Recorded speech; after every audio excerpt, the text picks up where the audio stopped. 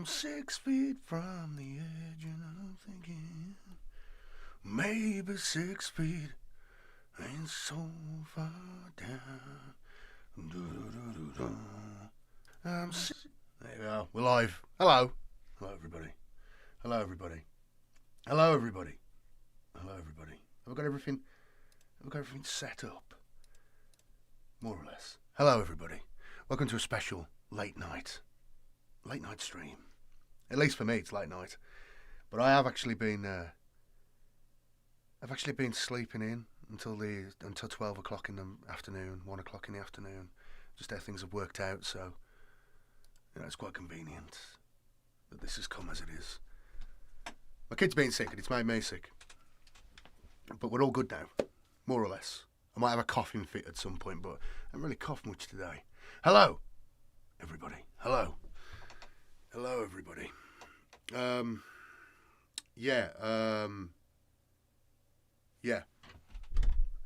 Today's the Game Awards. A stream, a show that for some reason, I believe I have streamed every year for the last 7 years, 8 years. I believe I have streamed this every year for Warhammer content. So we're going to get a lot of cringe, lameness we'll have to sit through. I'm going to paint some models during it. I'm hoping CA get their presentation done first. But, yeah.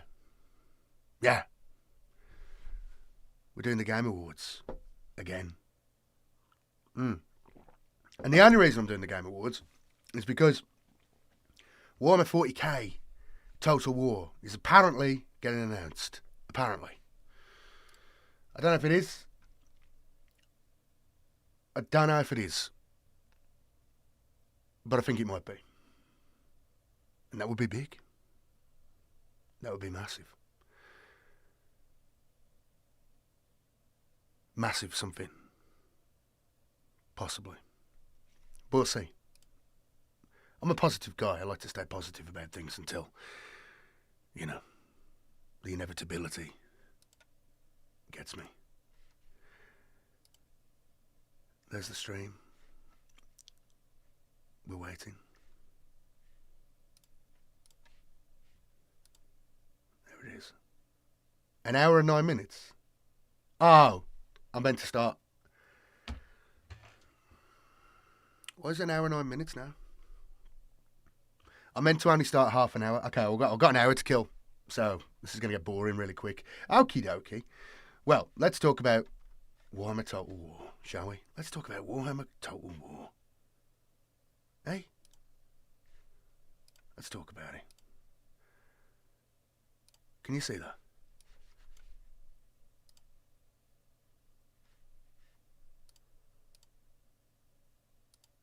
Why is he doing that? That's so strange. That's so strange. I just want to pull paint up. Why is it doing that? Maybe if I do it this way around.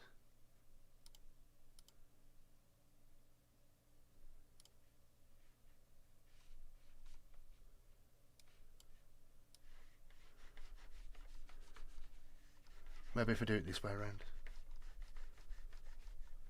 I don't know why it's doing that.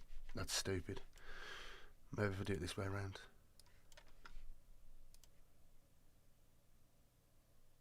Oh, that's even worse.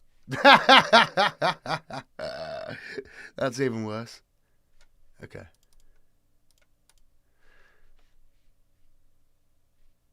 Oh God. Oh God Almighty. Why is it doing that?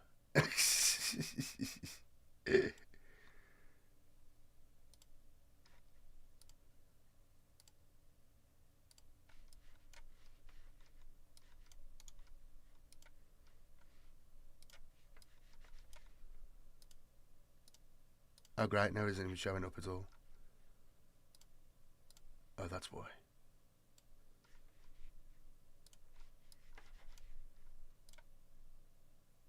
Okay, well I guess that's going to have to do. That's close enough. Okay. Oh, actually, if I get rid of this, yeah, I've figured it out now. Look at this. Look at this. Look at this. Let's get rid of that. Hey, fantastic. That's so stupid. I've never used this before like this, so I guess every day's a school day. Oh, super chats. Rock and Tuck. Hey, you must fight for your freedom in the borderlands. Support your local border prince. Join him and be liberated. Free from the old world. And defend the kingdoms of men. Like, comment, and subscribe and hype. Rook Tax Rook, you're turning into my favourite supporter, I have to say. I have to say. Meeting in about 20 minutes. I feel your pain, man. But yeah, I thought this was going to be at 12 or half 12. I don't know when that happened. Show us your Total War free Doom stack. It's not, man. It's a bunch of crap that I have to pull together at last minute in order to hold off the multiple invasions.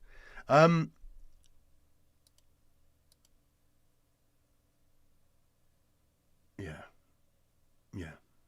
Well, hello to all you people who are just joining. So, let's get back to this. So, you can see this now, yeah?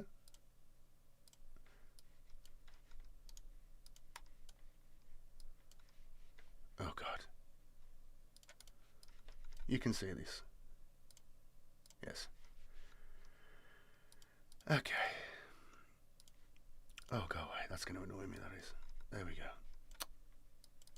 Ah! So, Total War. Total War. Well, it's harder than you think. Oh, God. Total War 40K. This is the start of the presentation.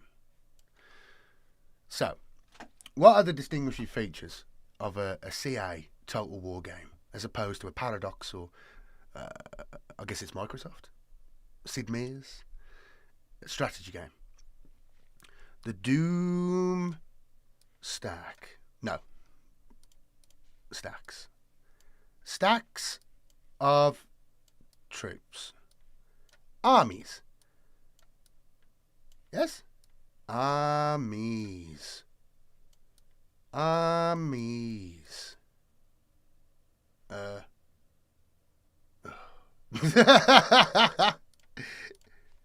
Armies. Right?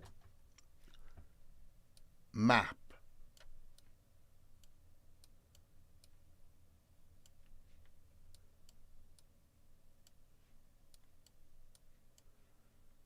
Fighting.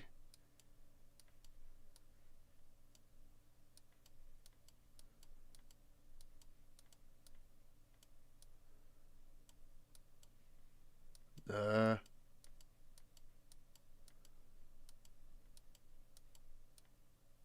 battles.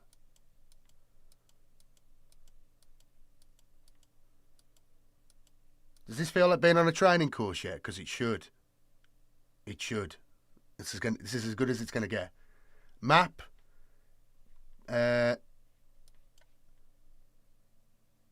Management.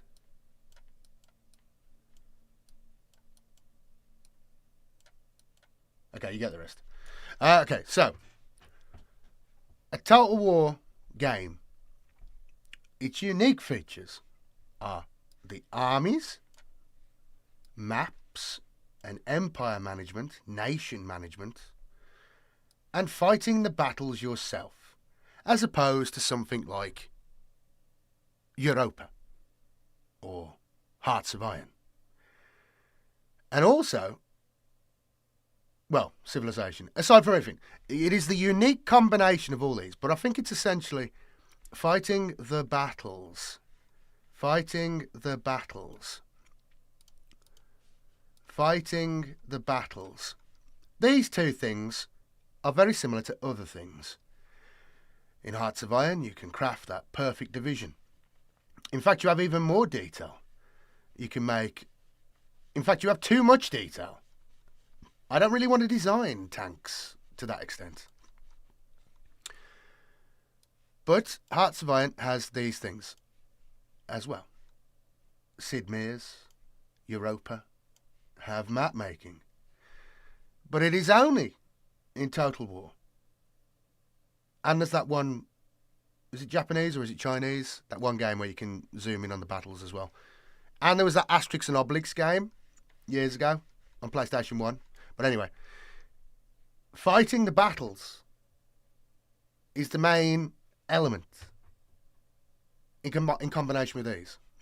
So how are you going to create a Total War game which combines all of these three elements to create the unique Total War game, and yet set in the 41st millennium?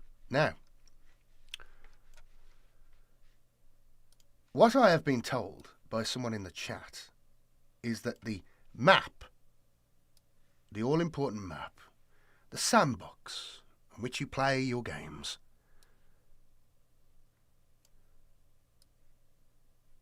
is kind of like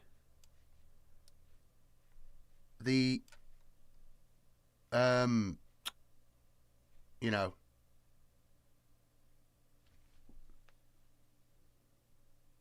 Helldivers map. With, you know, this quadrant one, so this would, so this is apparently the map that they're using. Now, the problem I have is, how is that going to look? How is that going to play? I don't know whether it's going to be any good. You know, you could have multiple sections, different provinces, and that would make sense, right? That would make sense to a certain degree. But how is it going to be? Are you going to invade the individual planets like they do in Helldivers?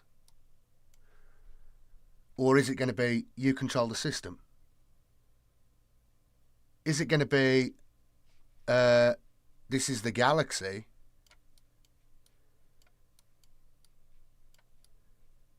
this is the Milky Way galaxy, this is 40k galaxy, and there's Earth?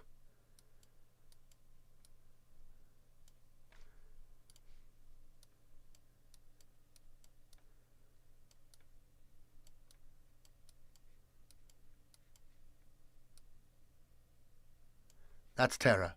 And then this is the Imperium. And that's the Eye of...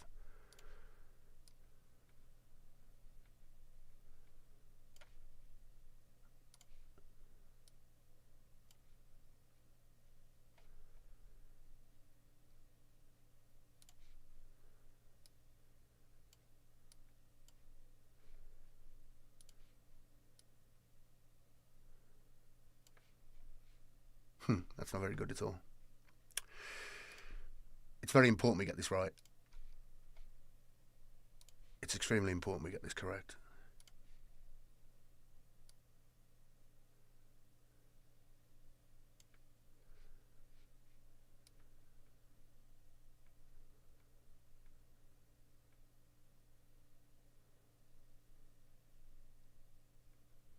That's the Eye of Terror. Okay, we got that sorted. So this is the Eye of Terror. And this is Terra. So you have the galaxy map. Now I can understand how you could just have the map like this, but it would be a very big map. But how are you going to bring the elements of 40k into a Total War game? Because the problem you have is, well, for one, there's the red scar now that's leaking out of the Eye of Terror, and has separated the galaxy into two. So unless they're going to go old Hammer, pre-fall of Cadia, right? How are they going to...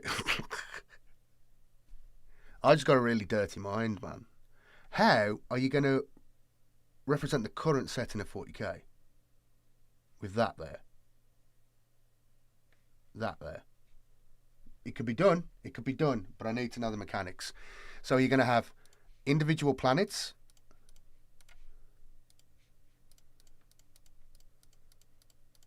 In order to do that, it's going to be a big map, because if you're going to take control of, you know, Pacificus, Segmentum Solar, Segmentum Obscurus, How many worlds are you going to capture? How are you going to manage the Eye of Terror? Now, the Eye of Terror, you can sort of like, you can see how they could possibly, in a similar way to how something like the Chaos regions are in Total War 3, in Warhammer 3, Total War, the fantasy one, for those of you who don't know. How could you, because even then it doesn't really work, because there isn't really an endless swarm of Chaos armies coming out of there. I wish there were, but they're not. Is that what they're going to do? Perhaps. It would be cool. You've always got to maintain a garrison there. You've always got to maintain forces there as the Imperium. But then it becomes like a really awkward thing because, you know, you've got these big orc empires dotted around. You know, here, here, here, here, here, here. You know, you got the Smurfs are down here. McCrag. You got all this other stuff, you know, like, never mind that on a completely different sort of plane of existence, you've got the Webway just all over the place. You've got the Necrons. We've got a silver. That's close enough. You've got the Necrons waking up here and here and here. You got the Tyranids coming in here and up here. Because the Imperium is on like a plane. It's spread out wide, but it's spread thinly. You understand? You ever look at the map of the universe? And I know some people think space is fake, but let's go with what we got. You look at a map of the universe. You know what the Milky Way is, right? You know what the Milky Way is, right? That cluster of little stars you see in the distance on a good night. The Milky Way, us seeing the stars, is us looking down one of the spiral arms of the galaxy. So, just to sort of make it clear in terms of the size of things, right? You've got the galaxy. You got the galaxy, right? That's the center of the galaxy. Earth is like here.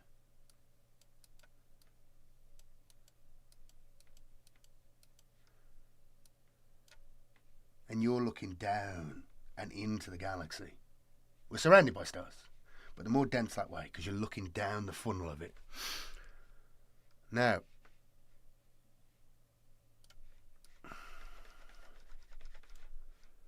that's a lot of planets. Now, if I'm going to conquer Segmentum Pacificus, I expect it to be, it's difficult to represent, but I would expect to be dozens and dozens of provinces to take. How are they going to do that?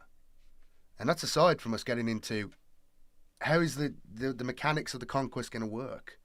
Is every planet just going to be one planet to attack with your ships?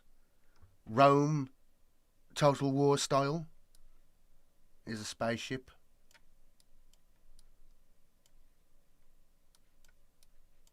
Taking on this planet. With your army.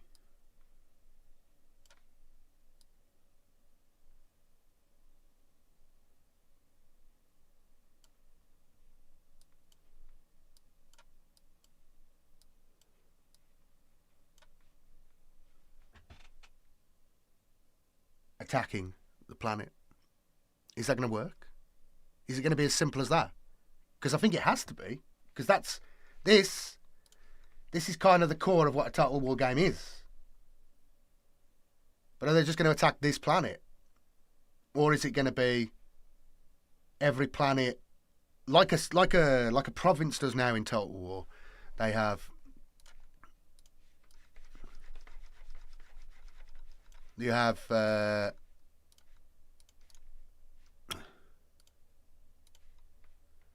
have city 1, you have a capital city, and then you'll have small villages attached to this. We'll do a little road. There we go. Little road.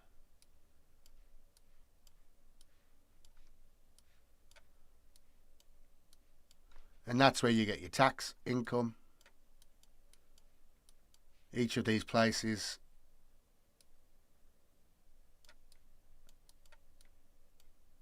Oh, barracks is a long word. I don't know, whatever. You know, shop.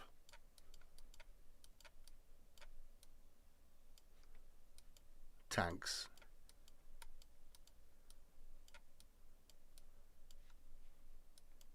Heroes. And each of the little buildings. Oh, is this showing? Oh, it is showing good. That would have been annoying. Heroes. Whatever. Each of these territories.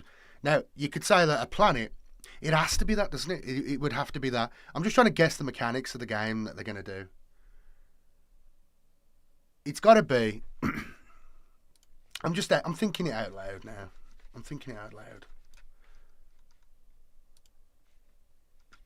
It's got to be. It's going to be in the current setting. It's going to be in the current setting. It's going to have the Great Rift in it. You're going to be able to play as every faction.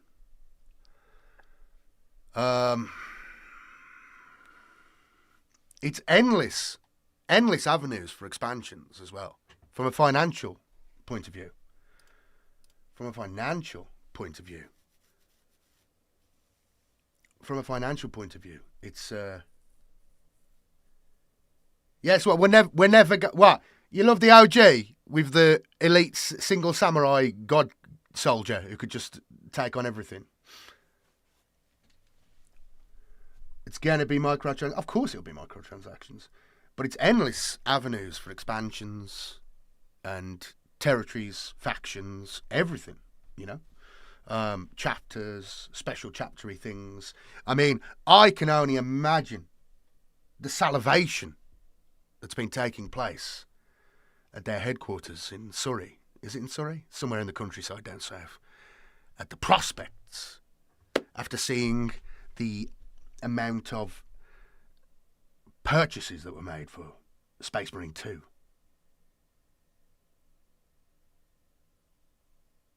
You imagine how much money was made. And it's all your fault. Maybe not your guys' faults. Your men of taste and culture. That's why you're watching my stream. But the amount of people who want to buy the Dark Angel's skin for some reason, you know, or whatever. The special bolter. The amount of money. Imagine if you could do that in Total War. Paradox. So gutted, you know what I mean? They can't sell uniforms like that.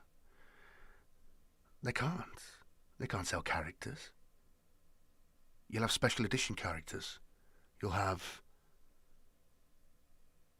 the Flesh Tearers pack. You get to control Seth. Unlocks a new planetary system. Kratrea DLC.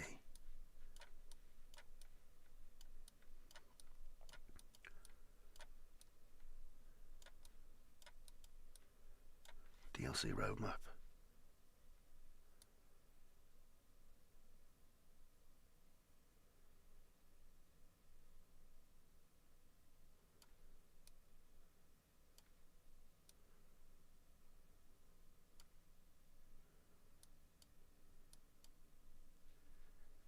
DLC roadmap.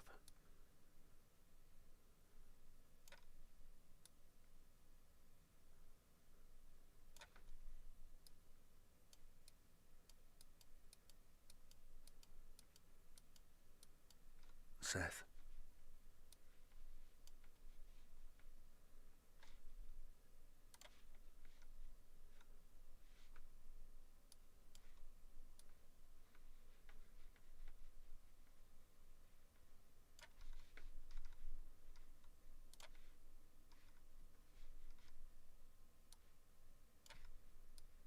Brutea.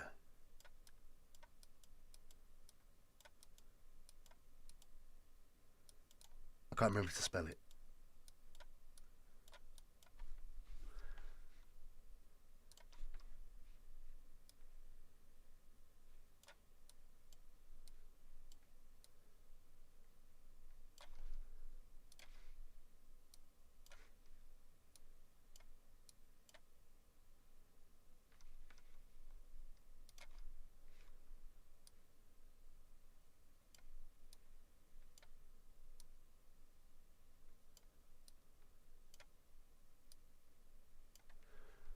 Flesh Terror armor. Flesh Terror faction. Flesh Terror armor.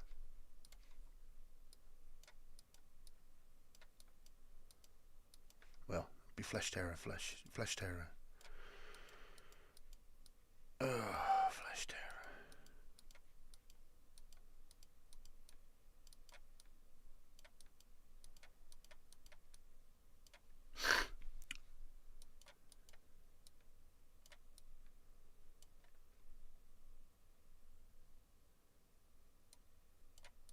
Close quarter, and they get like plus 25% close quarters. Plus 25%, like planetary, 25% planetary, 25 planetary assaults. I'm not spelling all that. You know, but like minus, it's going to cost you like 40% more for the Marines, 40% more, 40% more for the Marines. You know, it's all give and take, right? I'm not a graphic designer or anything, but like, you know, I think that this is kind of a vision of the future right there. That's a kind of vision of the future right there. That's what you're going to see, you know. Character, planetary system, army, special army, special army.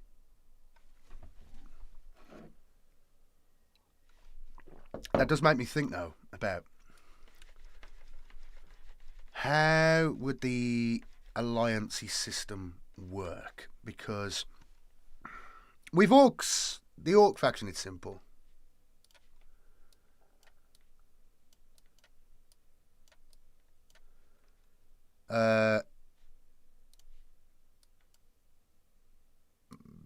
Beat Warlord.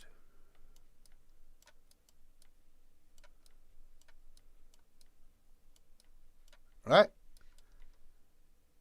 Then you can unify the whatever orc faction you attack if you're an orc. Chaos, very similar.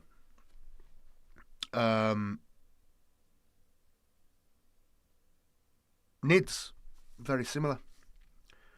But the Imperium, how would you do that in the Imperium? You got one guy here. They're already allied. But is it like an influence thing? It must be some kind of influence thing, right? Because they do have that in the Empire faction. In Total War 3 now.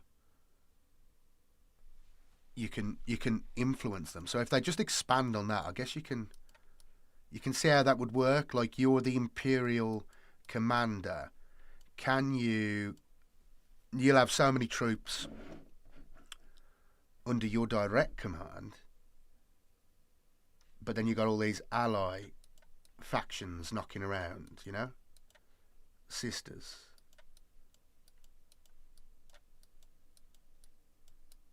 Space Marines. Oh, I know what it'll be. I know what it'll be. I know what it'll be. So, this is my prediction. This new game comes out. You can choose Gilliman.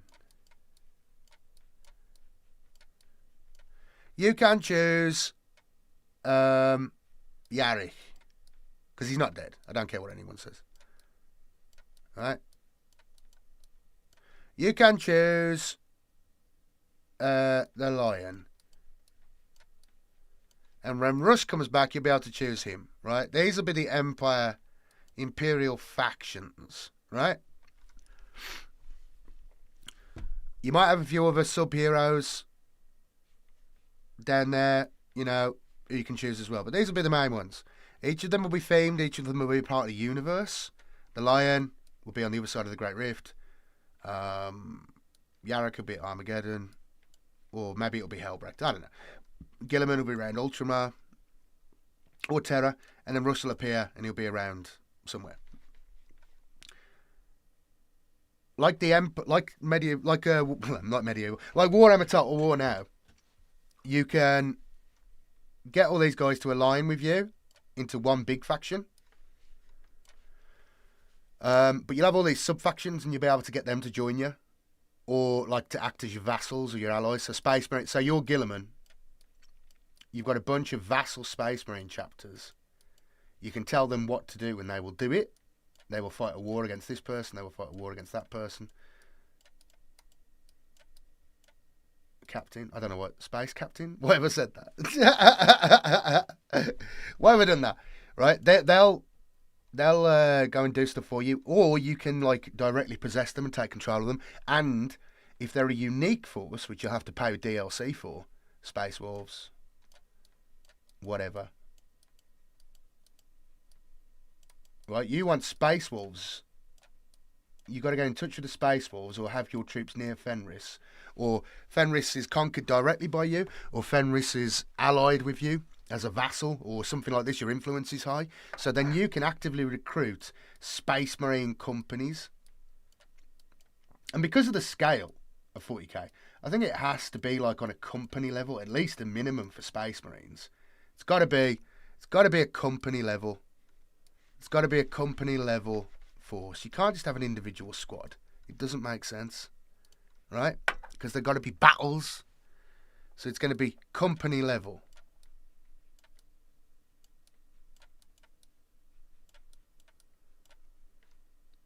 Company level. Company level for Space Marines, minimum. Battalion, regiment. Yeah, maybe a regiment, battalion, guard.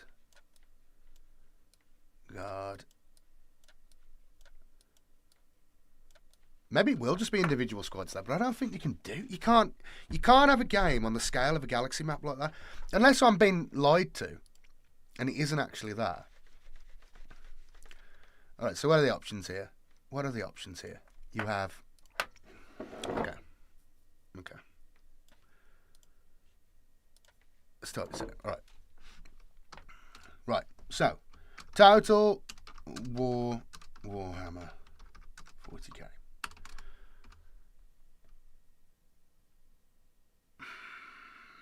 Set in the Great Rift era, or Indomitus era, or whatever. Characters like Gilliman. All races eventually available. DLC. All sub-factions eventually available.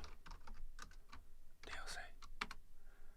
Special stuff they can just make up.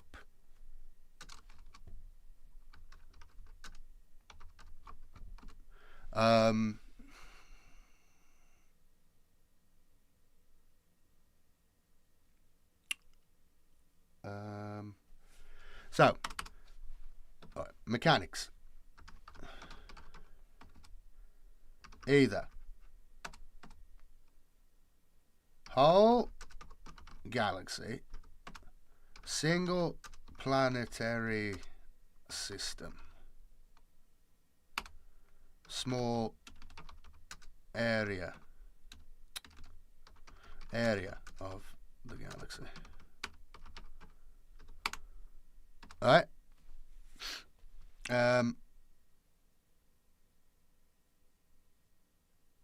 You must fight battles. You must fight the battles. So what's the battle going to look like? Planetary invasion, which means naval space warfare. 40k style. So, Battlefleet Gothic, etc.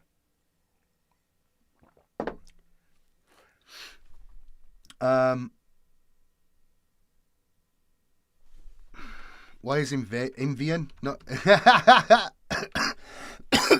right? Which means naval warfare. So,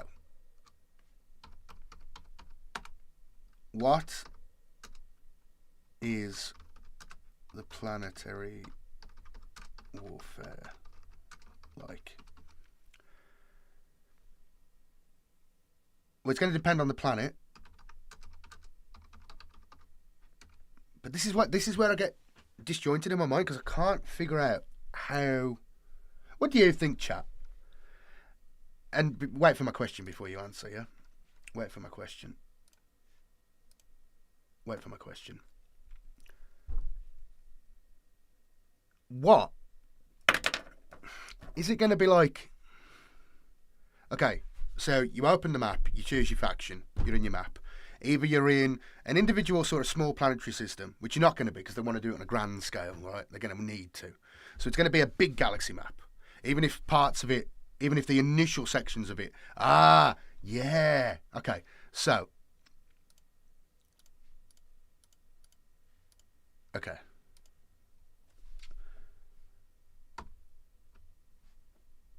Right.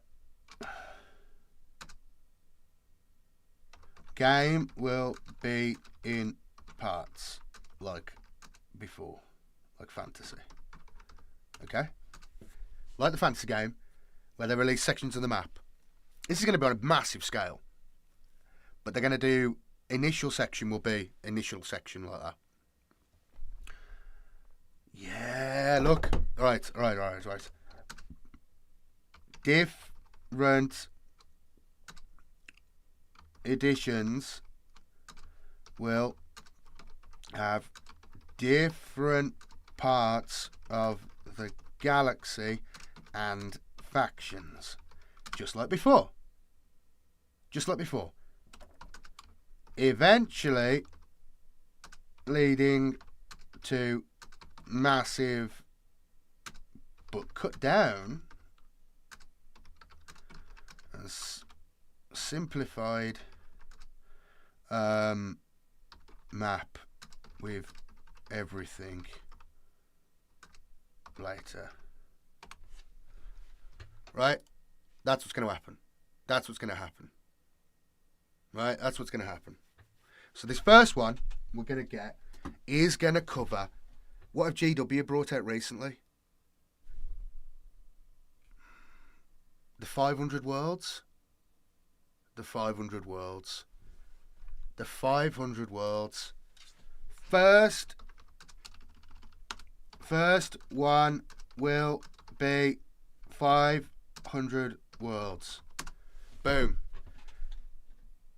Ultra Marines. They will have done some swift work to get Titus in there. In it now. Last minute edition. Nids.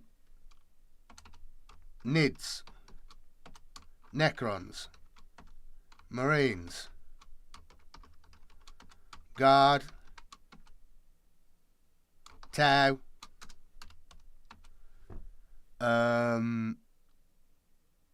Who else is on that part of the galaxy that isn't anywhere else? Chaos Marines. But it's not going to be big on Chaos Marines. It's just going to be some Chaos Marines. That's what I'm predicting.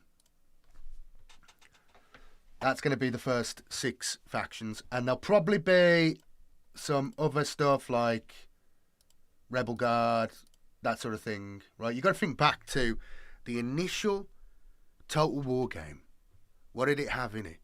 Because it sets you in the mindset that they have at CA, and it was that.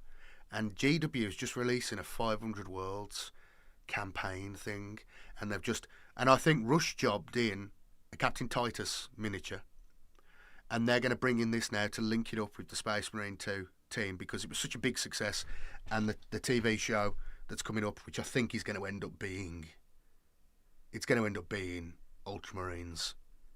They're going to have, and you know, you can't have, as much as I would like them to have a slow burn Eisenhorn maybe, or even something a bit more slow burn Imperium thing going on, I think the TV show is going to go straight in there with Space Marines. Okay, that's just what's going to happen. So that's where I am with her. What do you think, chat?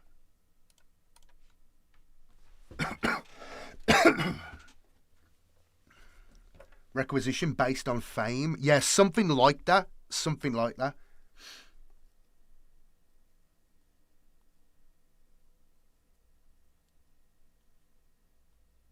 The Demon Army is already made because they have all the fan. Yeah, I mean, well, it depends, because I'm guessing they're still going to use their own engine.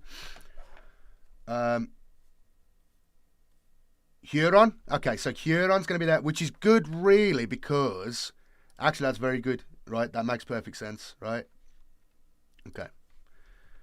Huron, if that is Huron, that's better, really, because then Huron is better because not Abaddon or Demon Prince's DLC later, right? That's what I'm thinking. Later. It's gonna be Gilliman. It's gonna be girly man. It's gonna be girly man. Eddie grabs stuff on here. Oh yeah. Huron is better, right? And also it means that the Chaos Space Marines you use, they've all got the same uniform. They've all got the same uniform. They've all got the same uniform. Okay.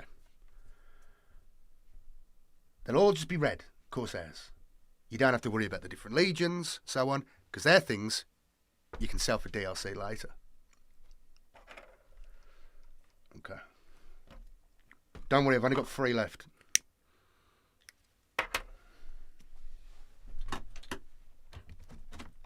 I've been a good boy. I've held off. I'm weaning myself. Tomorrow I quit fully. Okay. Oh, I've never asked. What are your favourite factions, armies, chapters, favourite models as best law? Well, Rook taking Rook. My favourite faction? I don't know, man. I mean, you know, there's lots of different... There's sub-factions within every faction that I enjoy. And I always have. I wouldn't say I've got a favourite as such. Love Guard. But it's like individual characters, individual units in Guard. You get me?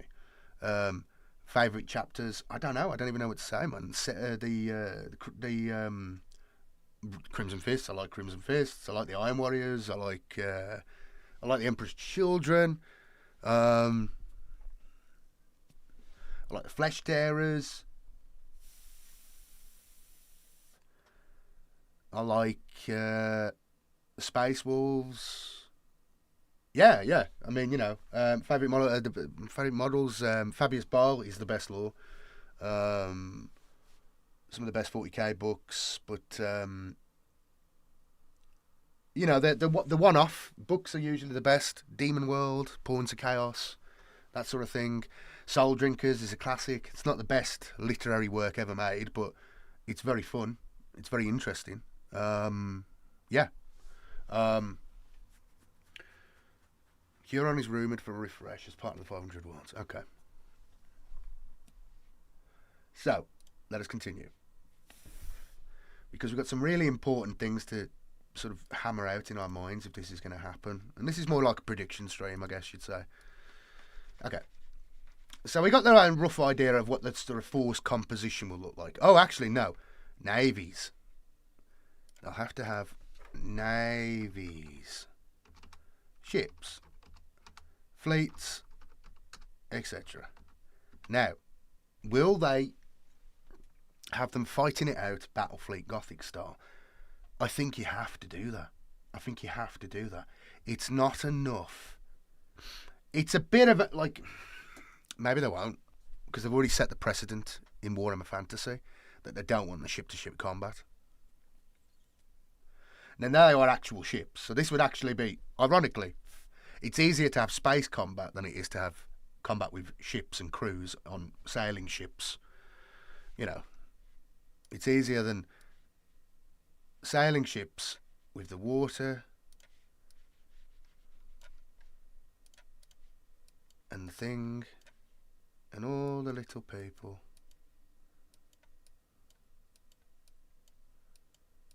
That's harder to do. The mechanics of that, like, just as for processing speed and so on, like on a computer game, as we saw in the Rome and Attila and stuff like this, that's difficult to do and difficult to do right, because the AI, I mean, maybe it's smarter now, but it's difficult to do, right? So I reckon they'll just have autocomplete ship combat. Auto,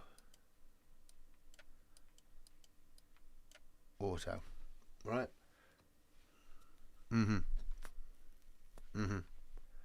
And Blackstone Fortresses will eventually be a DLC or a random event. Okay, but what I wanted to ask you guys is, how's the combat going to work, man?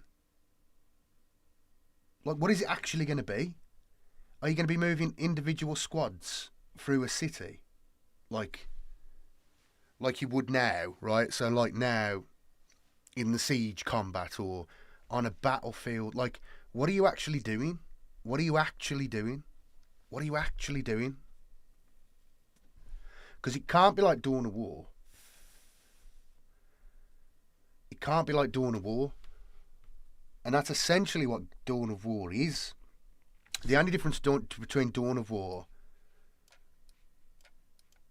Okay, we'll just do Dawn of War. Dawn of War and Total War. Right? The difference is...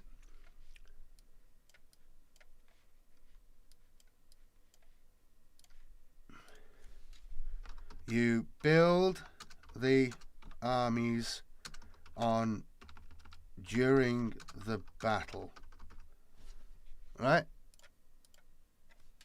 You fight with pre-made armies. Okay? That's the only fundamental difference. If Dawn of War started and you had a stack that you picked out beforehand and fought the battle, that's what it would be. Like, that's what Total War is.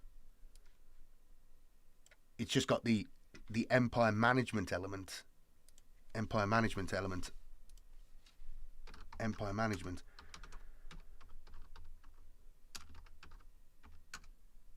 off screen from battle. And obviously it influences it, you know, you get all kinds of buffs and bonuses and whatever. But that's what it is. So, okay. So what's the combat gonna look like? Well, it can't be first-person shooter, although I'm sure there'll be those elements. Maybe you can control a tank.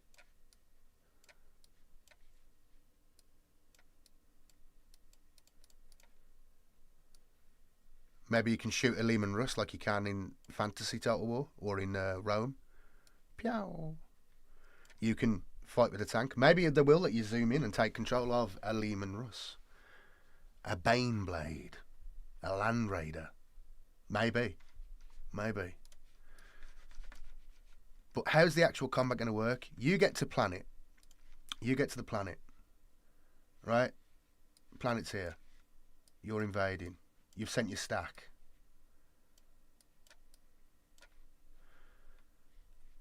Then what? Is it the other side's got their stack there? Plus the garrison? Then what? Do you fight a battle on the plane?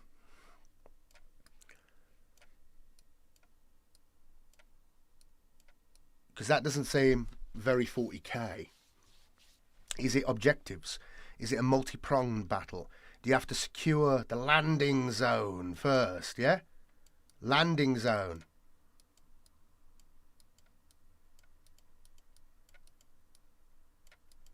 Is it planetary defense? Pew, pew, pew, pew, pew, pew. Space stations you have to attack. You see what I mean? This is the problem I'm getting into in my head. Like, what do you even... What even is a fight in this? What would even be the battle? Or am I thinking too grand scale? Is it simply going to be a planet, a planetary system with a couple of planets, some moons, asteroid field, and you have to take each one and hop along like Dawn of War did? It can't be, man, because that's just not got the longevity or the money-making potential. It hasn't got the money-making potential. They're going to want something that they can do for the next 10 years and make money out of. That's the issue. There's going to be some... Like, we're going to comb over the articles as soon as this comes out. Could ships be a battlefield? Yeah, exactly. That's what I mean. But how does that work? Can they be a battlefield bonus? Can they call them? But what are they calling down bombardments to? Is it you moving individual squads or moving battalion level, regiment level Imperial Guard units? I mean, how's that going to look? Is it just going to be blocks of infantry? Is it going to be tank companies? Is it going to be... You get what I mean? Like, this is where my mind... It's like, I don't know how you can do it. You know what I'm saying? I don't know how you can do it. I don't know how you can do it. Honestly, I don't know how you can do it. Orc rocks. Yeah, I mean, like all this stuff. Because, like, how are you going to pull in... It's not that you're going to have everything. They're not going to have everything. But they've got to have enough of actual 40k stuff that isn't necessarily represented by the tabletop game, but is in computer games and is in the lore and is in the shows and all this stuff, the animations, all this stuff they've done. How do you represent that in a foot? Like, I'm genuinely intrigued what they're going to go for, because you have to be realistic in terms of what you can actually achieve, what is manageable and whatever, and just based on what CA has done for previous Total War titles. Now, obviously, this is a change, but is it going to be? It's going to have to be similar in some ways to things like, you know, Sins of a Solar Empire.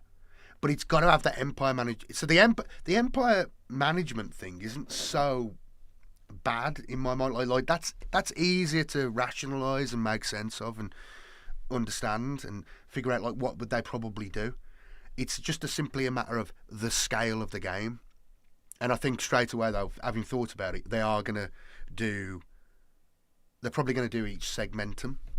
And I think from GW's point of view, the basing it in Ultramar and the 500 worlds and stuff like this, and now tying in Titus as such a popular character and so on. I think that's yeah, man. I think that's what they're going to do. It's just a matter of the scale. If it is 500 worlds and so on, essentially.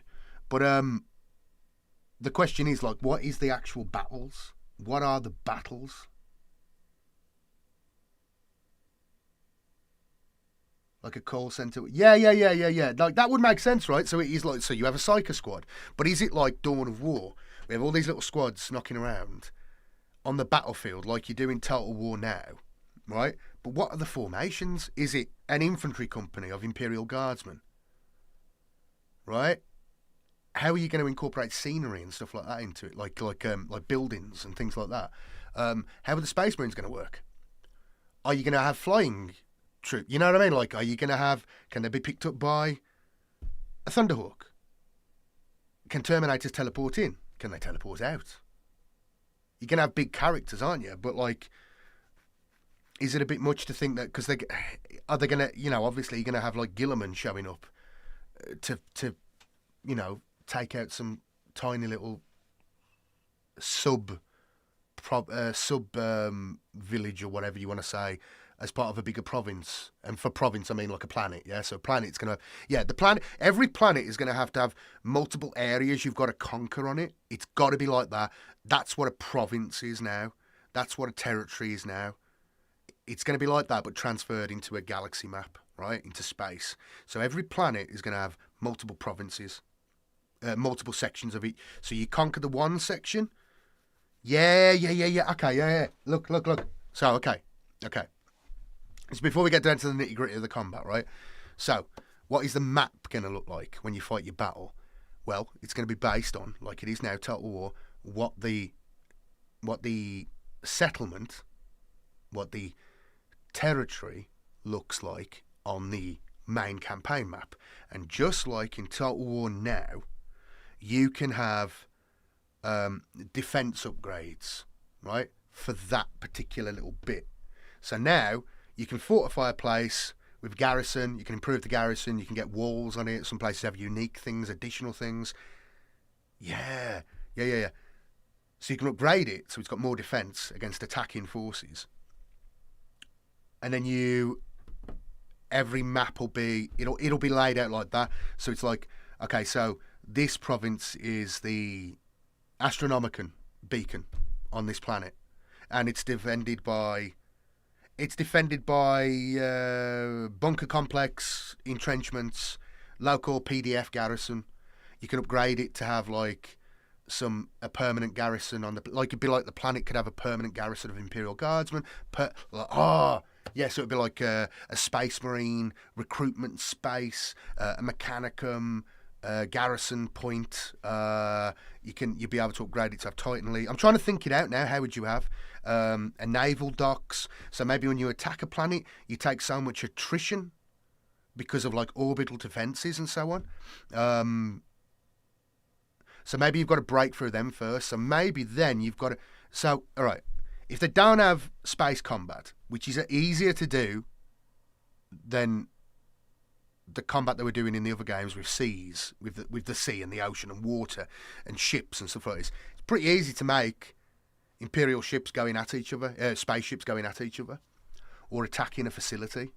And they ought, right, CA would not be too fussed with having, say, you have to take out the orbital defences of a space station, but it's like sort of generic on most of the planets, unless it's a notable planet like they do now, like a siege battle.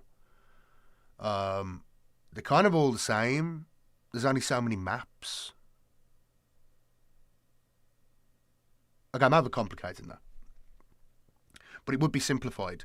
So it would be, you'd upgrade it, and so the other side then has to attack your stronghold on this planet, and it would be like a 40k game, because what they could do is, they could use all the models. I say models like the schematics, the models, the templates that GW has for all the scenery and stuff like this.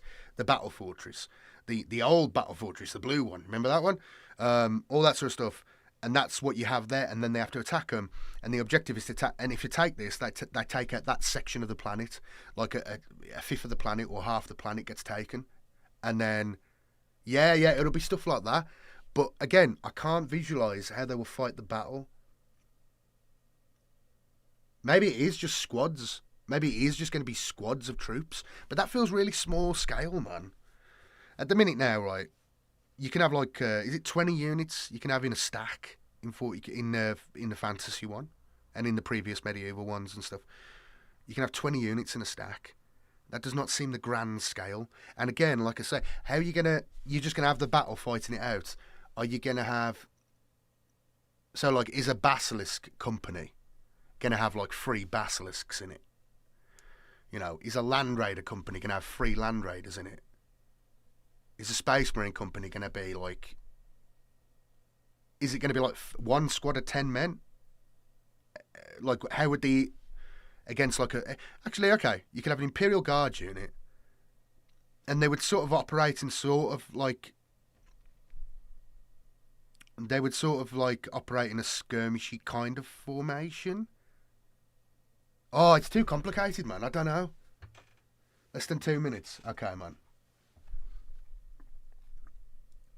Yeah. Ordinati. Yeah. James, you could definitely do stuff like that. Like that'll be the big money. That'll be the DLC. That'll be what keeps people coming. I mean, this will be wildly popular, right? Wildly popular. No matter what, right? This is going to be insanely popular. I mean, I don't know if it's going to pop up on Steam. I know as soon as this is going to be launched, you're going to get an article on GW. We're going to look at it. You get an article on...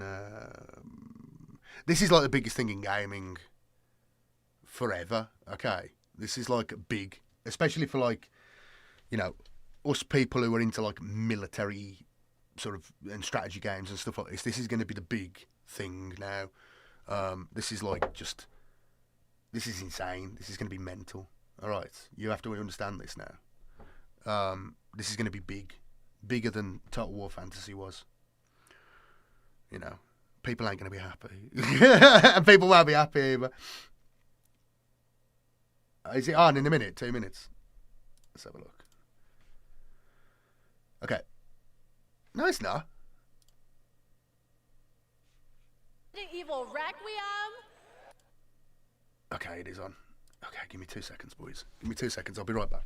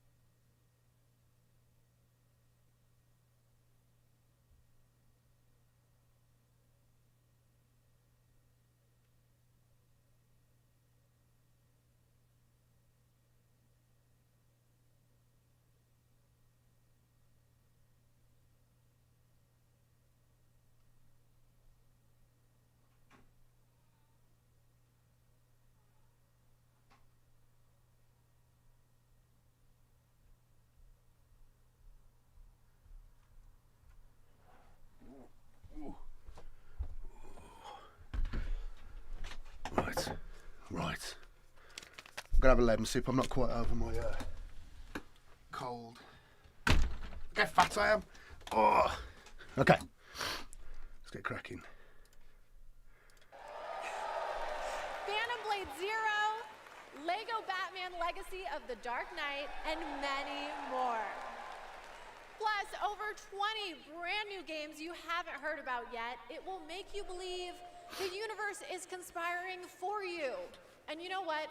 I don't think I can wait any longer. Let's just get started right now. This stuff's so cringe, man.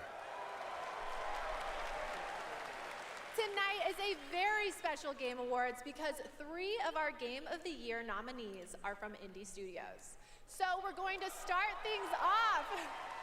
There's so much cringe, man. With the announcement the cringe! From the Burlington, Vermont-based Frame Interactive Studios. This is The Free Shepherd.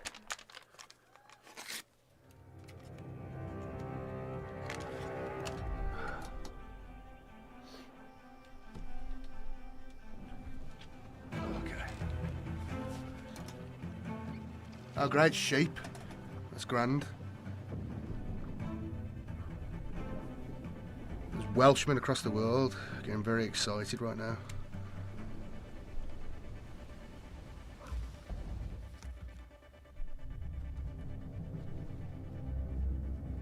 I say this as someone with who's a bit Welsh himself.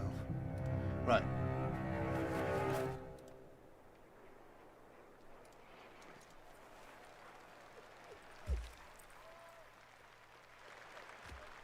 Okay, I'll say it. The protagonist is not only powerful, but I'm proud to also confirm it is adorable. And now it's time to give out our very first Game Award. Here are the nominees for Best Family Game.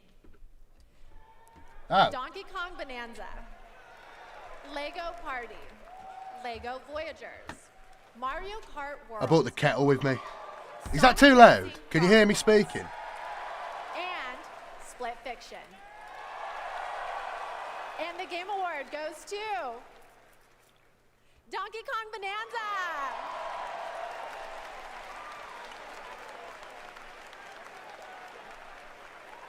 On behalf of all of us at Nintendo, and especially the Donkey Kong Bonanza development team, thank you. With this game, the team had an objective of creating a thrilling game where players could feel the strength of Donkey Kong as he smashed through obstacles. Cool. Hey, Busty Boost, man. That's a blast from the past, dude. As a lifetime fan of Donkey Kong, I think they delivered on that. You've got to be getting on 30 now, haven't you? We're grateful Surely. to the fans. Busty Boost was one of my first subscribers, man. Looks like smashing things. A man from Australia. Thank you very much.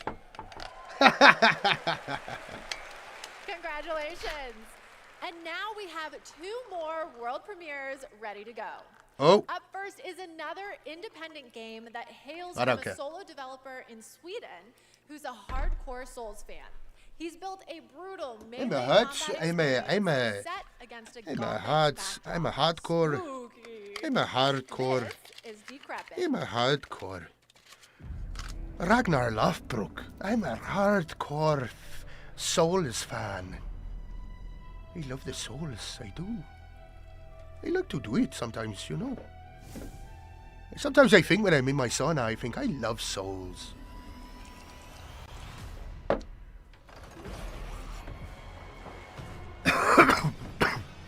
Thank you, Busty Boost.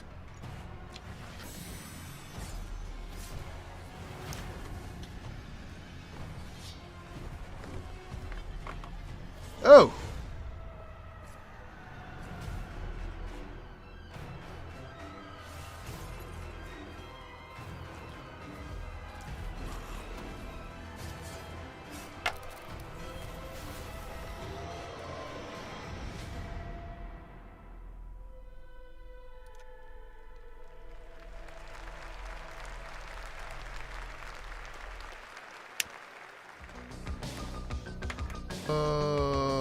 Let's chill with the bloody songs, man. Okay. I might just start painting in a minute. I might paint my berserkers while I watch this. I'll film. I'll change the camera angle, and you can see it. Your music is your prime. Prime. Why throw away your life so recklessly? That's a question you should ask yourself, Megatron. No! I'll crush you with my bare hands!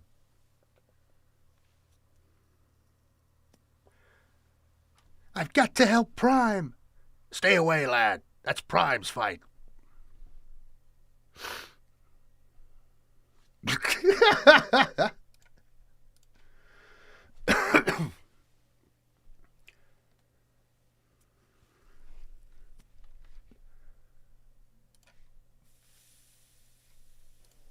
We'd like to take a moment to remind everyone that tonight's Game Awards broadcast is available on YouTube with dedicated ASL and descriptive audio feeds.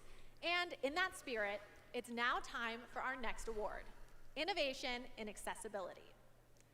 This year's nominees have all demonstrated their commitment to making games that are as playable as possible by as many players as possible, and they are. Assassin's Creed Shadows, Atomfall, Doom: The Dark Ages, EA I haven't Sports played any FC26, of these games. and South of Midnight. And the Game Award goes to I can't believe Assassin's Creed's still going, man. Doom: The Dark Ages. They need to do like a complete reboot and just scrap the whole thing and start again in the Crusades. Thank you so much. This is such an honor. You know, Hugo set the vision for this with the idea of creating Doom for all Slayers. A Doom for all Slayers. And we couldn't be more proud of the team for executing on that. It takes such commitment. Thank you also to Xbox for their commitment to accessibility and the support of the game, and as well as our partners at ZeniMax. User research, QA, our dev team, our accessibility consultants. We couldn't have done it without you. Thank you so much. Congratulations, Doom: The Dark Ages. Still to come, more brand new game announcements, awards, and at the top of the hour, maybe Jeff will finally reveal what that statue in the desert is all about. I'm thinking it's probably not related to Miss Piggy, who will also be here later. We'll be right back. Yeah.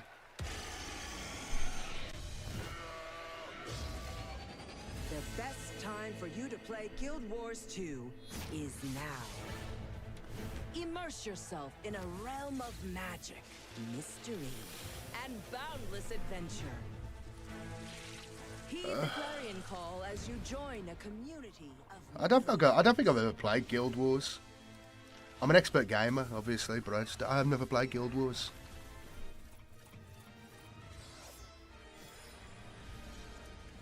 Dive deep and explore a wealth of lore.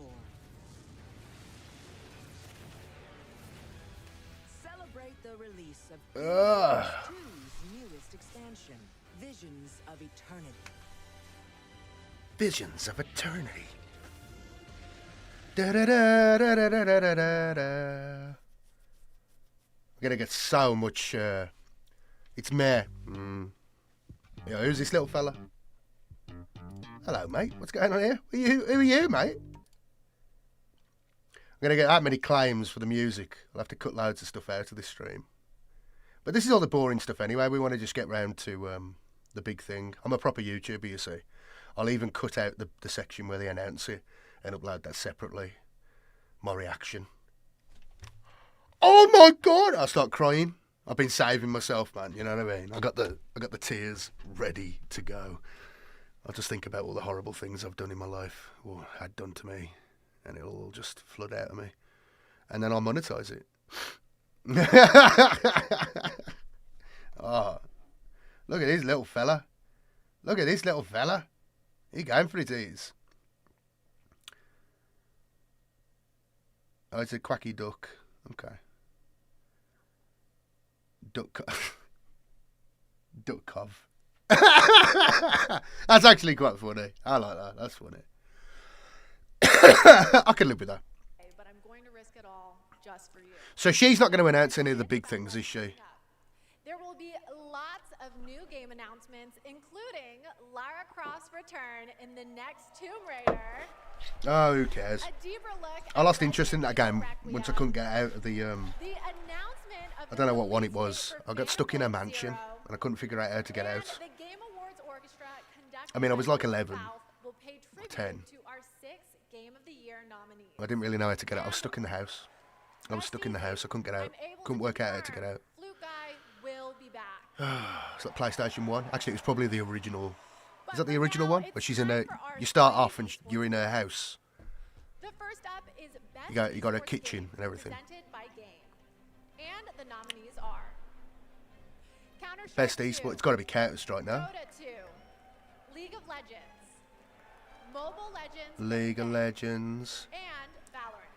Dota's an interesting one. For those of you who don't know, like Dota started off as a mod for World of Warcraft, and then they turned it into a whole game themselves. I think that's the basic story. I love that World of Warcraft game. They had a great map. It was the Lord of the Rings map. I can't find it anywhere. It's like it didn't exist, but it was fantastic. When I just managed to load through on my AOL internet and play that map, oh, so good, man. You play as Gondor, and you've just got to defend the river, you know, and they're just coming at you, sending ogres and everything at you. And there's all the stuff going. It's like Isengard. You've got to take Isengard out, you know, quick, because Mordor will come at you straight away. It's so good. It was such a good mod. Such a good map, I should say. It wasn't even a mod, it was a map. But, oh, God, that was the best. That was the best. Footman was really good. The Footman one, you know, and you get spawned Footman, and you have to take out the other teams. That was great. My era of gaming was like Day of Defeat. I was never really a Counter-Strike guy. I was more of a Day of Defeat guy. I don't know if Day of Defeat's still around. I have to look that up. I haven't played it in years. Capcom? Nah, I'm not interested. But, this is cringe shit. I just want to play a game, right? Where it's a badass. Where it's just a badass. I don't want anything. What do you want? My kids, my family, my wife. What do you want? Oh, God. Scripted.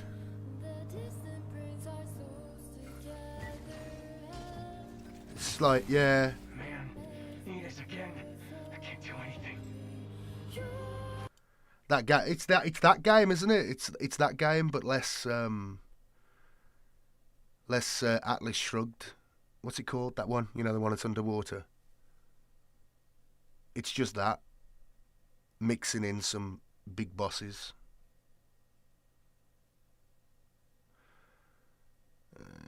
I mean, you know, and a few destructible buildings. Pragmata. Pragmata.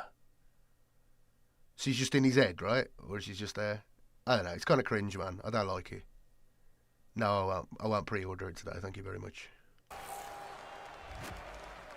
Looks lame.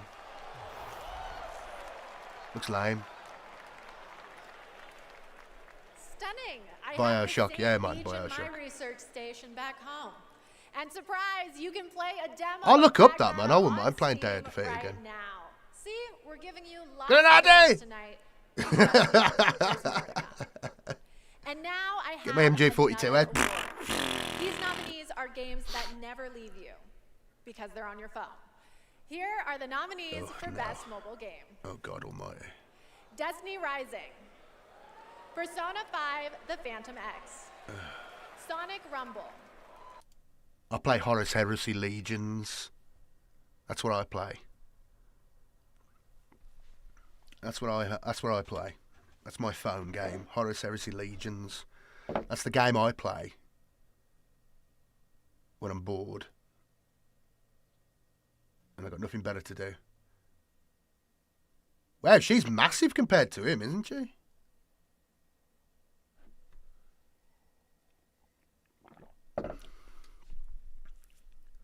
She's really tall. She can't be that tall, though. Is she like a model or something? I don't even know this. Who is this woman? Is she someone famous? I don't recognise her. And I keep a reasonable... Well, actually, I don't. I don't have a clue who anyone is these days. But, yeah, you know. She's really tall. Unless she's on a pedestal, unless she's like an extra step. But I'm guessing she's like, what, 5'9", 5'8"? God knows. I'm staring into her eyes now, though, and I have to say, you know. I can see it. I can see it. I can see it. Yeah. Mm-hmm. Tactical adventures. My dear children, I write this letter to you as testimony of my undying love. Look at him. Deorcus, my beloved. Well, they got all You such will honor weird our faces. brothers more than I ever could. Oh, God. Ricard, my cherished. Look at the size of his head. Steel and face the challenges ahead. He looks like a rat. Happened. She knew Marike was coming for her. Never forget. The bonds that tie the six of you will be your strength. That dwarf is abnormal. That does not look good. That is not good, dwarf. You should have saved her. You should have saved her. She deserves the peace of death. What an interesting family you must have. Don't like it. Don't like it. Don't like it. What we saying, chat?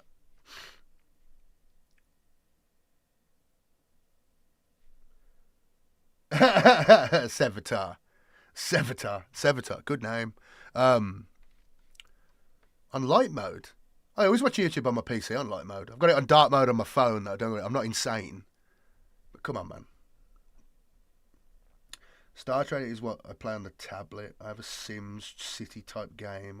Always funny. It's for super dramatic lines out of content. Yes. Yeah. Oh, what's this here? This looks more up my alley. Oh, no, it isn't.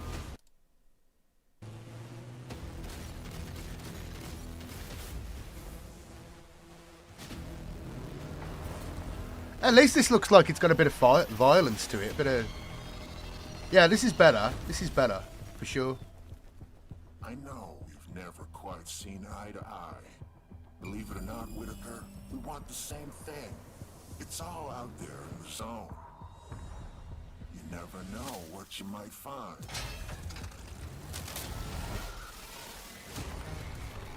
This looks a bit better.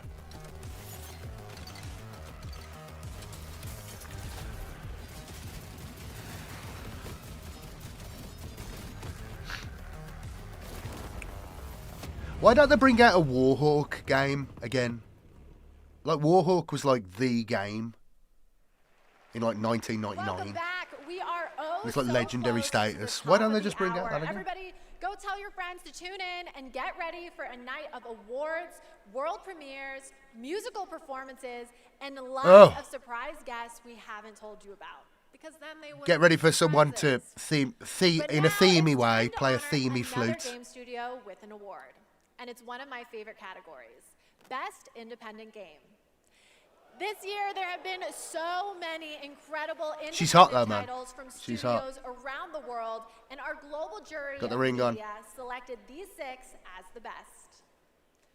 Absolute, Ball Pit, Blueprints, Claire Obscure Expedition 33, No. Hades 2, and Hollow Knight Silk Song. It's going to be the Hollow Knight one. And the Game Award I've goes heard about to this. I've heard about the two. Claire Obscura. Expedition 33. Okay. I've heard about them too. I've seen that. Oh no. Thank you. Not the beret. I remember Sunfall beginnings in early Oh. 21. Just 4 of us painting the walls of the small office. Bon, we Michel, just bon. rented. My We missus wanted to speaks make a small French game then, fluently. but with big ambition It's, and creative independence. It was it's, challenging every day. For most it's of a our very good team, skill. I wish I could present speak here French. tonight, She can speak Expedition French and 33 German and is the Spanish. first game I can't. we've I can ever barely shipped. speak English. We couldn't be prouder of what I want to learn how to speak French. I want to be able to speak French. All the indie teams around the world. To those who put Speaking creative German's efforts, fun to because those who push forward it with sounds limited fun. resources, But also to those I who never make always it had to a the deep-seated. release, and also to those who bring extraordinary games to life every Have year. you ever searched for your name on the Make our medieval outcome richer, soldiers and you continue to inspire database? generations My of family creators and names. players. Thank you. A lot of my family names are on there. A lot. From the areas as well. You know, the earlier. Speaking You know, of the, independent teams, this next Well, I won't go game into is it. a special one from a brand all the new different places. It's independent like, studio. yeah, that's one of mine. It That's one of comes from mine. Day for Yeah, Night, yeah, yeah. a new studio And it's from like the all lead of them like, designer of Red Dead you know, Redemption recruited and the here, creative director of served in Mario like Plus Rabbids. the garrison of We're excited to Tamburlaine share and this like global Gascon announcement and with stuff you. like that. It's like, Action-adventure so I think it's game that deeply blends embedded in me. Exploration with mind-bending free-form puzzles. Epigenetics, maybe. Who knows?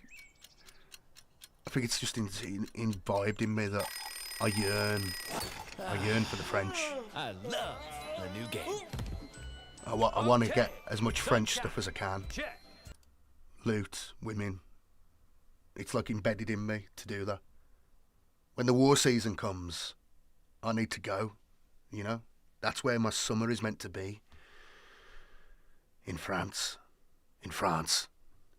In Normandy. The land of my ancestors. That's where I'm supposed to be. Burning a village. Burning a village in Artois. Burning a village in Gascon. That's where I need to be. You know? That's what I'm supposed to be doing. This is the face that's supposed to be there as the door gets kicked in.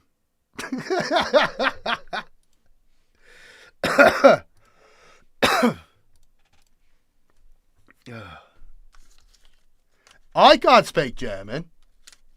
I can't speak German. My missus can. Fluently. Certifiably, she can. She lived in Germany for a bit. But she can speak French as well. She worked, well, it doesn't matter. But yeah. God, it's driving me to smoke, this is. I can't stand it. I don't know why I watch it. It's only for Total War. It's the only reason I got this on. Just for Total War, man.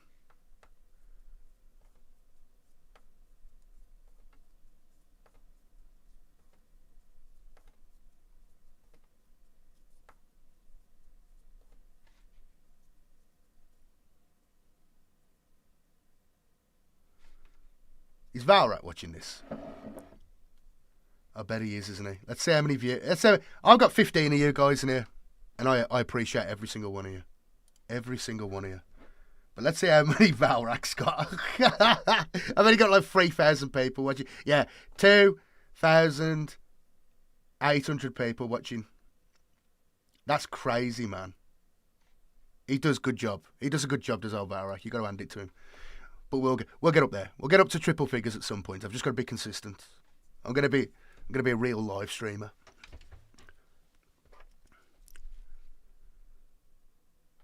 One day I'll be just like Valrak.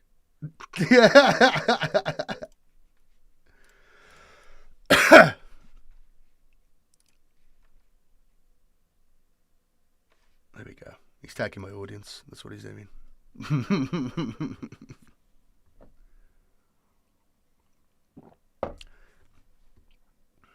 What is this nonsense?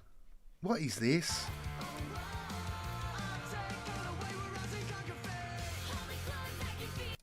I'm a zombie rapper. Yeah, yeah, yeah, yeah.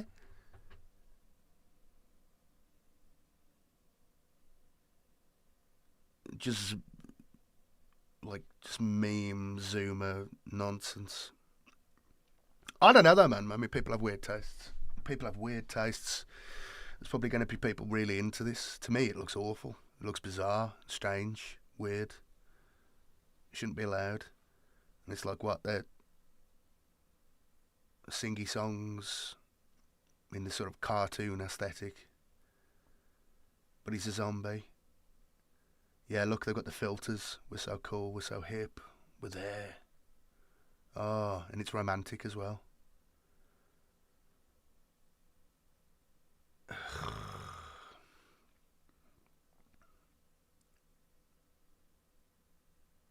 Frogs, skeletons.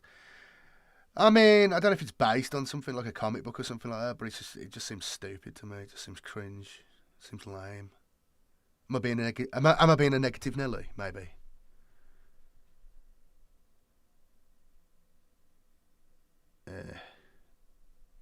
It's too cartoony, you know.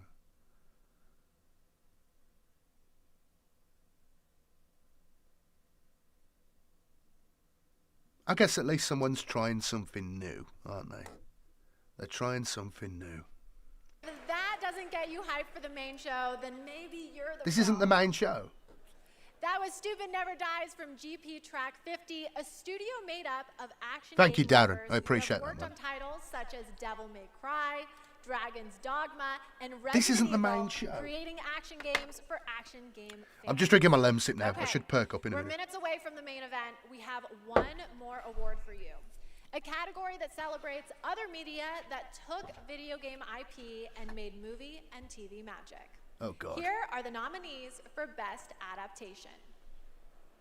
A Minecraft movie. It's going to be the Minecraft movie, isn't Devil it? May Cry. Splinter Cell Death Watch. The Last of Us Season 2. I never heard of the Splinter Cell one. I did not know that existed.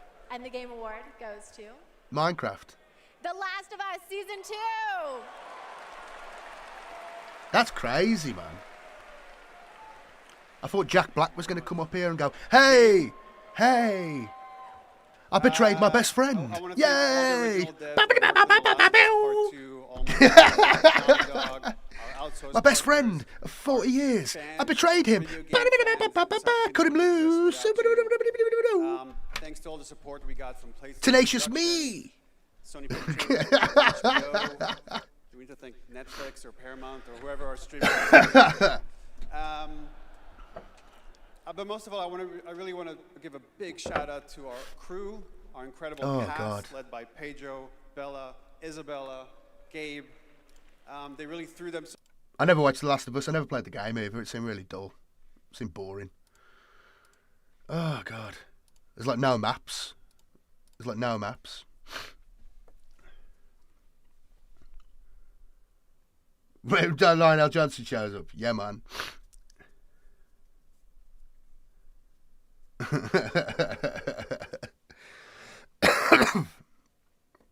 Nothing in the category is any good. No. God, I mean, you imagine this like 10 years ago, and someone turned around to you and said, "We're gonna have a Halo TV show," and you're gonna be like, "Wow, this is awful. This is just dreck. This is terrible." You imagine? Absolute insanity to think of it now. Wow, a Halo TV show, man, that's gonna be amazing. Just awful. I think the only one that I've seen of like that's reason. This is why I'm a bit dubious about the Warhammer one. I hope it's going to be good. There's good people involved. I hope it's going to be good. And there's a different ethos, I would say, at Amazon due to the failures of like, you know, the Lord of the Rings thing and stuff. But like the only one that seems to be of like has any virtue at all. I know people like that Last of Us one, but I don't. Well, I don't know if they do like it. It seems to be watched anyway. But is probably the Fallout one. I mean, I think it's not very good. It's not Fallout at all. But like, for a generic audience and stuff like this, it's kind of alright. What is this? What is this? What is this? Who's this fella?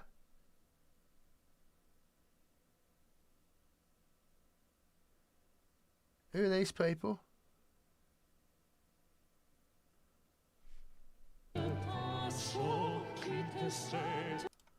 Oh, God.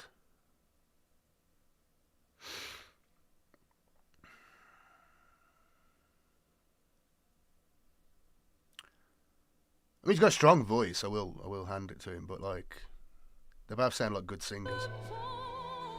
She's very good. That's a very good voice.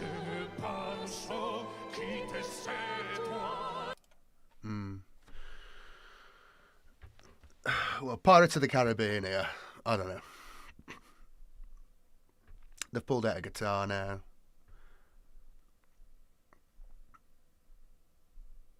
This is for a game, is it then? I'm guessing it will be. It's a good performance, though. You can tell they're really putting themselves into it. That's good. These are professionals. I love going and seeing an orchestra, you know what I mean? But I haven't been to one for a very long time. My missus is dead into that stuff. Dead into that stuff. Me less so, but like, you know. Didn't grow up with it though. Didn't grow up with it. From a very working class background. I came to this sort of thing later on in life. We didn't really have this where I grew up. It wasn't a done thing. Karaoke at the Labour Club. That was about it.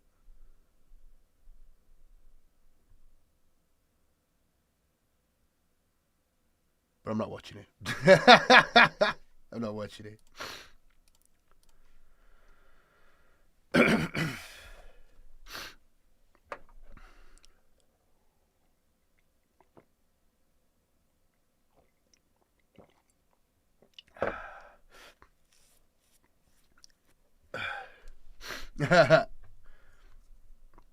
Oh, reload that.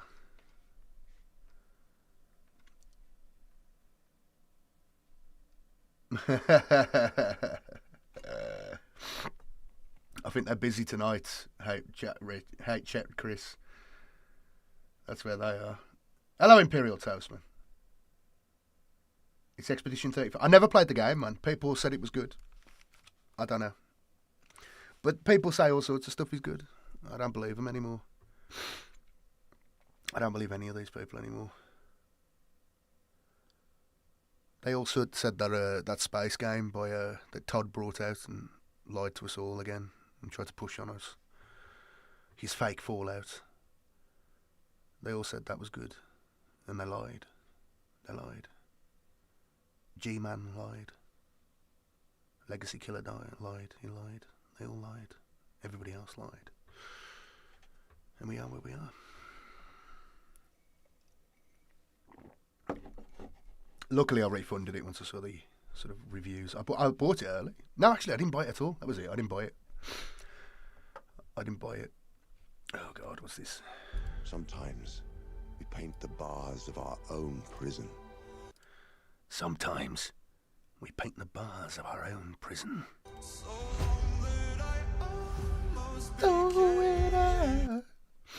I don't know, man. You haven't missed anything, Imperial Toast Lord.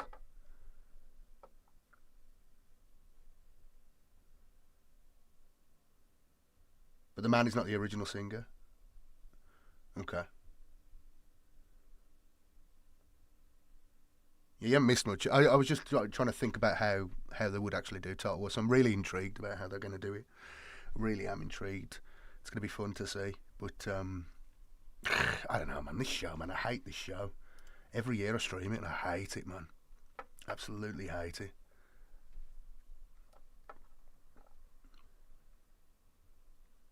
Yeah, the Golden Age is gone, man. Like I say, I'm glad you said to me about that though. That Day of Defeat's still live. I will go and have a look at Dodd. That would be a nice trip down memory lane. Because I played Counter-Strike fairly recently because that had a resurgence, didn't it?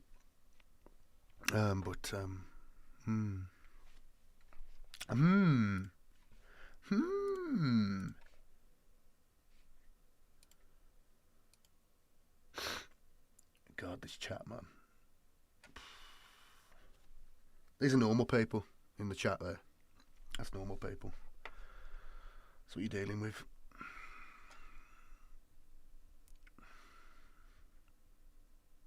That's what you're dealing with.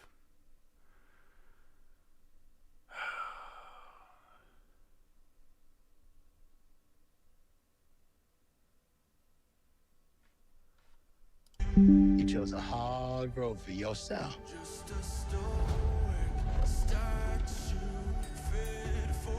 Oh, God. Nominated game in the history of the Game Awards, and many members of the team from Sandfall Interactive are here with us tonight. I think you can identify them based on their attire tonight. Welcome, guys. It's great to have you here. You know, every year this show reminds us why video games matter. So this is like run by IGN, isn't it? I mean, they've done a good job. I remember IGN starting out. They've really cemented themselves as sort of like a mainstay of the gaming industry. I remember it. I used to like that. They were one of the ones to have like a first podcast. I remember this when podcasting first started. Before Ricky Gervais sort of went so far into turning it into like a massive medium, you know. And then the other guys who came afterwards, you know, the Dan Carlin and the guy who did the History of Rome podcast, all that sort of stuff.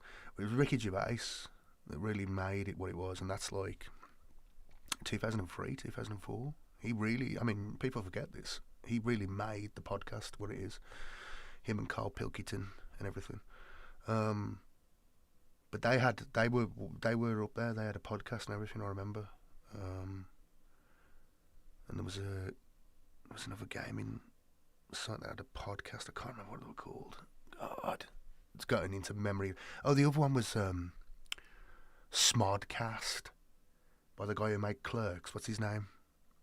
Smodcast, with his mate who ran the comic book shop for him. I don't know if that comic book shop is around anymore. He's lost a lot of weight. Silent Bob. He's like, he looks ill, to be fair.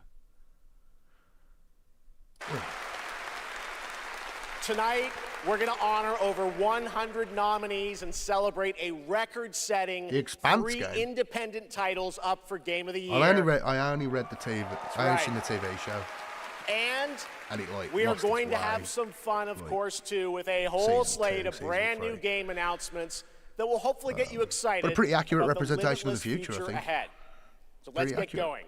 To present our first award, a father and son, 2 remarkable actors. He is one of the finest performers working today, from Isaac in The Last of Us to Chase in Dispatch, and his son brings young Chase to life in Dispatch as well.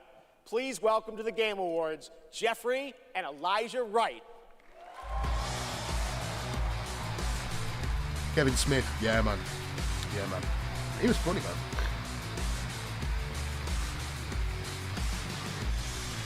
Who's these guys? Oh, put some socks on, mate. Come on. Wow, this is incredible. I'm not incredible so enough for you to put some socks on, bro. Tonight, in the company of so many incredible artists and gaming fans. particularly as games increasingly explore new frontiers of storytelling. Yeah, I think they're going to catch on. I think they're going to catch on. I think people are really going to get into next to me. gaming at some point. My I son think it's gonna be Elijah. really It was popular. Elijah who It's gonna brought be a me big into the deal. world of modern Yeah. games, It's not going to just be like, emphatically encouraging me to weirdos in join their the basement, cast you know of what I The mean? Last It's going of to be Us Part popular, you know. 2. I think women will play and stuff like that. I think it's going to be good. I think it's going to be like a big deal, you know what I mean? And now he's joined me in Wise words voicing there, man. Chase Wise words. and Trackstar in Dispatch.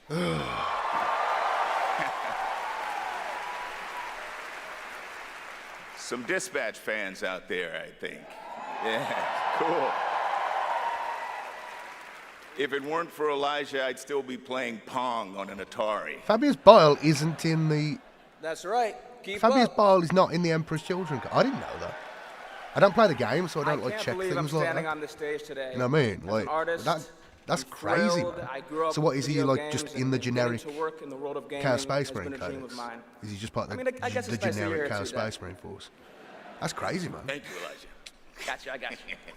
The next award honors games that are high octane, high action, and combat heavy. Here are the nominees for the Best Action Game. Best action game. Yeah, it looks good, man. I haven't played it yet, you know. I've seen people playing it. I haven't had time. One thing after another the last couple of months. My car. I don't even go into it, man. Like car issues. It's cost me 1,500 quid to fix my car. Things. Still got to put a new license plate on the front because that fell off. I've got a 2012 Mercedes. And okay. the winner it's not is... great, but it's fine. It's a Hades nice car. 2. Yeah, that's good.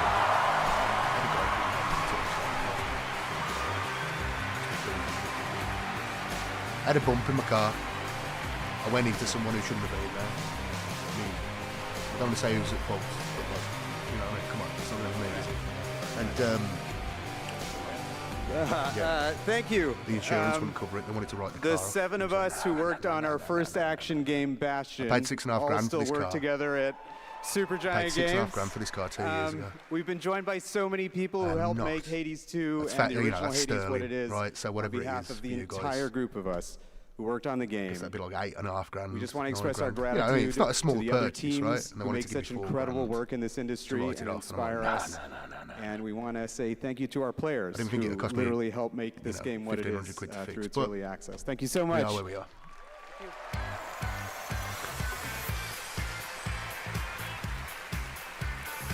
Yeah, but like it's themey, man. Like he does fight with the Emperor's children. You know what I mean? And at the end of the novels, Amir, Greg, and the whole yeah, Supergiant team. That's amazing. you know, All right, now we move he'll into fight one of with my anyone. favorite and He yes, should be like a sort of sometimes very mercenary dangerous type who parts can of go the with any evening. faction. The But I know moment they where don't we want look that. They want ahead everything to at be what's super coming next balanced from now some because of it's the a world's tournament thing. most So I can talented understand game why they creators. wouldn't. All year long, there's I can understand why they wouldn't do speculation that. online about what may or I may guess it not makes appear sense. on I that don't know. screen tonight. I just would have thought And they as would have always, been my because it's only like, advice is does anyone really care that enjoy much? the journey. He's like Maybe the you'll witness most the birth of famous. a brand new He's the universe only or the long-awaited famous. return of a legend. I guess there's That's the Idol on magic now. of this show. But like for the Anything longest can time, happen. even Fulgrim, before So, Fulgrim was released as a model, Let's get he was started. the only It's Emperor's time Children guy. for our very first world premiere. Something truly Yeah, I've lost my special now claims. I've lost that we're 5 years honored now to claims. debut I have. here at the Game Awards. I'm really annoyed about it. Really annoyed about it. It's taking my kid away to like Yorkshire, to like to Whitby. If you've ever been to Whitby, look up Whitby. It's a lovely place. But yeah, we ran into someone on the way there in the middle of the Yorkshire Dales. Is it the Dales or the Moors? I forget. Where Whitby is. What's this? Star Wars. Gotta be. I heard it. I can hear it. You can hear it? You hear a little whistle. Gotta be Star Wars. Yeah. Yeah, there you go.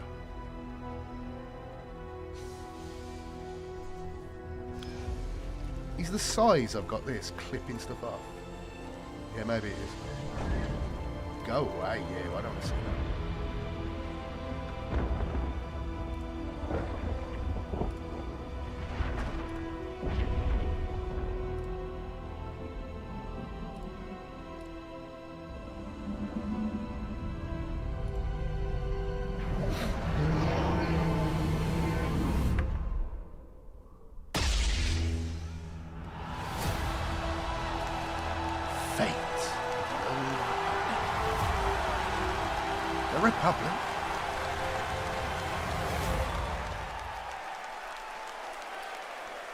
Doom!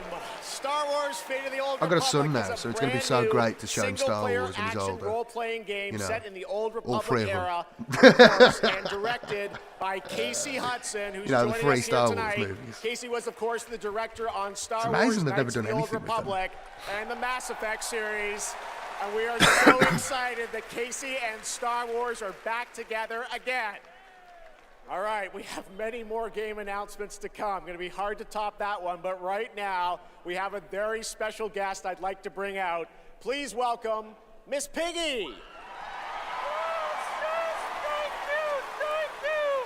Oh, hello to all of you gaming fans out there. And hello I love games. to you, my little Jeffy Poo. Piggy, it is so great to have you here at the Game Awards, and thank you for accepting our invitation. I really appreciate it. You know I would never turn down an invitation from you. Not after Bora Bora. Which, by the way, was certainly not a bore, a Bora. Piggy, come on. This is a public event. Oh, someone's being shy. Miss Piggy, I said in the open, my mom is right there. I mean, more importantly, let's move on to what you're going to do something later. You got a really special moment later in the show. You're going to be doing something. What is this? What are we doing? That's right. What are we doing now? Especially poor Vu. What's going on? And Vu, Jeffy Poo. Okay, well, I can't wait, Miss Piggy. We'll see you later. I am so excited. Yes, gotta run. Want to make sure this performance is just perfect. The latest law as in with the flawless host that I've easy. What's that in? Miss Piggy, everybody. We'll see I'm her behind, a little bit man. later. You got to understand, I'm guys are gonna behind. love I've it. had All the right, biggest we year. have so much Game I've had a Awards kid, I ahead. moved The house. surprises You know do what I mean? keep coming, I I've promise just you. had the biggest More year. awards I've not kept later. up with anything that's Evanescence happened rocks for the most stage. part, aside from the bigger things, you know. The last novel I read was the Gene Father one. Of course you are. With Cole. Now, And, we've compiled some valuable training materials. Oh, put your legs so you together, can stand a chance against the hungry undead.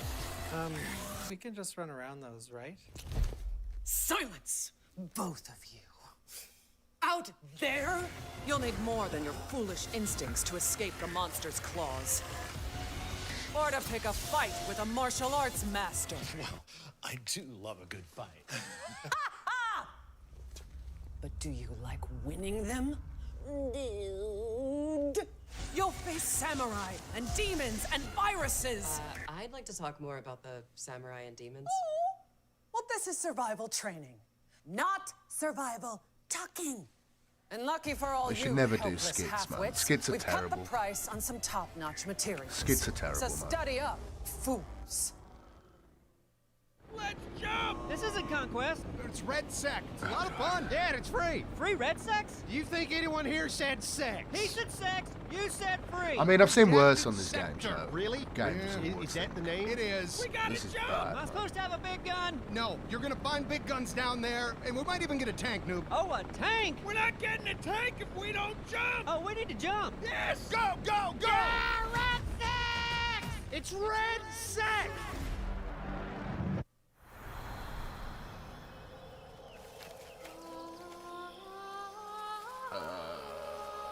She got a crab on her head. Find me. Phone. Betray me again. Lord of Exit. You know, I've got the audio book for it. I have actually got that. The Adored. I like that as a name, though. The EC was in Apothecary. Okay, yeah. I read the Gene Father one. I've got bad news for you. I have to look that up, man. Of course I think you I remember do. buying a White Dwarf because it had. Zombies are Look, is that a real. chapter approved thing? I need new Or was it like about the Indomitous Famous last Crusade? words in Like a a segment zombie of that? apocalypse. They can't I've picked up stuff, but I just haven't read We it. gotta get out of here right now. All the inclination, all the energy. Zombie is redundant. I prefer Homo mortis. I do. Homo Mortis is good. I like that. Not for this. This is lame. But well, I guess it's alright. The thing is, with games like this, I've got, for me personally, I don't want to have any. I don't know what to tell you. I don't know. Fuck that. I guess it's just like a novelty, isn't it? All right, now it's time to put an end I don't know what I'm saying. to gaming's most controversial mystery. Where's my Total War game? Oh god. Oh no. Oh no, this seemed like such a good idea when we were rehearsing it. And they're gonna start singing.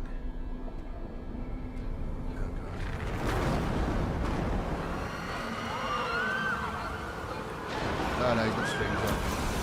Oh no.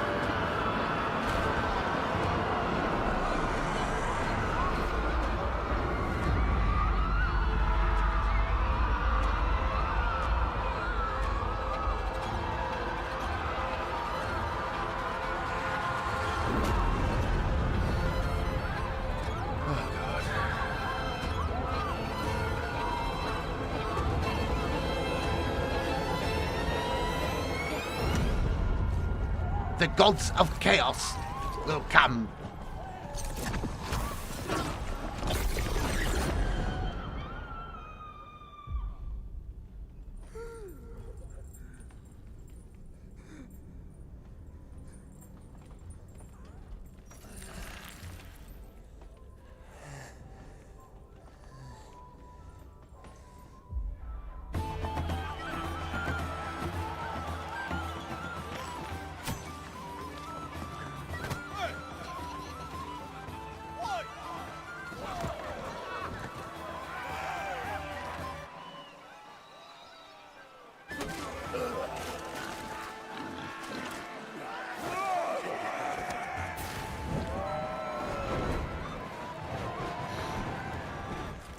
Oh god.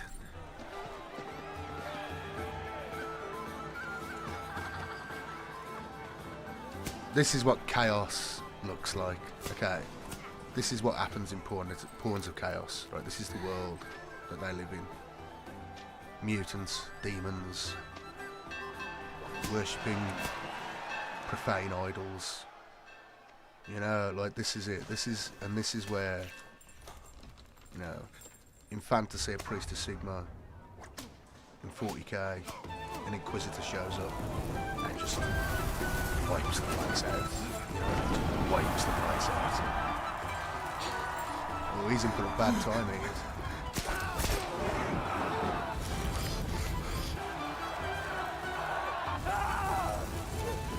This poor fella. Son of a...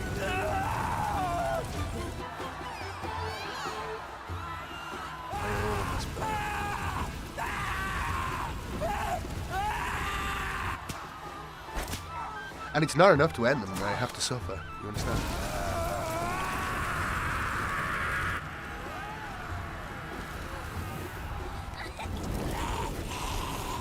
Oh, Jesus. This is a bit...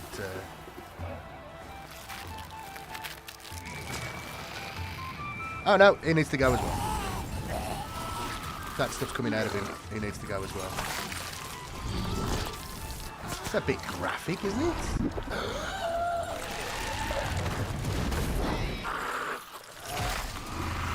I mean, fair play, like, this is some top quality CGI and stuff.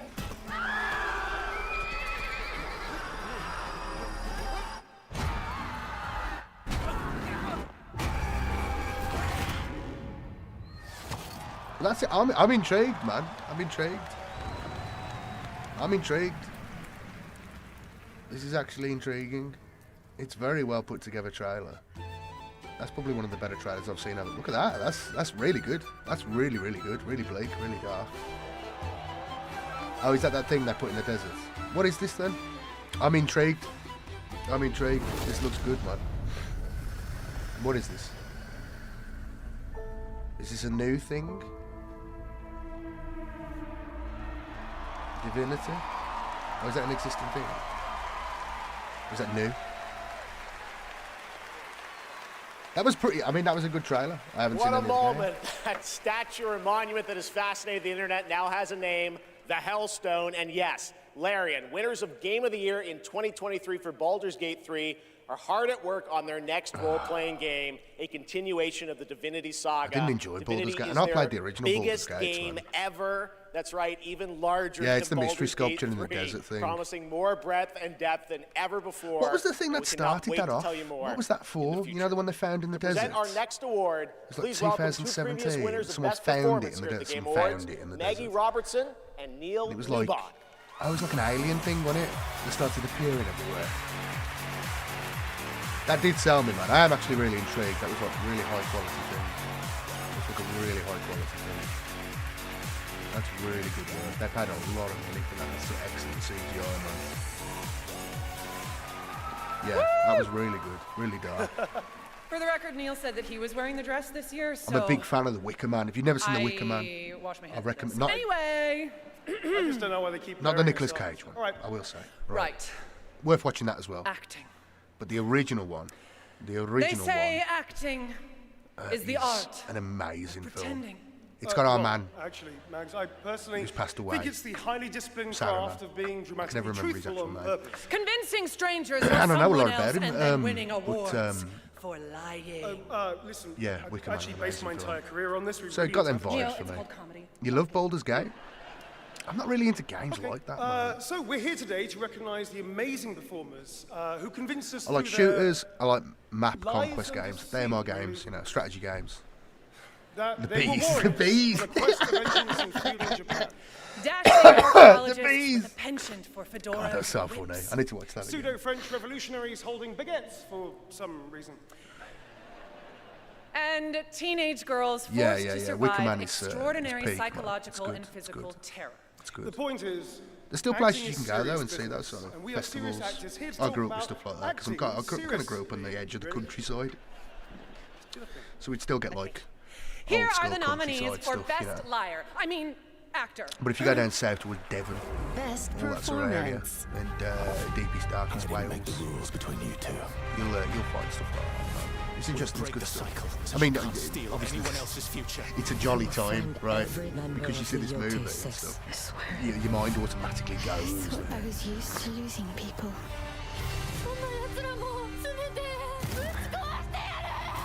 These The monolith. Is that the one? They could change the course of history. And somewhere, and then they just knocked it down, and it was just like cement under there. and the game award goes to They're going to try and get you to believe in aliens soon. England! I mean, not that there's no such thing as aliens and stuff like this, but like, don't believe in it. It's an op. It's an op. I don't know why they're doing the op, but it's an op. Don't believe it. Don't trust them.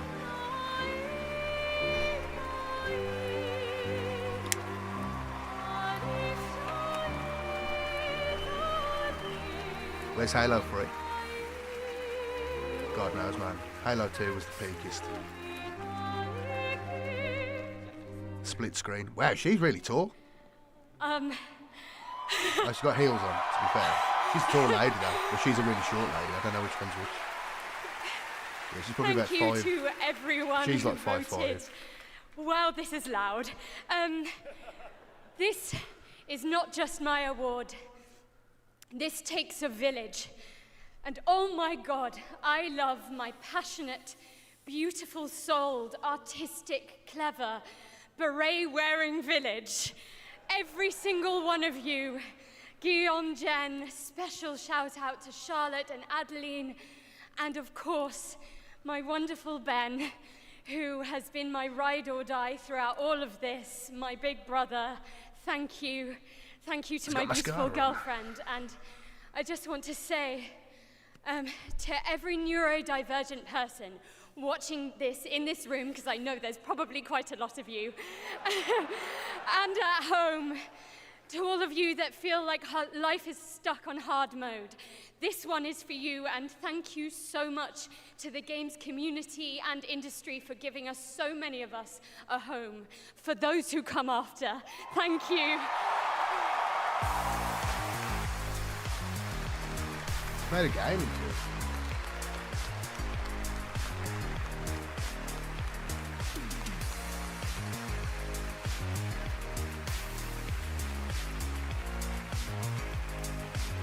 It's all fake applause, isn't it? Look, no one's clapping. Incredible. Congratulations, Jennifer. From Bad Robot Games, please welcome J.J. Abrams and the creator of Left 4 Dead, Mike Booth. JJ. Watch your eyes, kids. There's going to be lots of strobe lighting.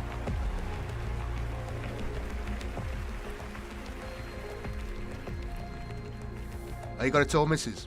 Mine's really We've short. been so lucky at Bad Robot to get to work with some incredible artists to tell stories on stage, TV, and film. And it's been an absolute thrill and honor to have spent the last few years working with the brilliant Mike Booth on an original universe that brings our passion for great storytelling to the PlayStation and PC. Thank you, JJ. At our Bad Robot Game studio, I've never been with working one with our woman who friends was, at like, taller than me. PlayStation, She was like we've been half an creating inch a new taller than me. kind of co-op game. She's paranoid that builds about it as upon well. Like, what I learned she was a tall girl, so she making never wore Left 4 heels Dead. and stuff like that. She didn't like to look even more tall. The result is something entirely different. It's a An shame for- unpredictable, challenging combat sandbox where you succeed through cooperation and improvisation. And now I am excited to share a glimpse into what we've been working on. In I'm 6 fact, foot, like we're so. also inviting You know all what I of mean? you to sign up Rarely for early come across playtesting women who are taller and than check me. it out Unless for they're wearing yourselves. heels. Sometimes they are. But first, welcome to 4 Loop. Welcome back, team. Now, I need you to brace yourselves. Earth was invaded. Lost in less than a minute. Nope. All of this Them all crystals. was our fault. We're the only ones left who can fix it. And you must use our machine, the same machine that broke the world, to unbreak it. Now, I know what you're thinking. This bloke's gone insane. This plan sounds impossible, and we're probably going to die. But that's where you're wrong. You're definitely going to die. Reprinting. It's all part of my new plan. Every time you fail, I will use our machine to bring you back. Reprinting.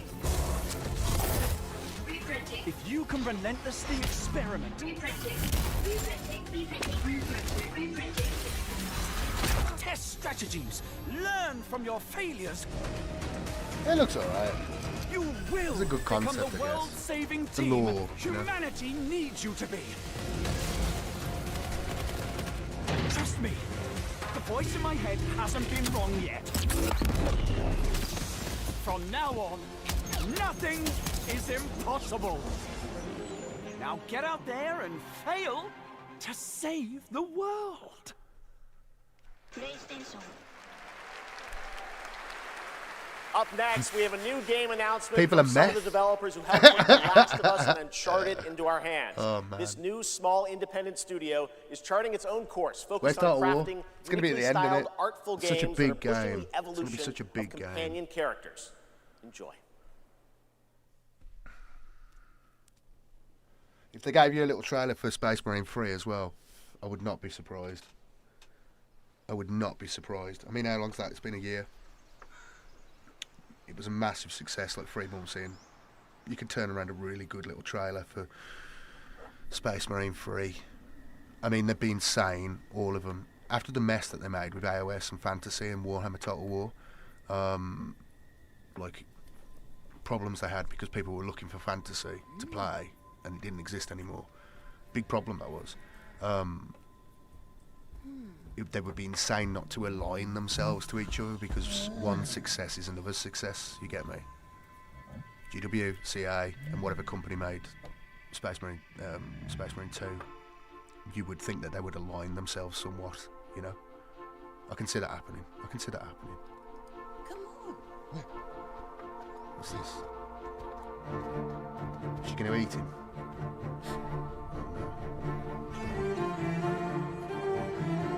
I guess it's like...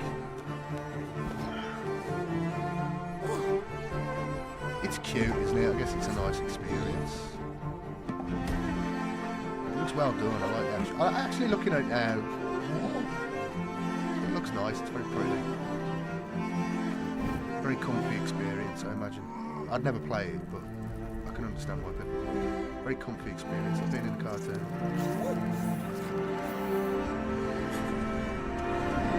The babushkas.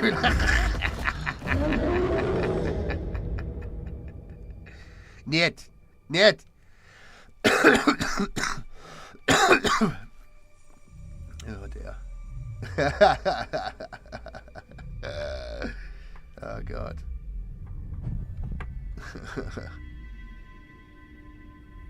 They're gonna be eyes. Okay. Oof. Imagine looking down and you're like, what are them lumps? What are them lumps? And then you're like, an eye, and it's like your eye. And you're like, ah! The babushka simulator. What's this? Oh. I can explain what's going on.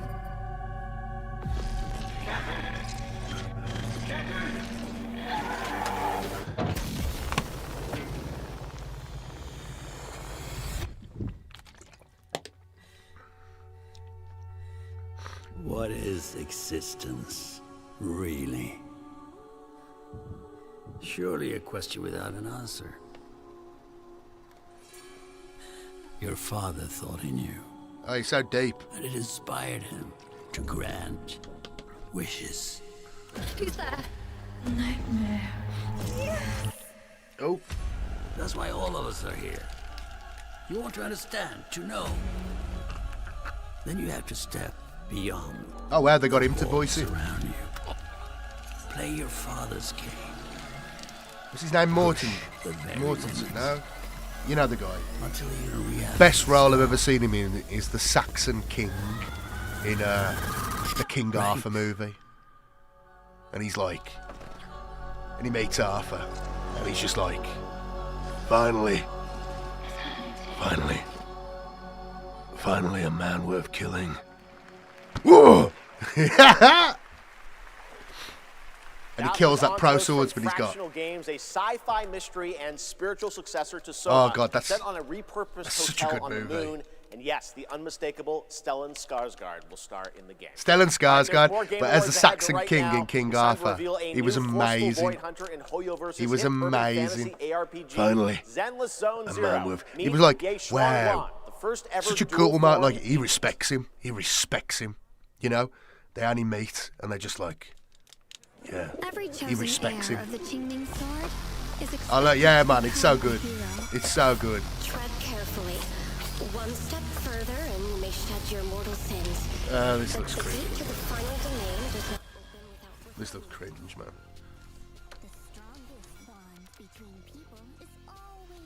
This looks cringe, man. Yeah. Finally, a man worth killing. So good. Like, just a few lines says so much about the character. Just builds the character. You know what I mean? And just when he fights that guy, and the guy just has the moment, and he's just like, yeah, and he just the Saxon King just like, it's like he knows he's beaten. You see it on his face. He's like in shock because he's never had this happen to him before. The Saxon King is just like, he knows, but he doesn't run away. He doesn't. He's like, we gotta finish. Even though he knows he's gonna die. Glorious moment. These are glorious things. Such good acting in that movies as well. They don't get the benefit, you know. It doesn't get the acclaim it deserves. And that guy from Children of Men, who plays King Arthur, I wasn't a big fan of him when I first started watching the movie. I was like that, and he really grew on me. I think that was the first thing I saw him in, or maybe it was Children of Men. I don't know. Children of Men, flawed movie, but so good. I mean, like bloody accurate. Inaccurate in a great many ways. Such a good movie. Worth seeing. Clive Owen, man. Yeah. He killed Mads Mikkelsen. Yeah. It's so good. Mads Mikkelsen. What's the movie where it starts off and he's chained to a post and it's like in Canada? What's that movie called, man? That was good as well. And he has to beat a man. So good though, man. I really enjoyed that movie. Really enjoyed the King Arthur movie. I might watch that again, actually. Really good. Finally. I'd like to have that moment, you know what I mean? Like, you want to have that sort of intensity of existence. That moment of your life where, like, you meet someone and you're like, finally, I've met someone, my equal. You know, like, like imagine the intensity of your existence to think like that. Valhalla Rising, yeah, man, that's a classic. That is amazing. It's just like to have your life so intense that when you're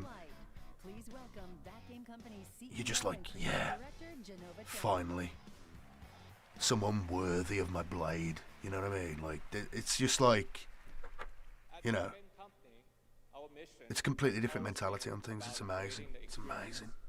Just imagine the life. Imagine the mind to think like that.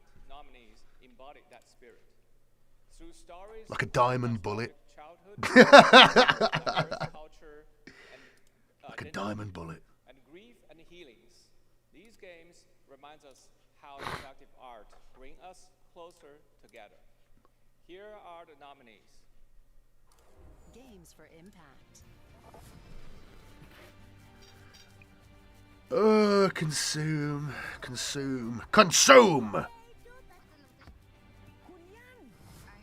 Never had any friends like you. We forgot for a reason. It's not safe out there, Hazel. If I was the one missing... It's not safe out there.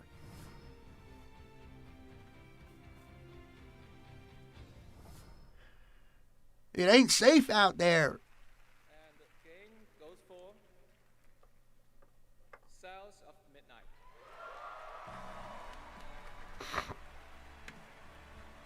Oh. Fair play. Ho-ho.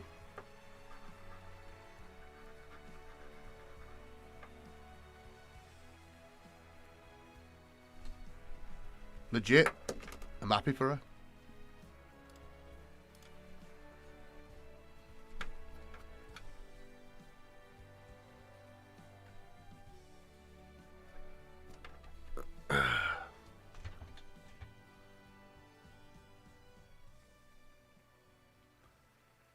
Thank you so much to all the nominees. I would like to share this award with all of you, and of course to our incredible team back home, and every single player who's been part of this journey with us. And from the start, we listened to stories passed down porch to porch, kitchen to kitchen, to build a world that would feel as warm and as rich as the South. A world that would be filled with compassion, kindness, and courage. So we're incredibly excited to launch this spring South of Midnight on PlayStation 5 and Switch 2. Thank you so much. Have a great night. Oh, clip away, man. Clip away. I think you can do that, can't you? I'm not saying you should. I'm just saying I believe that's something you can do.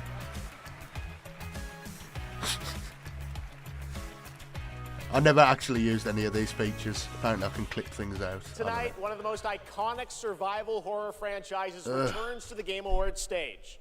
For nearly 3 decades, Resident Evil has defined what it means to face the unknown. More to Resident survive Evil, against man. impossible odds. So what I got? I was going to paint my guys, man. Resident Evil Requiem is a nominee for I was going to most paint these guys, anticipated game, but and tonight, I don't we're think I'm excited getting to it. dive deeper I haven't got the energy into the anymore. game and some of the surprises that await.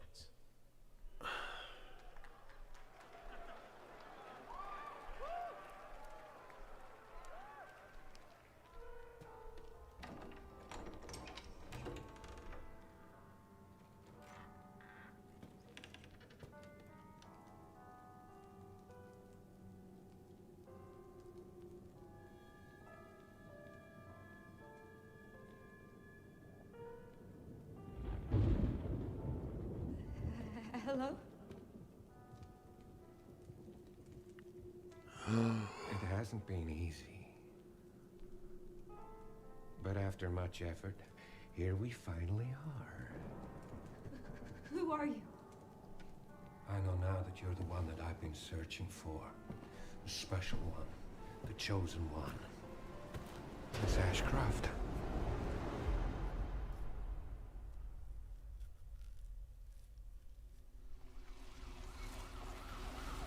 Talk to me. Is this one like the others? And it's not post-mortem lividity.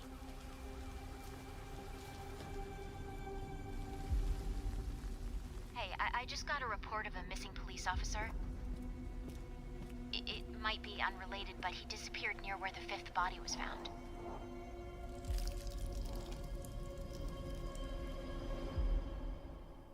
Through you, Elpis can finally be set free. The team has settled on a person of interest. Someone with ties to... I don't know what's going on with Resident Evil. Victor Gideon. I played the first game. I completely lost track of it all. Grace! Grace! Victor purchased a building after Umbrella went under. I'll send you the address. I don't know what any of this is. I don't know. Welcome. Dr. Gideon has been expecting you.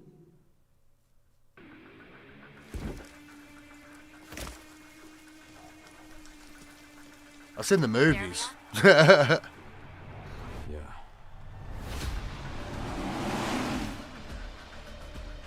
Yeah. And they had that giant woman.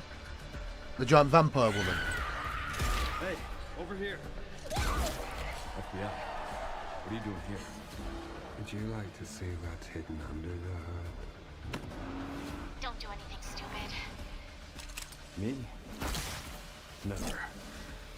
I mean, this is Raccoon City, right? That's like a prequel thing. Think I want a second opinion.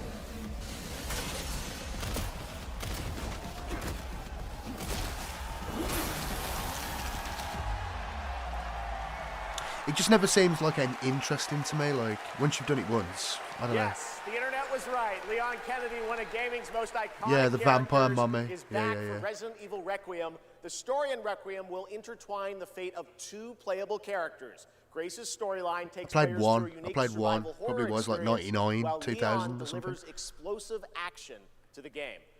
It's going to be exciting. It's coming out in February. The All right. Warlord? This year has been an incredible one. I've for never heard of independent the games Warlord. we've been talking about all night. Bold original titles created outside the traditional. Zardos. You should look at We felt it was important to Zardos. spotlight those If you're visionary after like projects inspirations tonight, for right sci-fi, alongside like the big 40k stuff, This next game watch is a big challenge. It Zardos. comes from a legendary name in the independent scene. Someone I first met back in 2007. See you later, and the Sevatar, project man. has Have a good been one. 10 years in the making.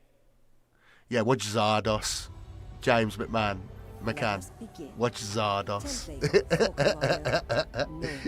That's science fiction, man. Zardos! The gun is good! Will the mirrors repair my soul? Will I pass the test? Will the mirrors repair my soul? Endless caverns, beams of light. Nobody else can get this old mind suit working, so all the rewards go to me.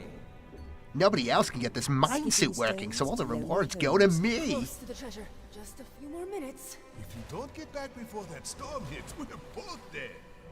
Fuse and grow. We will it so. Who are you, and what are these? Beams. They're very useful. Watch this.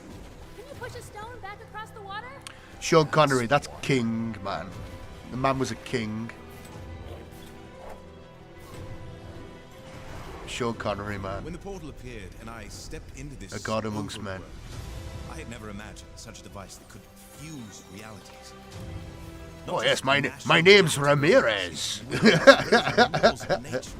Yes, My name's Ramirez. I'm a Spanish noble. What do you mean? I'm not Scottish at all.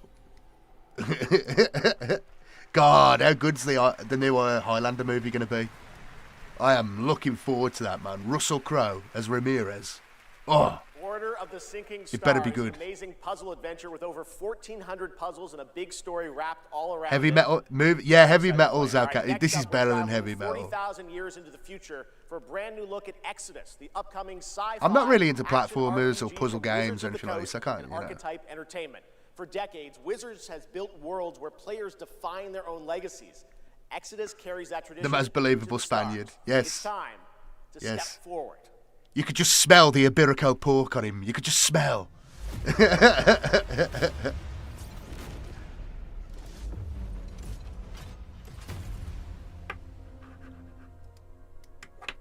are you? I'm a friend. Celestials are the enemy of humanity. Sounds good. A relentless threat to our very survival. Yeah, man. We should probably exterminate them.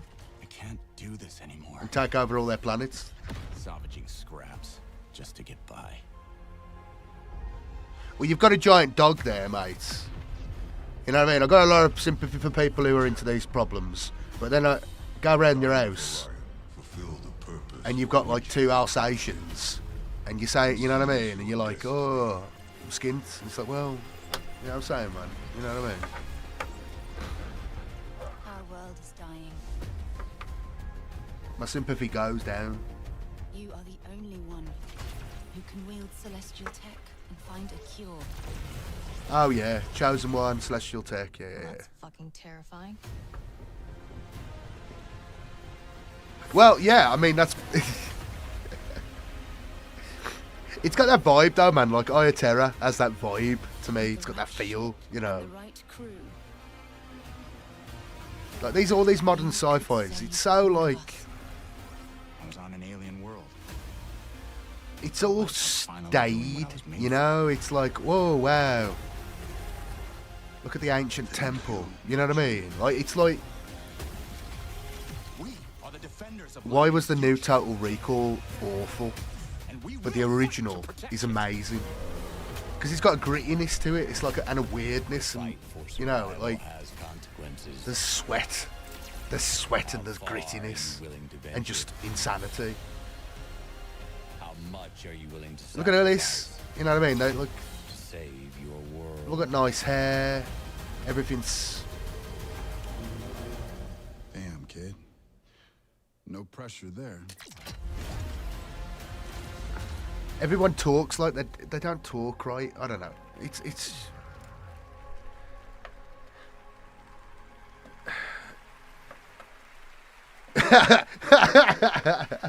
Sometimes you just need to slap a towel. And I'm very excited. That's not all from Wizards of the Coast tonight. Well, that's what Now Caiaphas to share Cain is, something right? brand new. That's the Please still. welcome That's the. Krista Helfer. I bet they're gutted that they have to keep making Caiaphas Cain because, like, hello. She has made an effort. Hello, everyone. Look at and that. Thank you, Jeff. It's great to be She's here tall. celebrating gaming's biggest night with everyone. I've been working with the team at Invoke Studios, a new Wizards of the Coast studio, where I play the main character that's unlike anything I've done before. Tonight, we're giving you a first That dress, man. tease of what we've been working on. Let's take a look. Yeah, the Inquisition series is so like, you know what I mean? It's got that vibe, man. A Caiaphas Cain TV show. Bosh! You know, it'll have to be like that energy. Sauvage.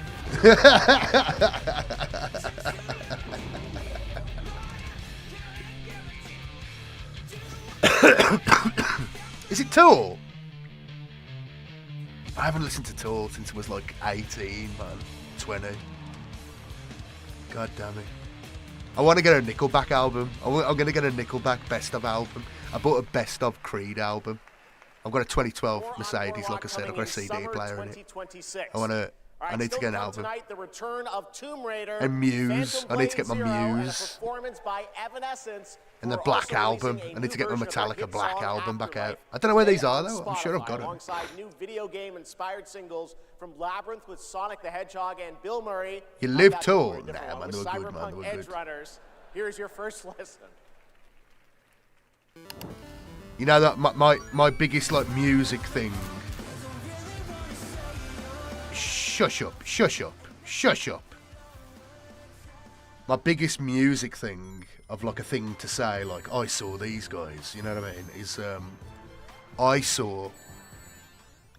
I went to see Machine Head, and this is probably 2001, 2002, 2001. Maybe 1999. He lives in Bilston. I think he lives in LA as well. He's like one of the big music producer type guys from back then. That's when he built himself. I think he's probably like 70 odd now. Anyway, I forgot his name. He's like one of these guys who made a lot of people. Anyway, but yeah, that's my big music thing. I saw Linkin Park in the Wolverhampton Wolf Run when they were supporting Machine Head. That's my big thing. And I got very drunk in there because in those days they didn't care. They just served us clearly underage 13, 14-year-olds. Maybe I was 15. I don't know. But yeah, they served me and my mate. They served us booze. They just went to the bar and bought booze. I was just like, I'm going to do it. I went there and I said, "Can I have a pint, please?" And the woman looked at me funny and she gave me one. It's all a blur after that. I can't remember any of the music or anything. I know I was moshing. I know I was going crazy. And in the end, my mate's dad, he had to come and get us out there because he'd been waiting for us to come out. We were supposed to meet him at a certain time in Wolverhampton. And he ended up having to park his car. He was furious. He had to park his car, come in and get us because we were just there getting drunk at the bar. We were like 14. Best nights ever. Tremendous stuff. But yeah, that's one of my musical experiences.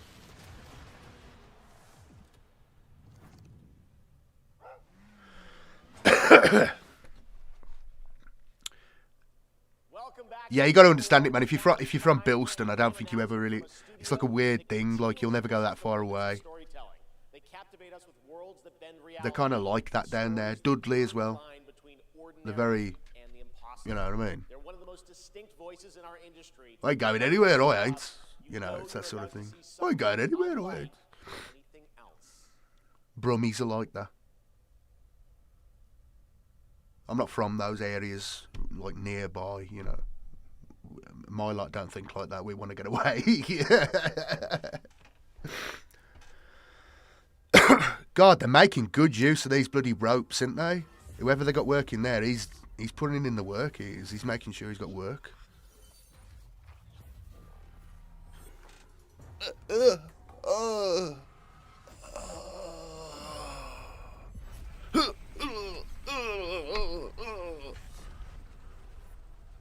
But he's still going.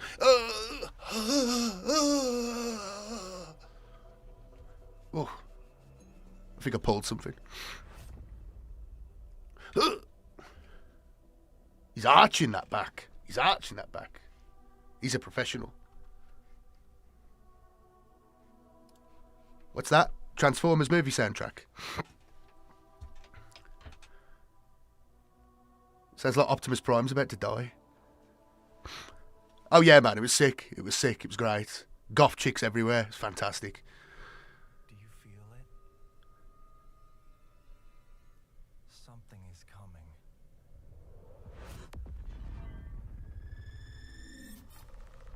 Yeah, it's me. Yeah! I'm about to go. Well, I think this is the guy here. I mean, he's going to get a good pay. This, like, he's a professional actor. You know what I mean? To do, like, it is difficult to do that. Convincingly. I mean, he's going to rehearse it, obviously. But,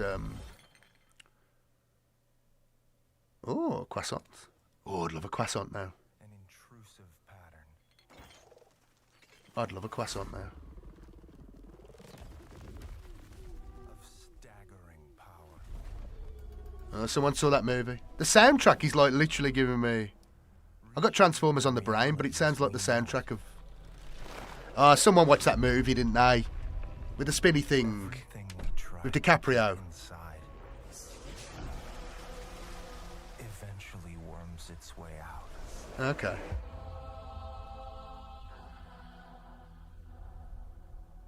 It looks dark. It looks good. I don't know.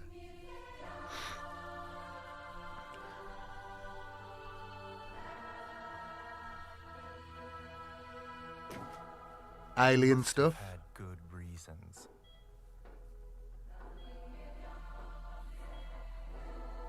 But we were not prepared.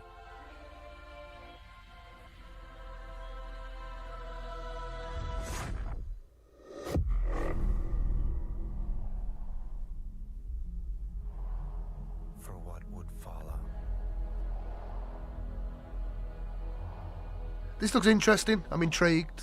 I am intrigued.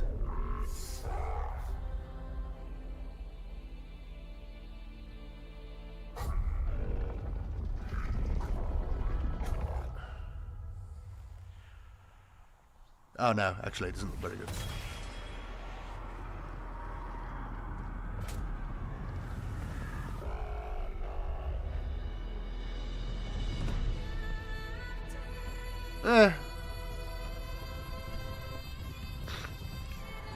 Demons and stuff.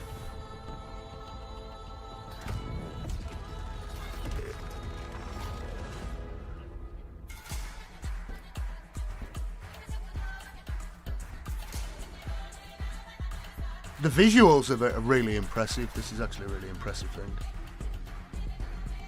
This does look good. Is this an existing franchise? I don't know.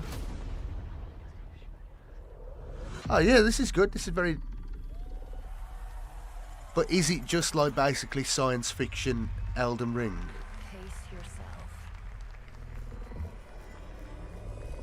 Very impressive visuals though. It's gonna get weirder. Yeah, that's good. Control Resonant. Yeah, okay. That is a good one. Control Resonant is coming in 2026 from the masters at Remedy Entertainment in Finland, whose last game, Alan Wake 2, won multiple awards here at the Game Awards in 2023, including Best Game Direction. Yeah, Human. I know, but you know, there's still some holdouts. It's the Oldens to our leave. We're having a problem with relatives. Saying, move up to Stafford, what you doing? Get out of there. Yeah, Inception. Yeah. Best Game Direction, and Game of the Year. Plus, we'll introduce you to this year's TGA Game Changer recipient. And of course, there are more new game announcements ahead as well from studios big and small, including an extended new look at Phantom Blade Zero and Lara Croft's return in Tomb Raider. But right now, we've got a brand new original game to share with you. This global announcement comes all the way from Tokyo, Japan, and a legendary game developer. He's working on an ambitious new project, and we are honored he chose TGA as the place to share the first details and in-engine TGA? Is that what they call it? TGA. I need to paint, man. I just can't be bothered.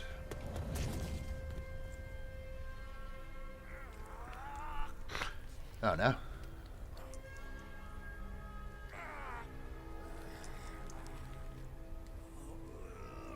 Just do a Sabuku. What's wrong with you? You're embarrassing me. You're embarrassing me.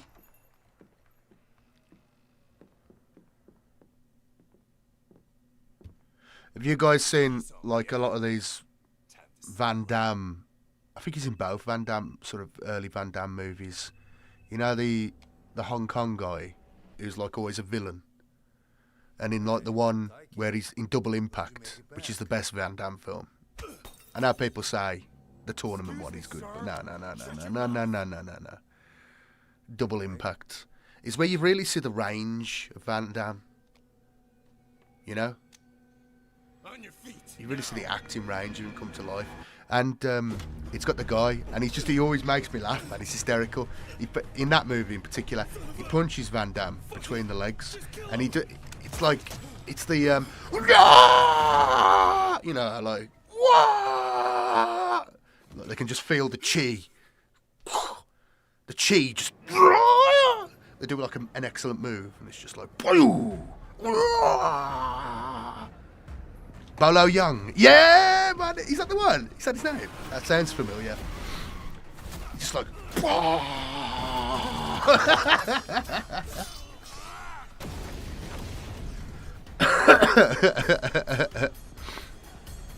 It's good stuff, man. Gang of Dragon. Gang of Dragons. Bolo Young. Is that his name? Nagoshi-san, thank you for that announcement. I'm going to look it up, man. All right, next up is something very cool and very unexpected. The big guy. Yeah. In Double Impact, he's got like a glass eye. He's got like a white eye. Coming to the big screen. We're taking it back to the 90s when the ultimate rivalries were settled in the arcade. Right now, we have a special sneak peek of Street Fighter. Let's take a look.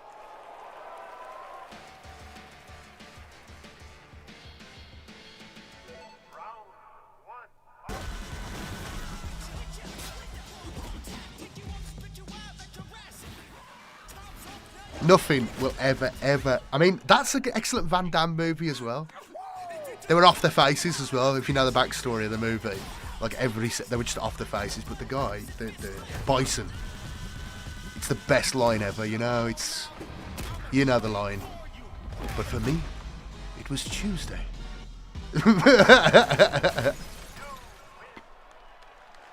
When Bison came to your village, it defined your whole life. But for me, it was Tuesday. I know, that's not verbatim, but it's basically that.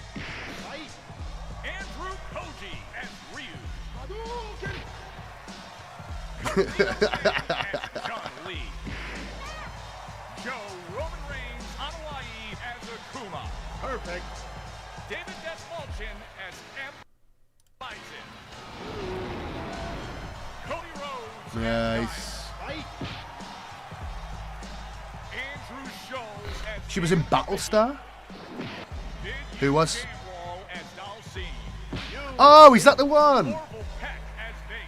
I haven't seen her since Battlestar, man. No way. Richters as Zangief. Reyna Volandingham as Yuli. Mel Jarnson as Cammy. She's tiny. And Jason Momoa as Blanca. He loves himself too much, man. I don't like him. He's got too high opinion of himself. You can tell, man. I'm sure he's a nice guy. You know? He's just got too high opinion of himself. She's tiny, isn't she? What a game award!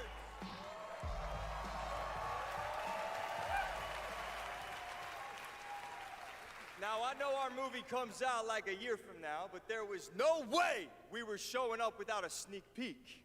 We just wrapped a few weeks ago, and fortunately for me, I had the distinct pleasure of kicking half of these guys in the face. Battlestar was such a disappointment. Legally, they didn't know what they were going to do with it, did they? I miss that, guys. We miss it too.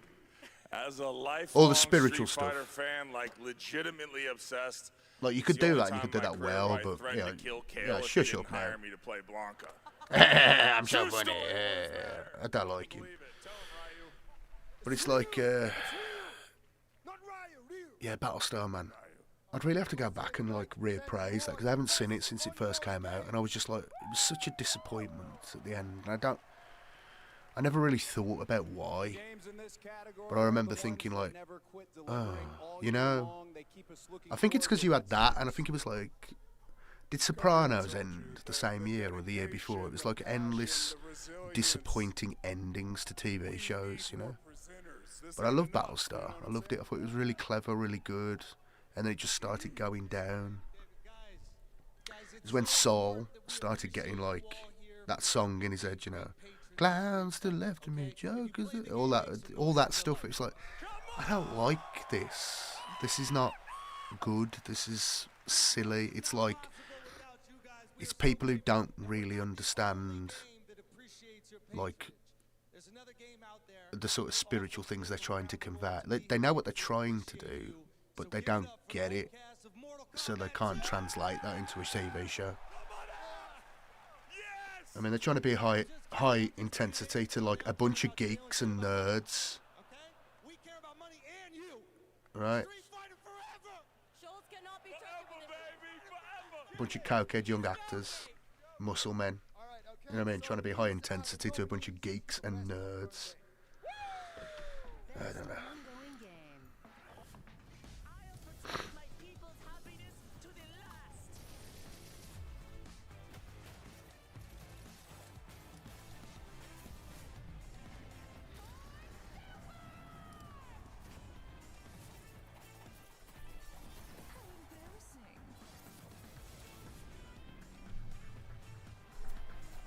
No Man's Sky. Is that still going?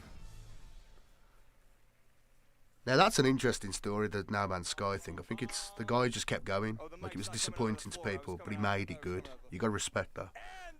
I never played the game.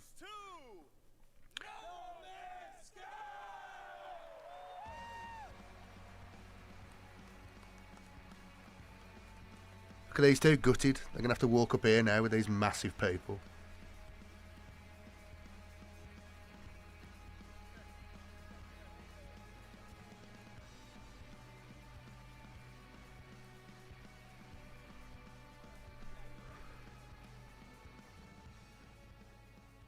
well, this is wild. I guess, so thank you. I would say a massive thank you on behalf of the whole team. Yeah, he's really pulled it out, man. He's done good. So much into No Man's Sky. People have a lot of respect for him online. And also, especially say a thank you from Sean, who for family reasons wasn't able to be here. Thank you, Imperial Toast Lord, man. Have a good one, dude. I'll see you in a bit. Thanks for watching, man. I'm tired, I am, man. My voice is going, and we haven't even got to the main event. I'm also slightly sorry he's not here because this is way more nerve-wracking than he makes it look when he gets up. But, you know, just that our tiny, massive, impossible space game... You reckon Henry Cavill's going to show up? He might do, eh? That would definitely align with what I was saying earlier about Titus being a character in the game, and they're going to align it, and it's going to be the 500 worlds. It's going to be Ultramarines, Nids, selection of other enemies in that area, and it's going to be the Ultramar. It's going to be Ultramar. You think Henry Cavill's going to show up? He might do. It's surprising how many I mean, this is the money that's involved in this, though, that they're bringing in the celebrities like this, because these ain't nobodies, you know. It's all aligned, though, you know what I mean? Like, the big companies will fund IGN.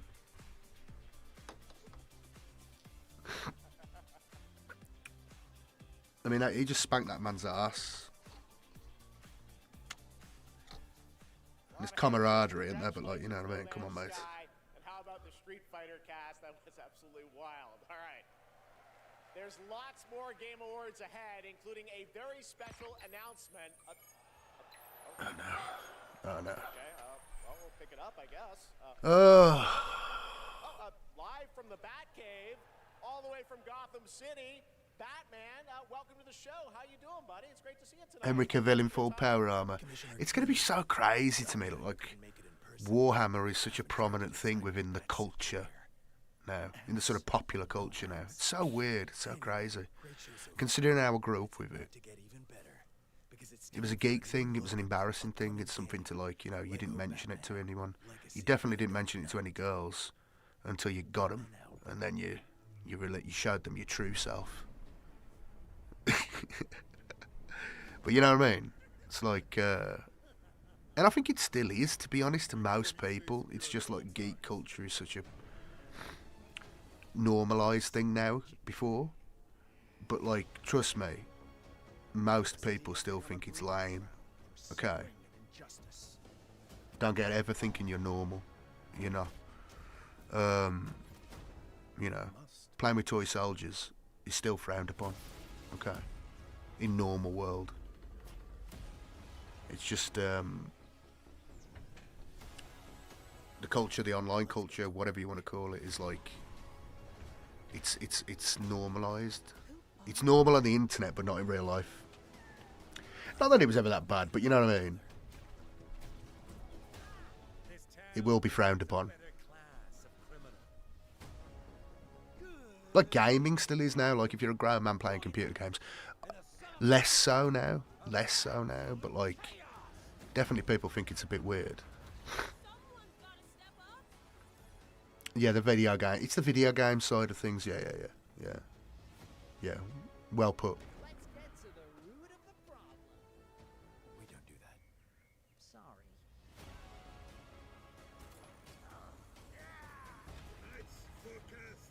The Penguin, man. Danny DeVito as the Penguin. I haven't seen that film since I was a kid. It's very dark. All my co-workers know what a nerd I am. You see what I mean? And I bet you wish they didn't. I bet you could just say, yeah, I just went to the game. Went to the game this weekend, yeah.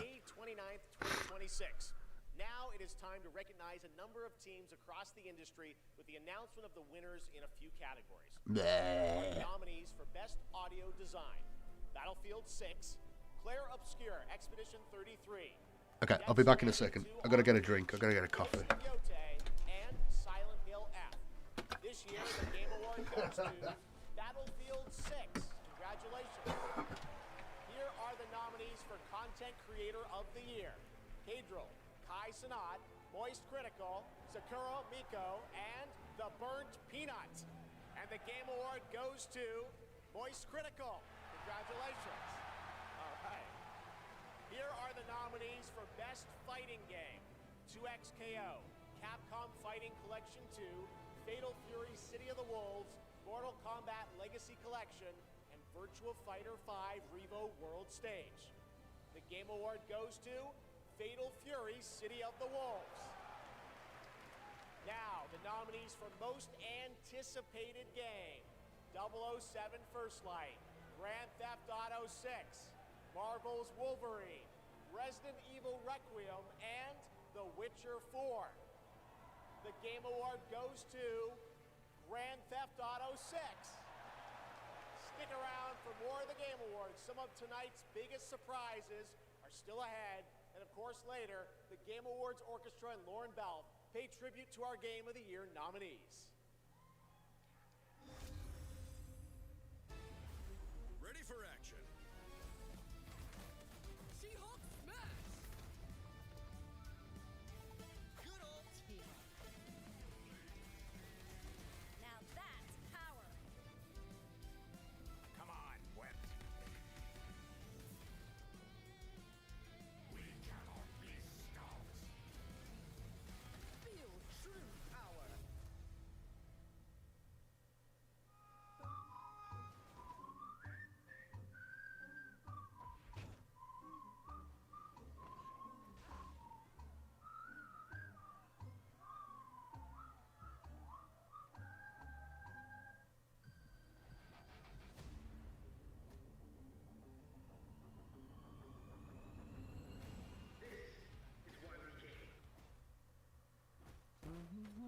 Nothing beats a Bocha holiday. And now you can play Rust Mobile for free. 100 strapped off to the oil rig.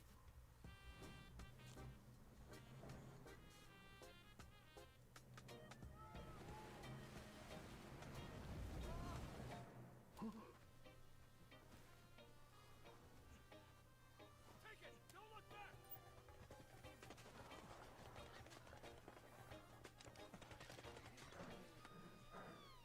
Enough talk! Move! Here's my loot!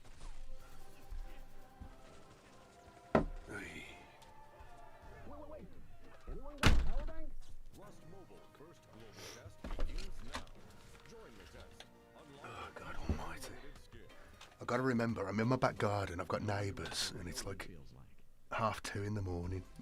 Please welcome actress, writer, and gaming creator, Felicia Day.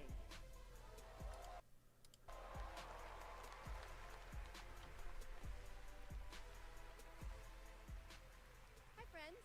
I am thrilled to be here tonight to present the TGA Game Changer Award, an award that recognizes an individual or organization that has demonstrated positive social progress in the gaming industry.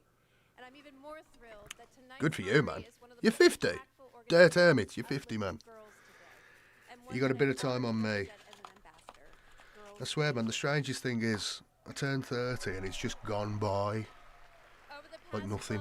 You know what I mean? Just so fast. The time just really speeds up. So much, you know what I mean? Just so much time's gone by. It's insane. It's insane. People say this though. In 2022, But I still feel like I'm 20. Like I don't feel like I've changed at all. as they entered college You know? careers in I mean, I'm looking good for my age. Don't get me wrong. But like, you know, incredible organization chose two inspiring members of their community. any younglings out there watching, And I'd like do to not invite waste them your to the 20s stage and hear and your how early their 30s, has you know, been a key because it will disappear. in their lives. Please welcome Ellie Freeman and Monica Paredes.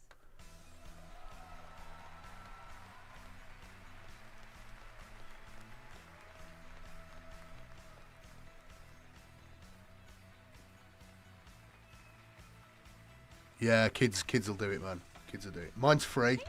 He's just about to turn free. Hi, so Ellie, you've been going to And it's, championships for several years. yeah, now. man. It's crazy. I wish I'd had him younger. Three friends Oh, we should have had him younger, though. grand prize, is that right? Yeah, our game is called Paper Trail, and I feel like, I say I haven't changed. I definitely feel like I would have had more energy when I was 20. But you know what?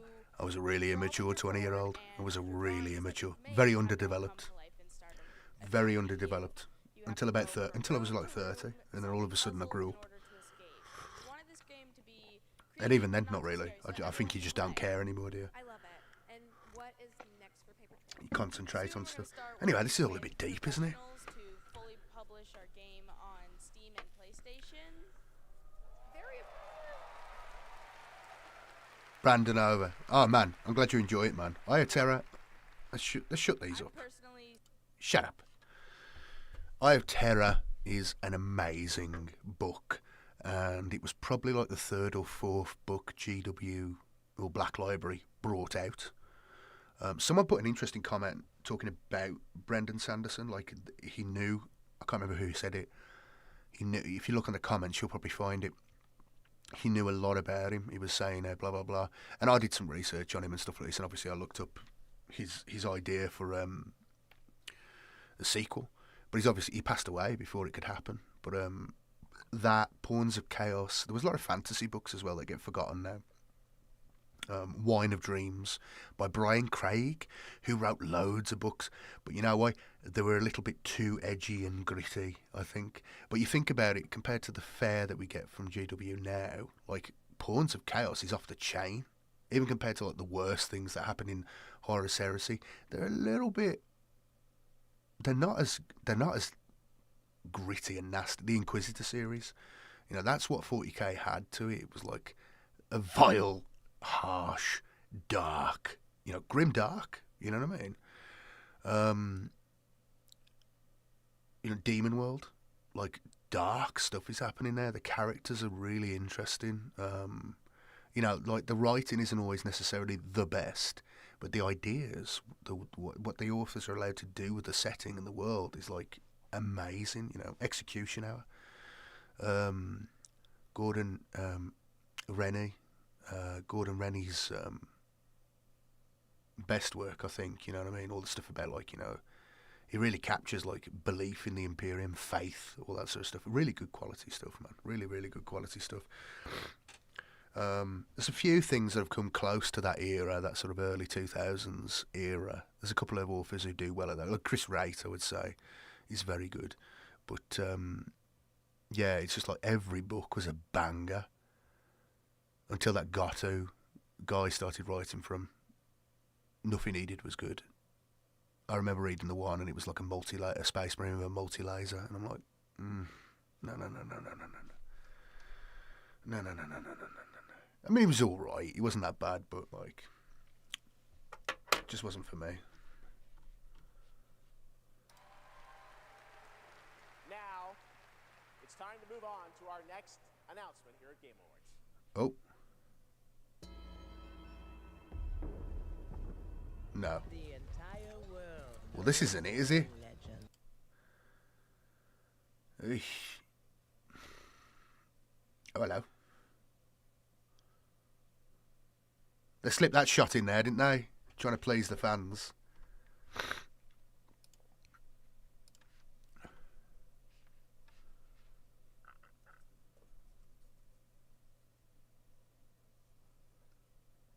Oh, I love my little lad. He's amazing. It's so cool. I wish I had more. I don't know if I'll be able to have more now. That's the problem. I wish I had like 10 of them. You know what I mean? Yeah. Same here, man. Oh! Jiku, thank you for becoming a member, man. I really appreciate that. Massively appreciate that. Thank you ever so much. Really, really, honestly. It means a lot.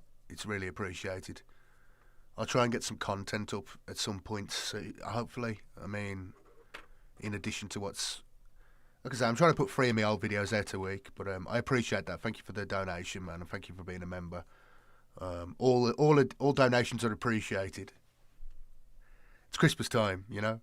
I got a kid, man. I got a kid. Dark Heresy by... you know, I have not read it, but I've got it. I never got round to reading it. It's in that drawer there. I've got the Dark Heresy novel.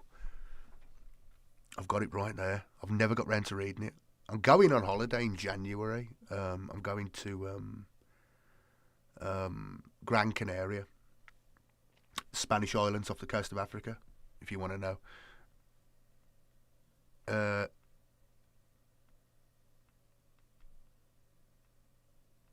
Ujesu.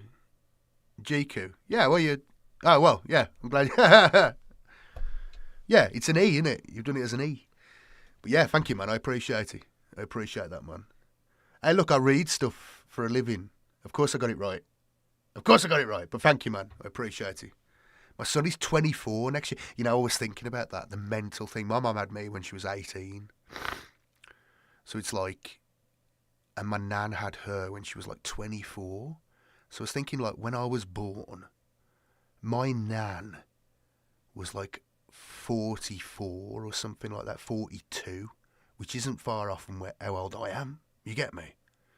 And it's in Spanish. Ah, okay. Okay. I don't know any Spanish. Hola. Un poquito. That's all I know. I know very little Spanish.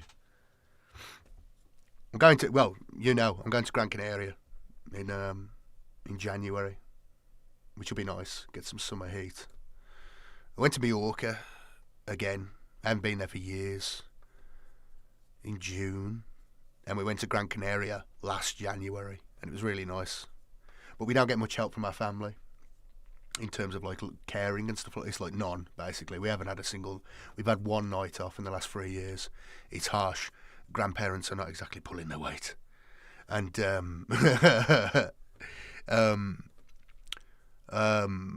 yeah, we got to that was like put him there, and then we're going with a Thompson holiday so we could put him into the care. Yeah, what's this? Not the care. Tomb Raider Catalyst, a brand new game, and Laura's...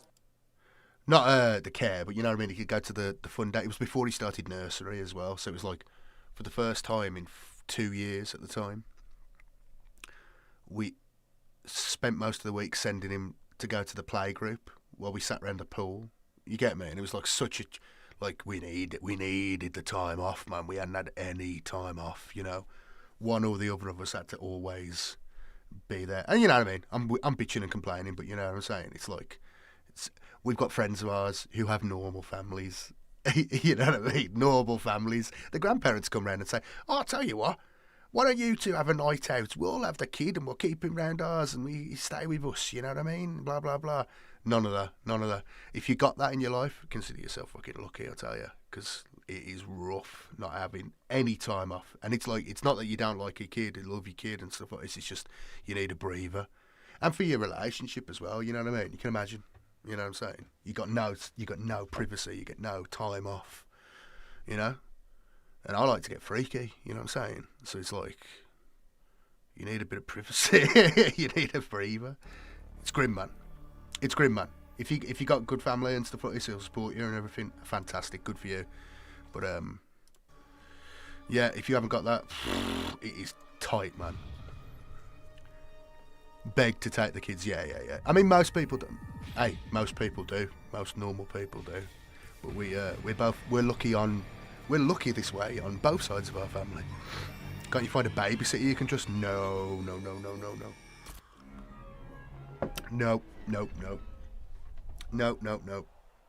No, not at this age anyway, for sure. He looks like he's CGI, he does. Sorry, Robbie K. I got this. I see you, Keeley. Love what you've done with the place. Rex, I was just here to introduce... Yeah, maybe it's a good thing I've only got one. Yeah. I am the world premiere. Cue the lights. But I want multiples of me in the future. I want future generations of humanity to be shaped by me. So, like, having like 3 or 4 would have been great. My mate's got like 4 kids. Fair play to him, man. Roll it. But he had the same problem. I guess it isn't just me, like I say. It's just when you know people who are getting like help, more help, you're like, that's what it's meant to be, you know. A weekend? Oh, you had a weekend away. Oh, fantastic. Good for you. Good for you. We haven't had a day off for 3 years. But there we go. We've had one day off. It's terrible because I remember I used to spend a lot of time around my nan's house, around grandparents' houses, like weekends, everything like this. So, you know. Ridiculous. Look at me, just complaining.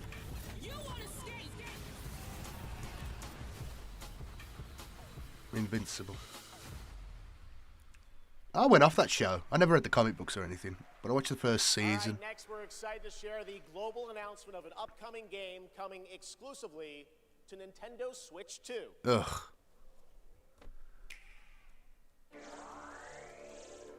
Yeah. Well, if my kid had a kid, you know what I mean? I'd like, but like that's the thing.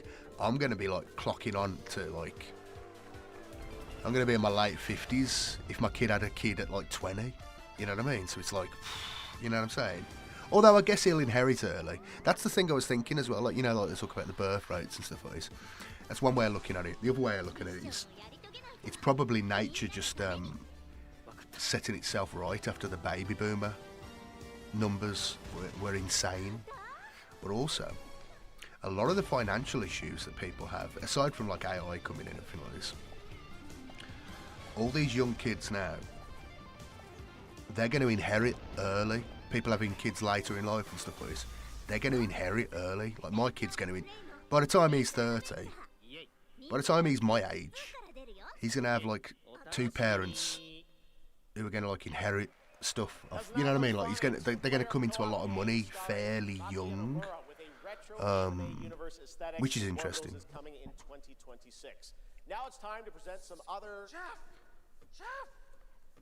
If you think about it, with people falling off over the next like 10 years, stuff's going to come through. Not like I'm not talking about me, like individually. I mean like just generationally. I thought you guys were rehearsing for later. The inheritances are going to start trickling down, and then because everybody's so old, they're going to start trickling down again. That's the future. Piggy, we have awards, we have announcements. You know what? Go with this guy. He's going to help you. Get you ready for later in the show, okay? Yeah, exactly. Right there, Piggy. And scene. All right, well, I'm sure that's going to work out. Ralph's probably just stuck in traffic. It's okay, Piggy. It's okay. All right, more of that later. Now we're here to honor another group of nominees and winners. First up, here are the nominees for Best Action Adventure Game. Death Stranding 2 On the Beach, Ghost of Yote, Hollow Knight Silk Song, Indiana Jones and the Great Circle, and Split Fiction. And the Game Award goes to Hollow Knight Silk Song. Everybody loved this. It's a platformer, isn't it? For Best Art Direction, Claire Obscure Expedition 33, Death Stranding 2 On the Beach, Ghost of Yote, Hades 2, and Hollow Knight Silk Song. And the Game Award goes to Claire Obscure Expedition 33. Now another genre, the nominees. It's going to be in it. Check out, man. It's going to be the last one, I know it. I'm so annoyed. I should have just, like... It's not too bad because I'm not actually tired. My voice is a bit rough because I've been sick. I've been coughing the last week. But, Now the nominees for Best Debut Indie Game. He's smashing through these. He don't care anymore, does he? Obscure Expedition 33, Despalote, and Dispatch. Yeah, I'm not actually tired. I've been like, And the Game Award goes to by chance, I've been staying up until the early hours doing stuff. So like my biological clock is reset. I won't be going to bed till about 4 or 5 in the morning now today. Henry's going to come out dressed as Russ. Nice. Sick.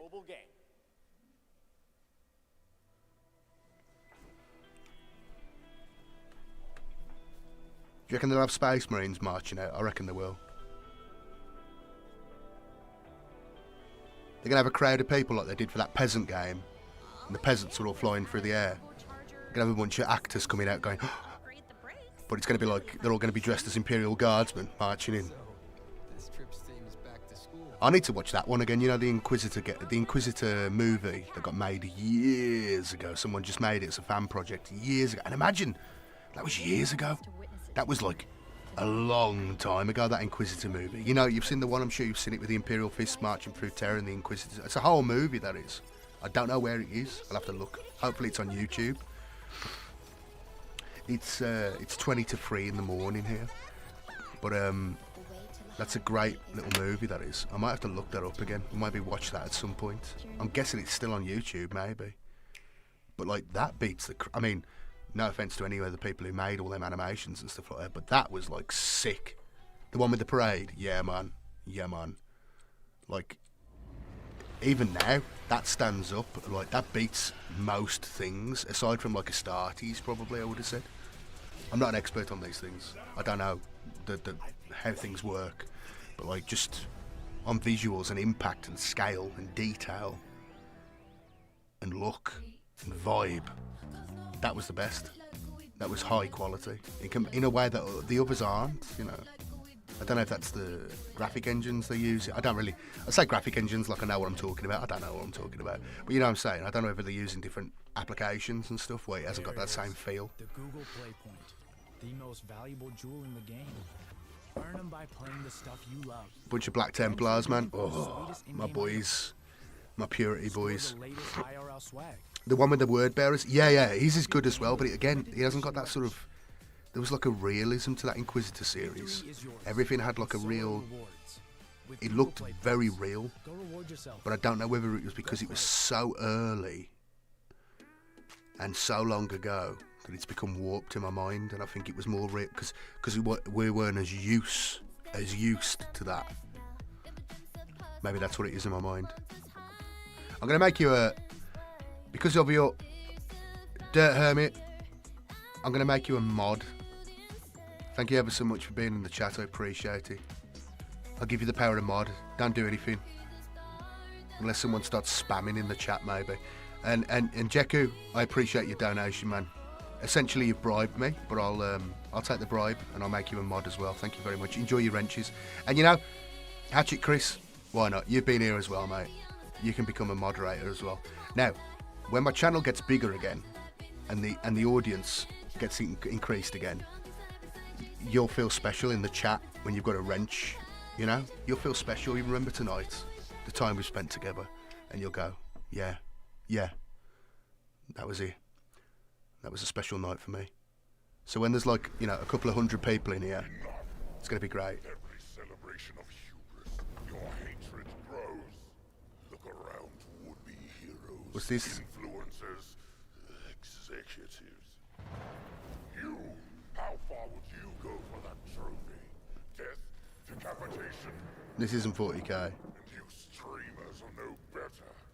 Riker, Shroud, you've corrupted more minds than even I can imagine.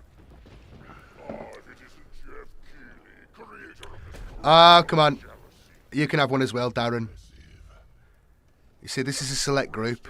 You've chosen to be here with my ramblings over other places you could be. I appreciate that, very much so. Is there anyone I missed? No, it's just you boys, isn't it?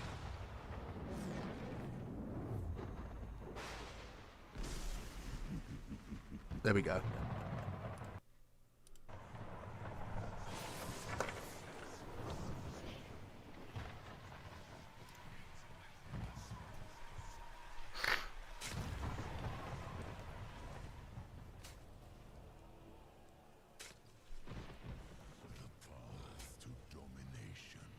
What's this? Is this it? of the willing. Soon, all of Sanctuary This was Blizzard. will be bathed in hate. And none shall escape the flood.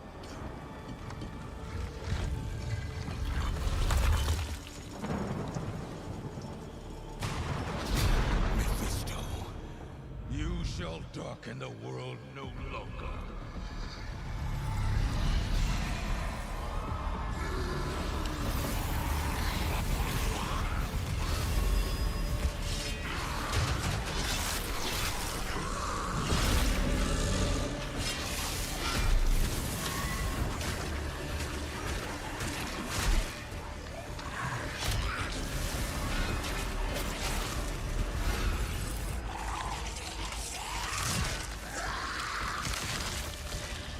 Nice. Someone watched Ironclad.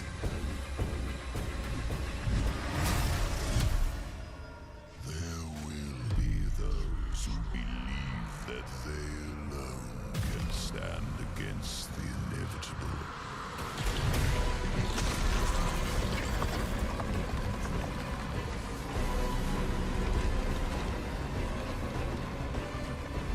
I'm getting Witch Hunt.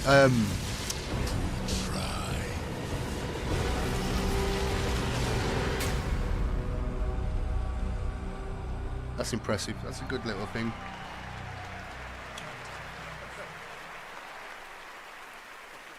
God, what's that trailer called? You know, the Witch Hunter in the woods. What's that called? Paladin today, and get ready for Lord of Hatred coming in April. It is great to have Blizzard here at the Game Awards. Want to know who else is here? Well, it's time for an update from Marvel Rivals, a nominee tonight for Best Ongoing Game about the latest Marvel hero set to join the game in 2026. Yeah, don't worry about it, lads. It's just a mod. Rival's the most hero-packed shooter ever, but first some hot redhead is trying to blast my ass a few new holes. Have I got a surprise for her? It was good. It was good. It was good. This looks cringe. Boy, this looks lame. Whoa, easy now, fellas. I'm the one who set you free. They couldn't even get the real, the voice actor from the movies. They couldn't get him to do the voice acting, man. That's how little money's gone into this. All right, you rejects. Get Tyrannosaurus Rex! Come on!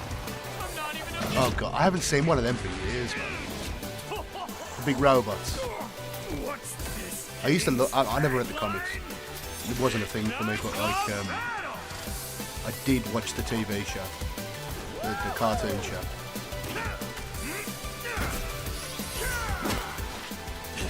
I have no idea. I think that's what it said. And that's why I have 3 movies, baby. Yeah. Now why'd I do this again?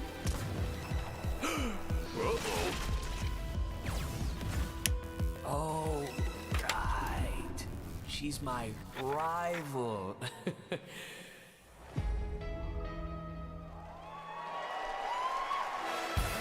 The Sentinels. Welcome, actress, producer, and activist Gemma Chan. Activist.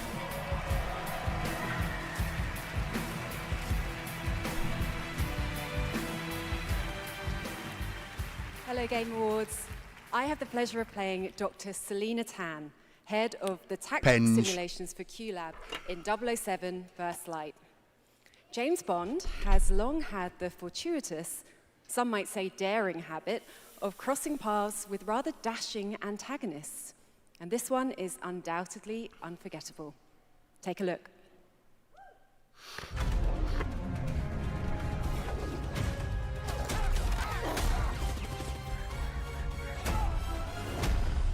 Well, I don't know Imperial Toast, but all these funny little cartoon characters, I ain't got a clue, mate. You know what I mean?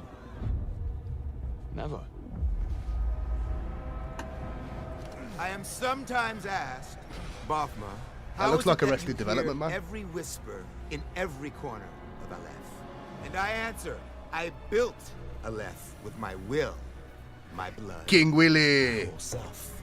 Voodoo shit, This man. city is an extension of my being, my body. Today, Is that really Lenny Kravitz? Why is he in this? Easy girls, plenty of meat for everyone. Girls. Of course.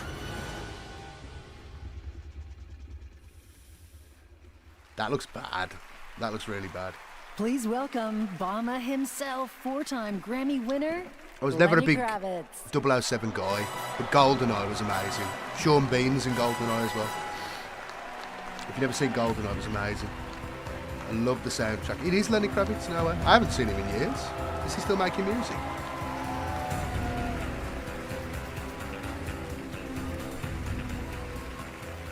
Good evening.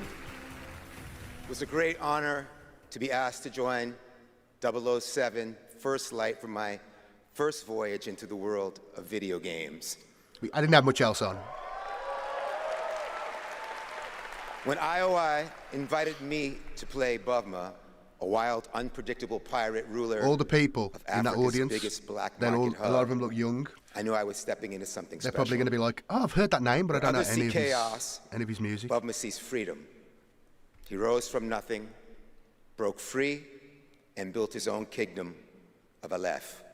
And his story is just beginning. He's taking it way too seriously. Every world we build needs the power of rhythm through music. These musicians can turn violence into beauty. GoldenEye N64. Everybody says that. I never really played that game. Tension. No, I did. Yeah, Here are the nominees. My mate still has his for best GameCube score as well, like about 10 years and ago. music. And he used to play that still. Best score in music leveled up by Spotify. Yeah, man. He had that Star Wars game as well, the Bomber one. That was amazing.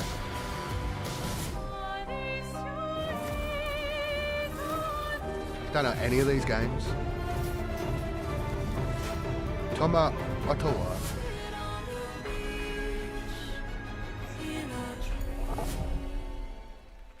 Oh no, the typecast Lenny. And the Game Award goes to Look at that picture in the left corner. Laureat Testa.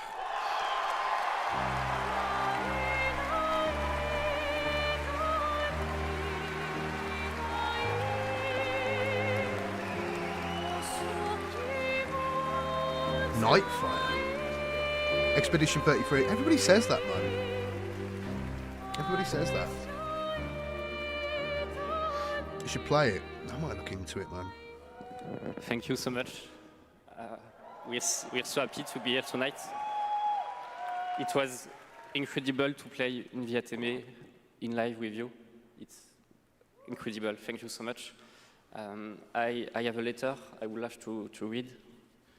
I've got a stack of books here. I was going to lean my camera on it so I could paint. I can't be asked to paint now, but I got my books. I just grabbed a pile of books. Should we go through the books? I would really love to. We'll go through the books. There's going to be a big announcement coming soon. So, first of all, I haven't really read this yet. I've got the Witch Hunter's Handbook. Should we read some? It just goes through all the different kind of creatures and, you know, it's like the Imperial Infantryman's uplifting primer, but for witch hunters in fantasy. Martial training. It's so good as well because they've printed it like an old print book, like the text is off. You get me? Like the ink's all over the place, like a really old book, like a something made during the English Civil War. You know, because there's that book, The Hammer of Witches, as well. Look at it; it's so good. I've really got to read this.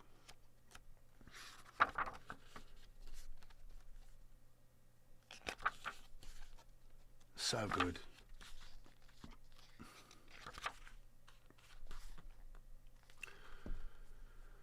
The clay tobacco pipe.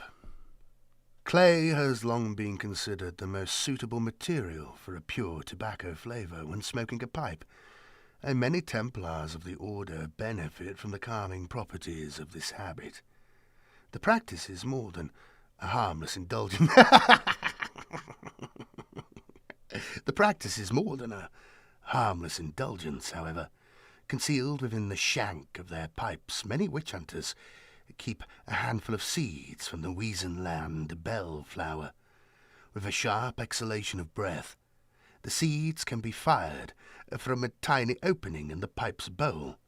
The properties of the Weazenland bell are such that, upon contact with human skin, its seeds induce a powerful mania, causing the victim to hear a deafening, agonizing ringing in his ears.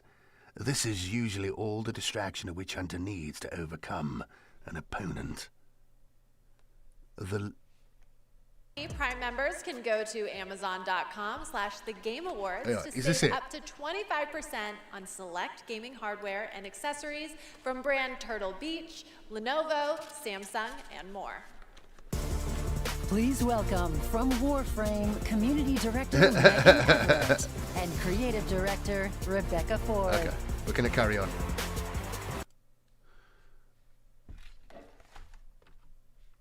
Let me pull this up. Ugh. The Leaded Cloak.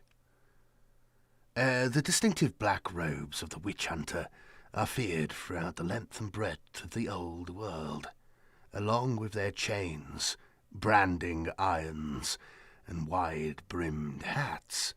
The long flowing cloaks of the Templars of Sigmar demand awe and respect from all who are unfortunate enough to behold them at close quarters.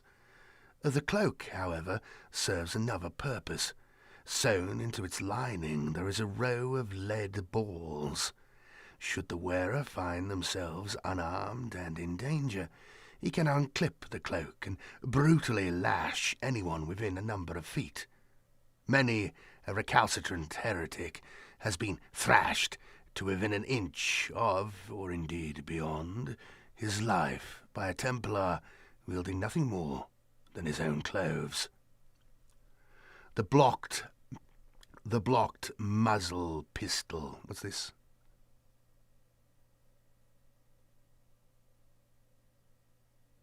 Nah. There is a small, barely perceptible lever on a Templar's pistol, which, when depressed, silently seals the weapon's barrel. In the unusual circumstance of his being overpowered and having his weapon taken from him, the knight can discreetly depress this lever, located just below the flash pan, before handing over the gun, with the result that anyone attempting to use it against him will be seriously, or maybe even mortally wounded, as it backfires.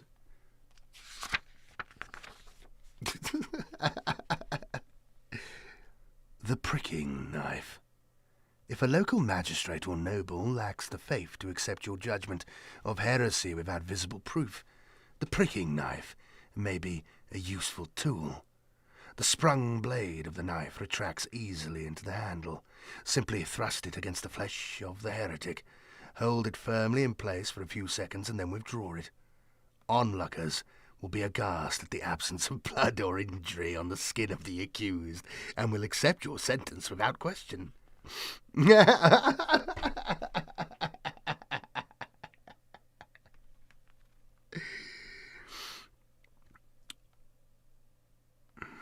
Now, through the gravity bow, through a complicated system of springs and whipcord, a small crossbow may be secreted beneath a Templar's sleeve, attached to his vambrace, in such a way that if the sleeve is pulled back vigorously from the wrist, the weapon will unfold and slot a bolt into place.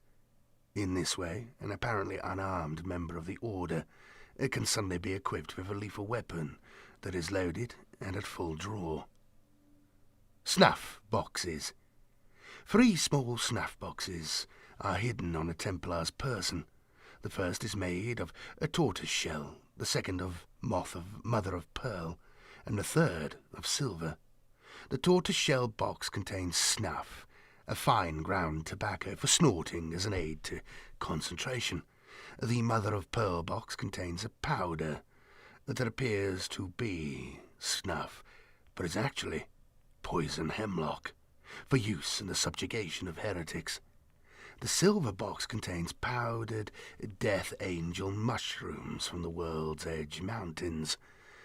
Upon consumption of these small but potent fungi, I had trouble with that, I remember, the user will slip into a drug-induced frenzy, becoming immune to pain, unnaturally strong and enraged beyond belief.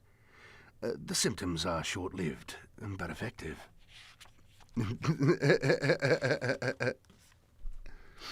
Amazon sponsor, TV show confirmed. Yeah, man. You're thinking it. I'm thinking it's going to be a whole Warhammer end thing. You get me? You'll notice GW hasn't released anything the last day or two.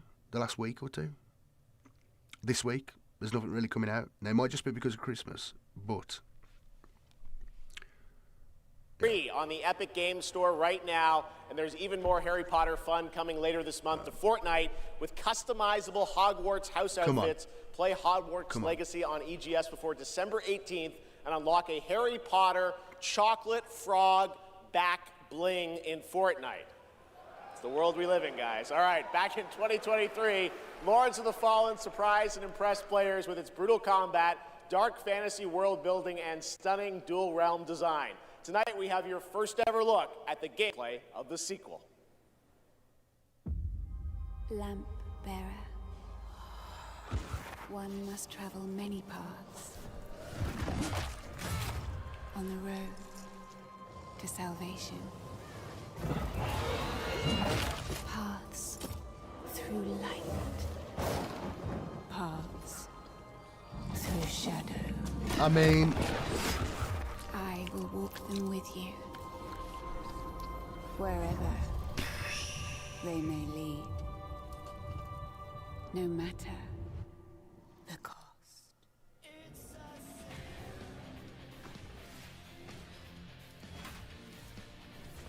I'm sure it looks. It's just that they all just look like Elden Ring to me. You know what I mean? Like it's all the same sort of vibe. It's the same sort of artistic. You know, like, oh, look at this weird guy. He's got a book for a face. You know what I mean? Oh, look at this city that's like suspended in destruction. Look at the corrupted knight, the paladin. You know. Look at the weird. You know what I mean? Like that. It's like it could be any. It's all generic. It's all. It's become generic. Forgive me.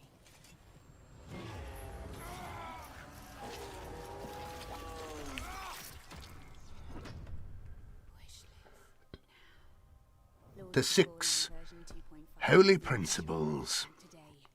These are the original founding tenets of our order, as recorded in Hieronymus Black's Rules and Statutes. EA Sports FC 26, of obedience to the Lord Protector and renunciation of one's own will. Fundamental to life in the Holy Order of the Templars of Sigmar is the renunciation of one's own will. All properties belonging to an apprentice knight of the Order will be forfeit. Lands, tithes, and inheritances will be possessed in perpetual right by the Order. Of the privilege to accuse, dispense judgment, declare anathema, and excommunicate. Brethren have the right to banish transgressors from the mercy of Sigmar and commit them to perpetual ruin and damnation. However, this should be considered a last resort and only employed when all other methods, including burning to death of the accused, have failed to obtain proof of innocence. Kingdom Come Deliverance 2, Monster Hunter Wilds, and The Outer Worlds 2. This year, How the brethren may clothe and equip themselves. Brethren of the Order must at all times dress in simple garments of sober hue, ideally black, unadorned except for the symbol of the twin-tailed comet or Galmaraz. Robes, armor, and mantles should be kept clean of ash and blood whenever possible. Spears, swords, and other bladed weapons should be kept sheathed, that they may cleanly and easily pierce the flesh of the damned. We've got something great for you. How? Please welcome actor Rahul Kohli. What's this? Who's this? Good evening. I play Arjun Devraj in the upcoming Saros from the amazing teams at Housemarque and PlayStation. For the last 30 years, the Housemarque name I recognise is him. synonymous with thrilling action, Where do I know him from? satisfying gameplay, and of course, bullet hell. How the brethren will maintain the secretive nature of the Order. The centuries-old covenant, which binds our brotherhood, is of such weight that to speak of it outside the great temple of our Order is considered heresy most foul, and deserving of excommunication and death. Other matters concerning secret keys, locations of artifacts, and temples should be considered heresy of a lesser form, and only punishable by the execution of the transgressor. The instilling of fear through the irregular use of public executions and trials by ordeal. Wherever possible.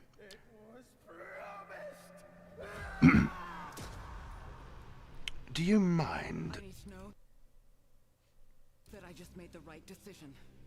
It's me, boss. Wait, how long? Since the last time the sun died, mate. You left us here. There's no way to get home, and you. The instilling of fear through a regular use of public executions and trials by ordeal. Wherever possible, all executions should be held before large gatherings to ensure that commoners and nobility alike see the agony and ruin that befalls all who stray from Sigmar's benevolent care. The suppression of mercy. A knight of the order should never be distracted by pleas for clemency or arguments of logic. I mean, that's pretty sick, man. You see this, again, it's science fiction, it's the same vibe, it's like the enemies all have this veiny thing, and like, they might have a clock for a face. I'm very excited that Rahul is starring in it. To present our next award, I am honored to welcome a previous TGA winner. He's the writer and director of some of the biggest and most critically acclaimed video games of all time. Grand Theft Auto 3, 4, 5, Vice City, San Andreas, Red Dead Redemption 1 and 2, and Bully. He's the co-founder of Rockstar Games and now the founder of a new studio, Absurd Ventures, where he is busy writing and creating novels, comic books, animated series, and yes, 2 big upcoming unannounced open-world games. It is my honor to welcome to the TGA stage for the first time an industry icon, Dan Houser. Dan Houser. The efficacy and prescribed use of prayer. When confronted with the foul maledictions of the damned and perverse, a knight will soon discover that flames alone are not enough to cleanse the accused of all mortal sin. Transgressions against the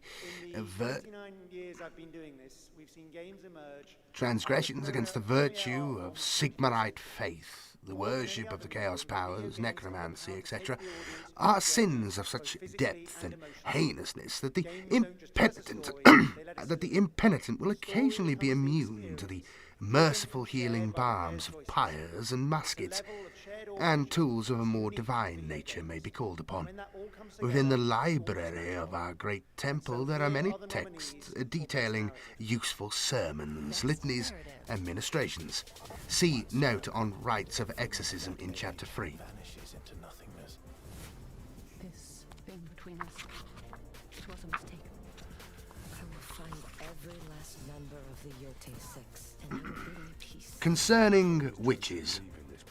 Centuries before the time of man, ancient and terrible beings stumbled across a portal to the hidden realm of the dark gods. Blinded by their hubris, they tried to harness the foul currents of that flowed from that hellish region, and in doing so, brought about their own doom. Having brought the heresy of magic into the world, they crept, wounded and shamed from the lands we now inhabit, leaving behind them a festering scar that can never be healed. Then dawned the era of Sigmar and man. For centuries we kept the Empire free from magic use and witchery. Within this very order we held an edict handed down from Sigmar himself to scorch the land clean of corruption, and we performed our duty with zealous efficiency. Pyres littered the land like scattered jewels, and folk lived in the happy knowledge that our judgment was swift and unfettered. Sorcery in all its forms lay crushed beneath the iron heel of our wrath.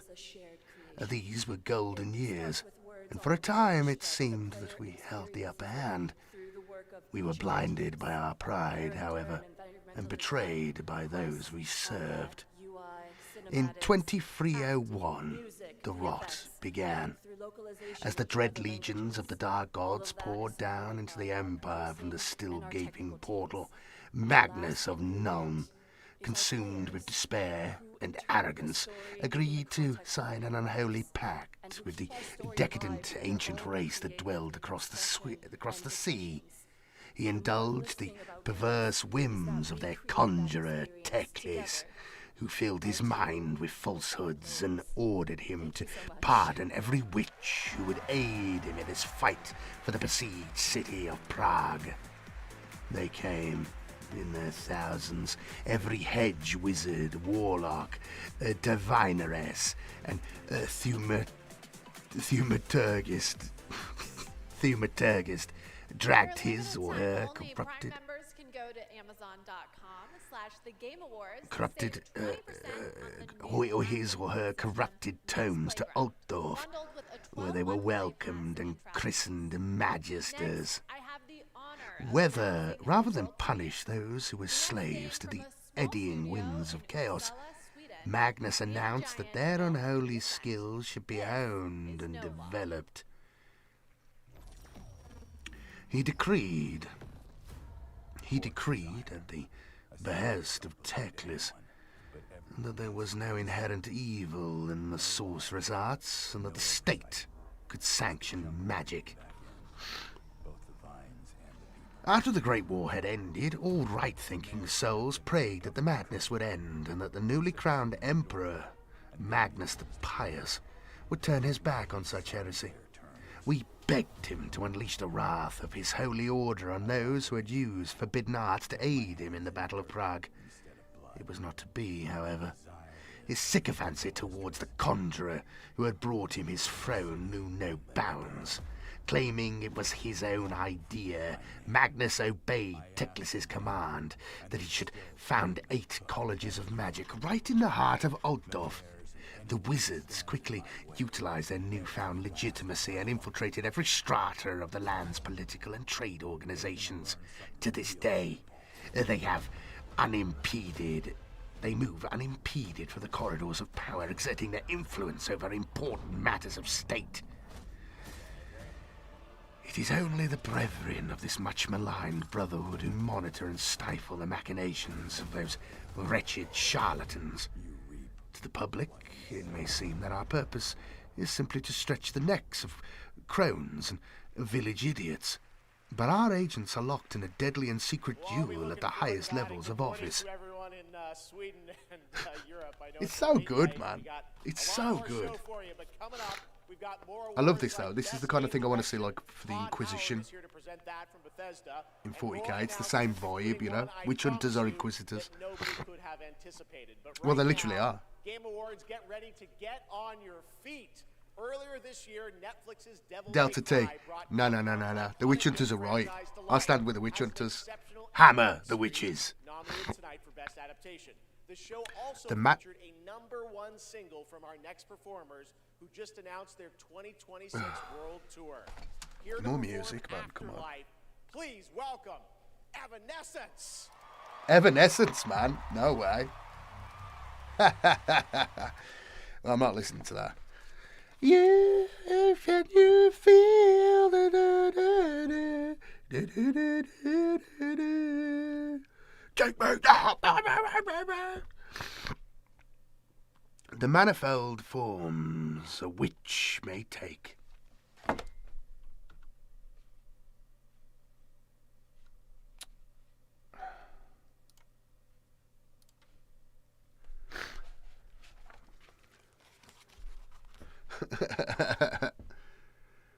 We must be ever vigilant, dabblers in the dark arts lurk in every corner of the Empire, and they assume many different guises. Here follows an overview of the various ranks and orders of witches and warlocks, petty magic users or hedge wizards. Left to their own devices, the simple rural folk of this land will take themselves into believing almost anything. Will talk themselves into believing almost anything. Far from the cathedrals of our proud cities, they learn of older, more obscure forms of worship, and convince themselves that the dark magic flowing south from the Chaos Lords is an untainted tide of innocent power. They give it fanciful names, such as the Aether and the Infernium, shielded from the evil nature of the forces passing through them by their own ignorance. Most of these poor fools lack the strength of mind to survive contact with such arcane power, and they perish long before their experiments do any real harm. Here are a few of the absurd titles they award themselves before they implode into a wretched, unholy mess. Seers, prophets, wisdoms, and oracles. These damnable frauds claim to be in direct communion with a deity, and unfortunately for them, they sometimes are. What may begin as self-delusion or fakery can become genuine contact with the chaos powers or other false gods, leaving them drooling and mindless before they even have time to grow a straggly beard. Fortune tellers. For the use of card reading, palmistry. I never heard of that as a word, man. And other superstitious techniques, fortune tellers claim to predict the future, usually consulted on simple matters such as childbirth or marriage prospects. Their heresy is no less heinous. Thaumaturgists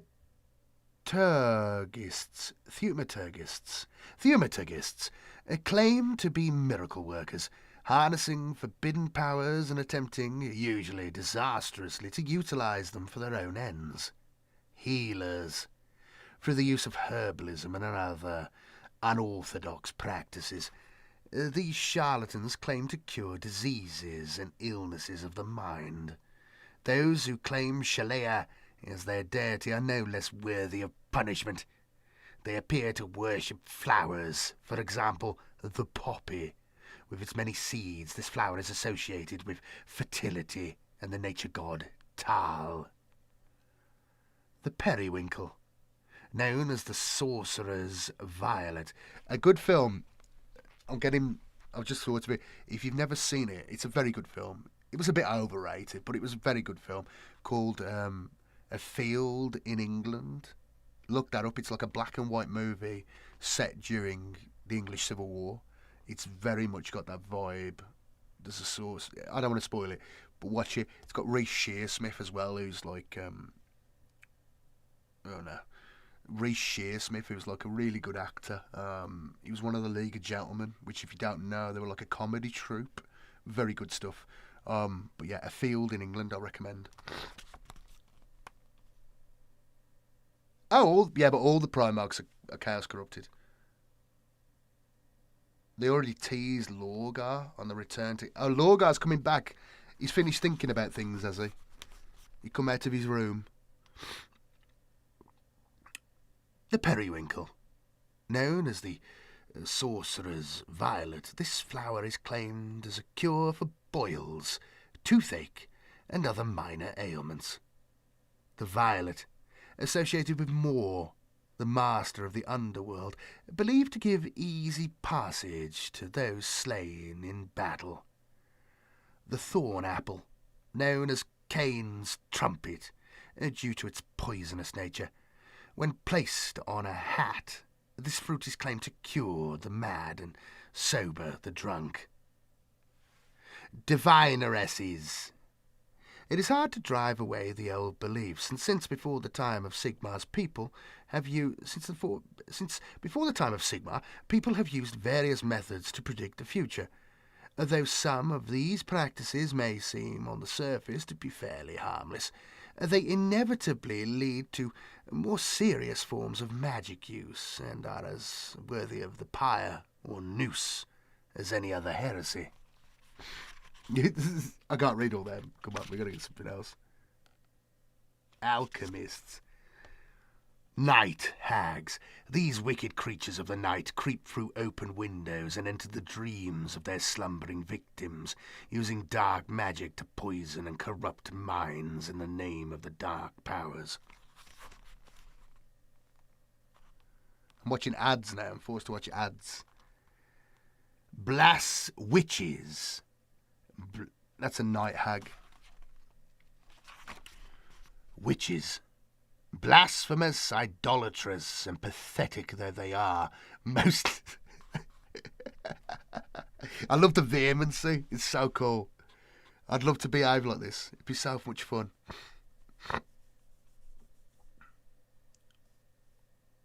Yeah, it's a good movie, man. It's a good movie. I liked it. Yeah, Reece Shearsmith, the sort of main character, the victim. He's definitely worth looking up, man. If you've never seen The League of Gentlemen, it's worth looking up. I mean, it's just funny, man. It's just like weird, and it's got a really like the creepiness of England. I think it captures it really well. In many ways, some of it's a bit dated now, but it's very funny. It's very off. The characters are very dark. It's good stuff. Blasphemous, idolatrous, and pathetic though they are, most of the above-mentioned magic users are in their own way well-intentioned. Their sacrilege is mostly used in the service of others, or if not, is of such a minor form that no serious harm is caused. However, occasionally these amateur dabblings go undiscovered. No.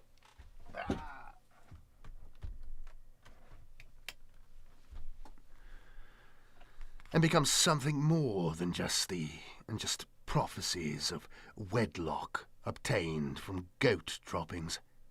In these cases, if they manage to survive their esoteric experiments, a more potent threat arises, that of the witch. Due to a longer exposure to the dark tides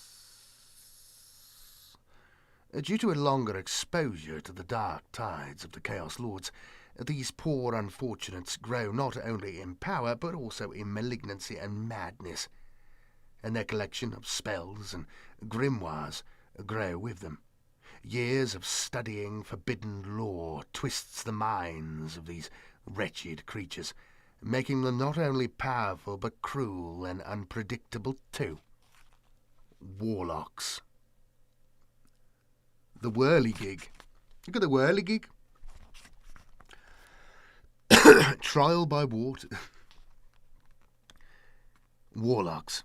There are a few witches whose evil and hatred lead them far beyond their initial hedge wizardry. They become fully aware of the dark powers they wield and revel in the worship of their unholy masters. These fearsome diabolists pose a terrible threat to their fellow men, and a mighty challenge to anyone who attempts to subdue them. Monstrous power is at their command, equal in fact to the so-called sanctioned collegiate magic users. Most follow one of two dark paths, which I shall discuss in separate chapters: demonology, and necromancy. Obtaining a confession. There are various tools available to aid those struggling to admit their guilt.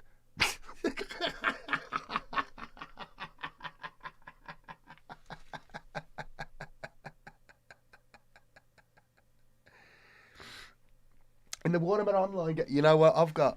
Hey man, in the Warhammer Online game, guess what I've got?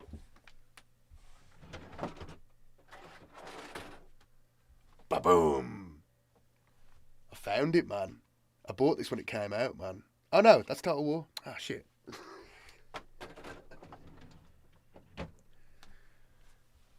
Okay, I've got the Warhammer Online game somewhere as well. I thought that was it. I've put it somewhere else, clearly. How embarrassing.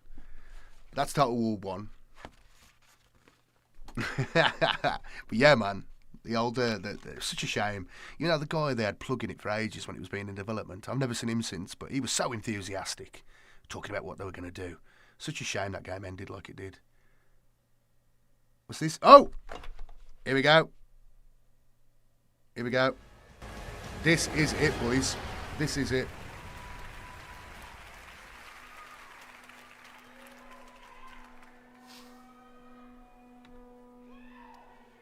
For 25 years, Creative Assembly has entertained millions of people all around the world with the Total War franchise. Today, I'm here to help announce where Total War is going next. And it'll be in a universe that is so close to my heart. I'm excited to reveal. This is it, boys! That Total War is headed to the grim, dark future.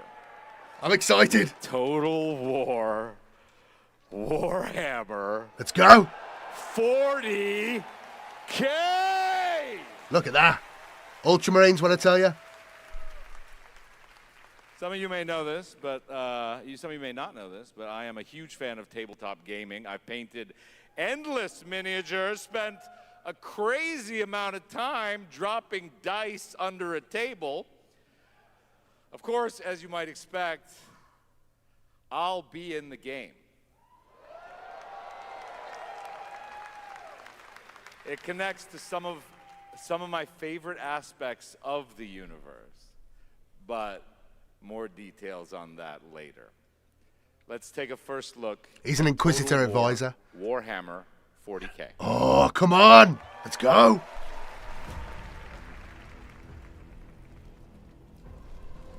In the grim darkness. Look at this. Look at this. Far future. The Great Scar, what I tell you? Ultramarines. Survival hangs by a thread. You see the planet?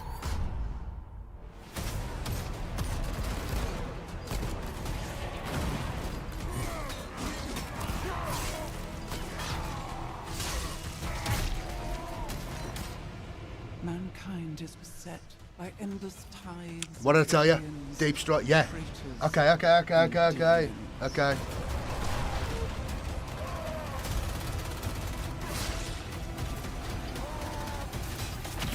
Astartes man made this. Astartes man made this.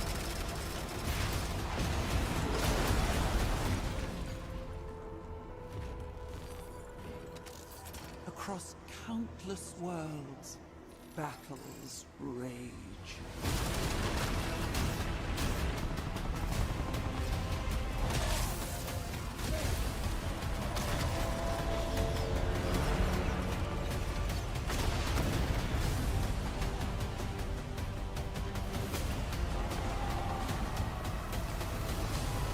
Look at that. Yeah, planetary bombardments. Yeah. Look at that. Beautiful.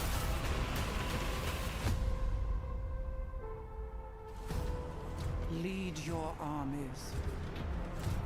Conquer worlds. Fight on as the galaxy burns.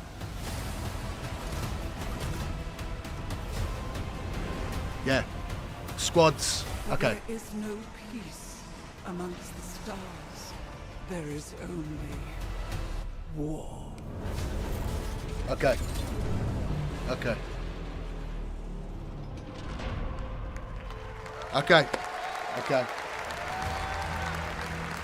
Let's have a look at the gameplay, man. Let's have a look. What's going on?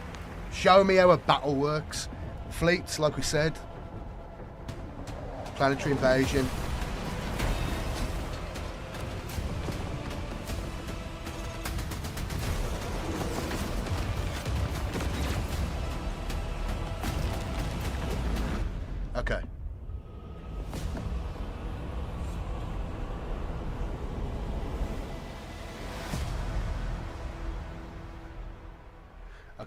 Okay. Okay. I think it's what we were thinking. I think it's what I discussed.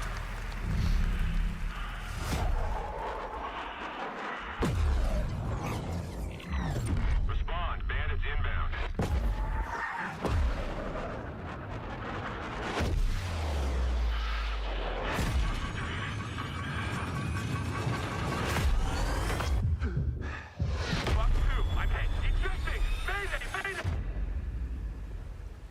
Take a look. What a sight to behold. What's this? Whew, it's all over. The last lands of the FCU. The Federation of Central Asia. What is this? First of all, thank you for joining us on this ship.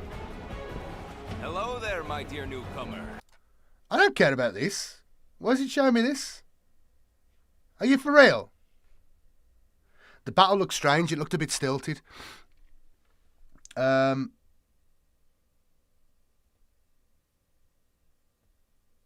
That's so lame and so terrible. The battle, I think, judging from what I've seen there, it looks like it's going to be sort of like what we were saying. You're going to have set piece, like in Total War 3. You're going to have so many maps. It's going to be There's probably, I mean, hopefully they put the work in, and there's going to be like, you know, Agri-World, and there's like 3 maps per different sort of part of the planet, and you have to invade different parts of the planet and conquer the planet. I think that's what it's going to be. Just another new game coming. I don't know what the hell was that. Like, you telling me there's nothing on? There's no chat. There's no discussing it. This is going to be one of the biggest games, you know, of the year, of the decade. Let's have a look. Let's have a look at Creative Assembly saying. Creative Assembly. All right. There's got to be some kind of announcement. There's got to be something. Yeah? There's got to be something. Don't tell me they haven't even got anything on. Okay, so they haven't bothered saying anything. Oh, God. Okay. Games Workshop, I got an article up. Right, let's go and have a look at that. I've got an announcement trailer and everything. Right, okay. Let's close that a second.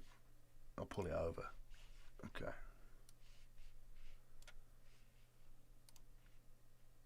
That's such a bizarre thing that they just cut it out. I don't understand that. It looked like an RTS on the thing. I think that, I know what you're saying, but you could see that it is an RTS. But it's like, how else are you going to be able to manage units? Otherwise, it would just be Dawn of War. It looked like the new Dawn of War, to be honest. I mean, I don't know, man. I don't know how it's going to work, because that didn't really show it either. Thinking about it now, I was kind of impressed with like the vibe I was getting. I was impressed by the shiny lights. Impressed me. Okay, now I've calmed down and I'm thinking about it. I'm like, that looked very odd. Let me pull this article over. Where's the article? There's the article. Okay.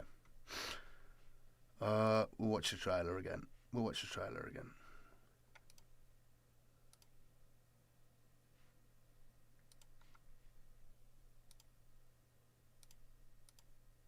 Cool. Some awesome news overnight from Game Awards. Total War is the grim blah blah blah. Total War brings the award-winning franchise into this. Okay. Fans of Total War. Blah blah blah. Okay, we've got some images here. Yeah. Is that it? PlayStation and Xbox Series. How's this gonna go?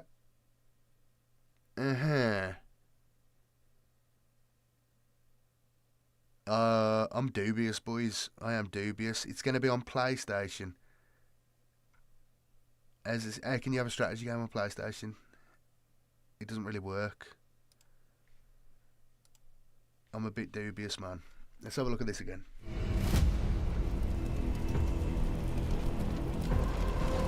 In the grim dark.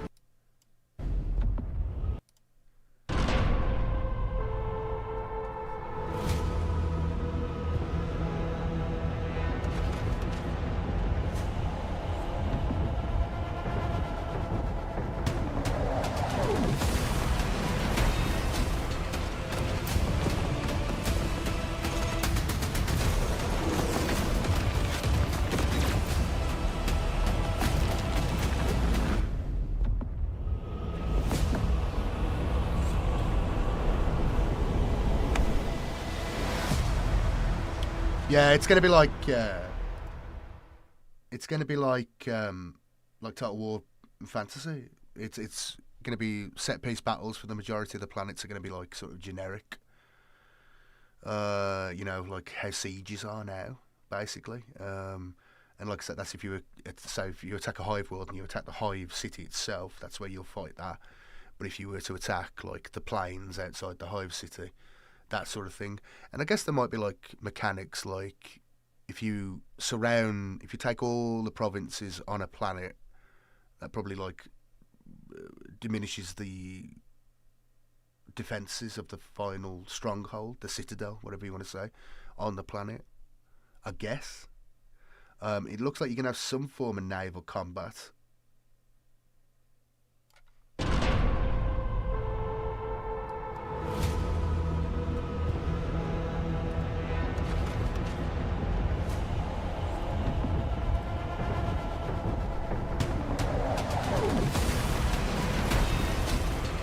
Look at the map. Look at the map. Go away. Look, in the corner. You see the corner? The map there. You see the units. So I should... I would imagine... Yeah, what's all this here? Objectives. Drop points. You see Imperial Guardsmen here. Orcs there. I mean, what's happening in this battle? Are you sending reinforcements to assist an Imperial Guard force who's defending against an invading Orc force? But you see them in the corner here. That's a lot of units. So how many units is that? That's got to be that, right? But again, they're just moving up a street. You see them? They're just moving up a street. The camera's watching down there from there, viewing all this. So, yeah, man, it looks a little bit... It's a bit Dawn of War-y, I've got to say. It's a bit Dawn of War-y. But I figured it would be as well. It's a difficult, like I said, I kind of sympathise really, because it's a difficult kind of game to convey. But you see how they've just got the squads. It's just like it's just like another Total War game. Ignore all the bombs and the explosions and everything like this. The mechanics are fundamentally the same. This is your crossbowman unit. This is your crossbowman unit. These guys will be your shooting or combat unit, and you'll decide whether they go into combat or not. You say shoot, close combat, shoot, close combat. These will be your units. You can control 12 units. Yeah. That's what it's looking like to me. I mean, if this is a siege game, this will get boring really quick. I hate siege games. So here we get a bit more. So this is just a normal standard bridge battle, like in like in Fantasy now, like in Warhammer Fantasy now. It's a bridge battle. You see, they've got another wave of troops here. These guys are attacking. The Orcs are attacking a defending force, but you see how the Space Marines are different colour blue, yeah? So that's your army, and these guys are the PDF defenders. You see what I was saying before? So just like in Warhammer Fantasy now, that's the garrison. Now you've got these Space Marine guys to come in to reinforce them in the battle. See, look, all the Imperial Guard. That's your PDF. That's your PDF forces. Now, by the looks on this, I'm saying you won't have air forces. You won't have a Thunderhawk you can move around and attack with. What you'll have is power-up strikes, which will act, like someone said earlier, magic spells. You'll have Psychers as well, but like orbital bombardments, airstrikes by Thunderhawks or Marauder bomber strikes, all that sort of thing. There'll be things you can buy upgrades for, or they'll be part of there'll be like an upgrade or a skill that your commander, your leader, your general of the stack can take, and there will be stacks just like that, except the stacks will move around and they'll be attached to ships and stuff like that. Yeah, you see? So that's activated. You can see it down there.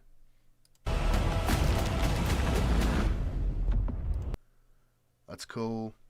You see the difference? You see the orbital defences, all that sort of thing. You see, look, you see the little settlements. It's going to be stuff like that. You see, it's going to be stuff like that. Like, if you want to take this planet, you've got like, there'll be like 10 areas, hopefully. Anyhow, you go, Magnus, here he is. Your Marnius Calgar. Your Marnius Calgar. We got their diplomacy, or markets, galaxy map, fleet map, army map. Yeah, look. Generals. Generals, trade and taxation, or maybe diplomacy. Maybe that's diplomacy. And then that's your fleet. your fleets. So your fleets are not going to fight space battles per se. They'll fight auto-win space battles. You see in the distance here, you got... So I think there'll probably be other stuff as well, like... You see the mining colony type thing? Let's go right back. Let's watch all this again up to that point. Okay, so what do we got here? We've got this beautiful thing here, which I think is... Isn't that Commander Dante? So this might be Baal. This might be Baal, right?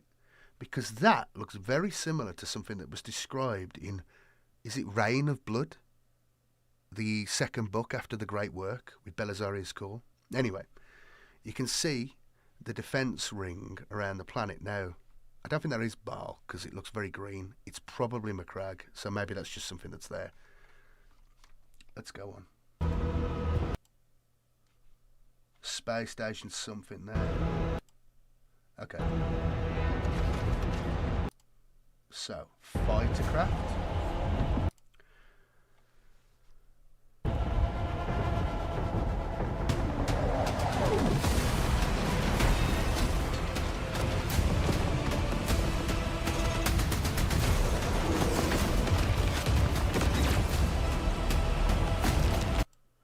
Obviously this is pre-alpha, so the graphics ain't fantastic. But you see what I mean? Ignore all the shiny and the architecture and the skins. It's basically the existing Total War engine. You understand? That's what it is. With more shooting.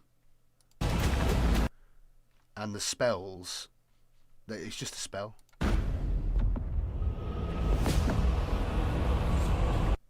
So that's got Exterminatus. Wow, okay.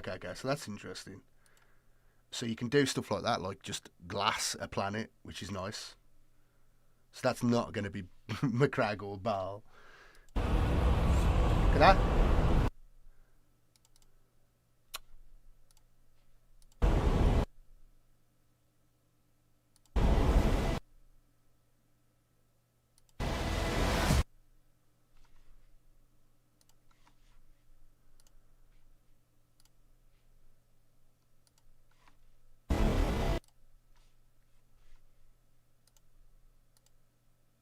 Let's watch this. So that gets Exterminatus. You see the gun platforms, defense lasers, and yeah, just like I thought. Yeah. It's going to be a mix of. It's going to be a mix of basically the existing Total War thing, Total War mechanics, but with more tanks and more shooty, on hopefully more maps. Mixed with a little bit of Battlefleet Gothic type campaign elements, and yeah, maybe they'll let you possess an individual tank or an individual soldier. I doubt it though, not by the looks of how they were moving. I think it's just basically the existing. It's the existing thing. It's the existing Warhammer Fantasy way of doing units and stuff.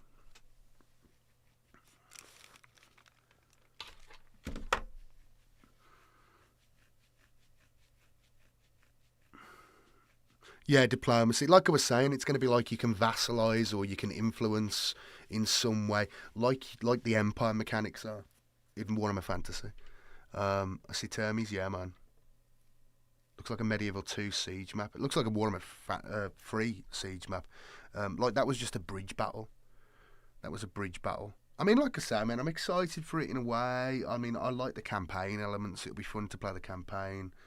But I'm not super impressed by the gameplay and what we can expect from that. And just based on us going through it earlier in the stream when we were I was talking about all the various things. I was just trying to think through how you would do it.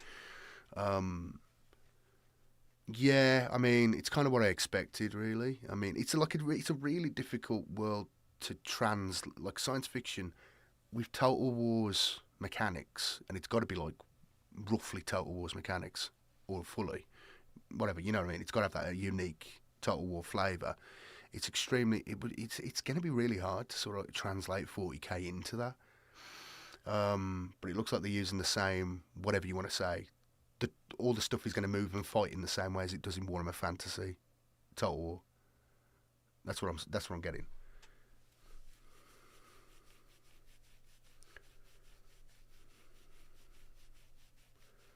There probably will be a good mod scene. It'll be nice to play the big campaign maps. I mean, what was the planets there? Is there a planet there?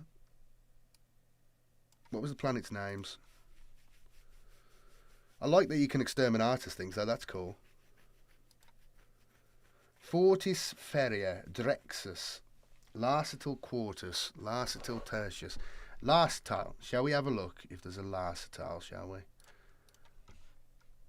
Let's go on to Larcetal.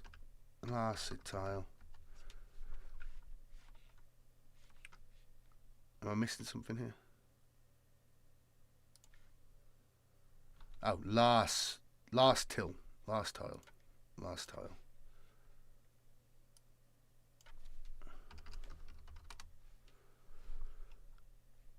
Last up, Warhammer.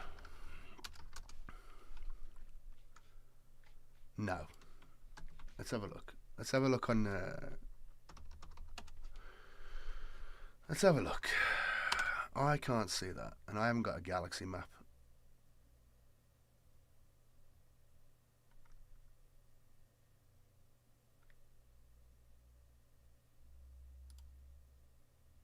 IGN's just done a video themselves.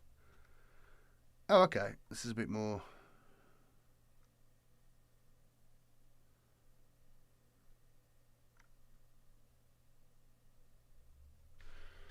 Yeah, IGN's got all the information we've got available from whatever.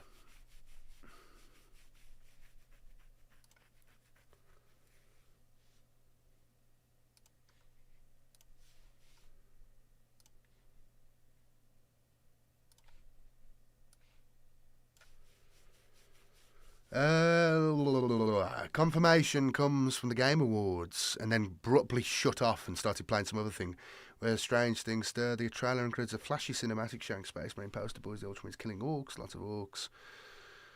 Here's all the official information we have from Creative Assembly. Total War's award-winning fusion of turn-based strategy and colossal real-time battles descends into the grim.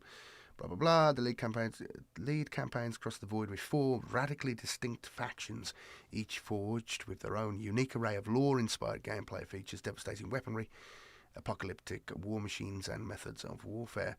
Space Marines, genetically enhanced warriors of war. These warriors are few in number, but near unmatched in power, clad in sacred armor. So it's going to be Space Marines, Orcs, Eldar, and Guardsmen. Interesting. Step into the battle, personalise your army, name your warband, choose its sacred colours, and emblazon its regiments with an array of iconography. Modify your warriors. Tailor your faction's combat philosophy for both campaign and battle, arming them with your own unique fusion of devastating tactical abilities. I'll take the movement bonus, please. Signature traits and arcane war gear.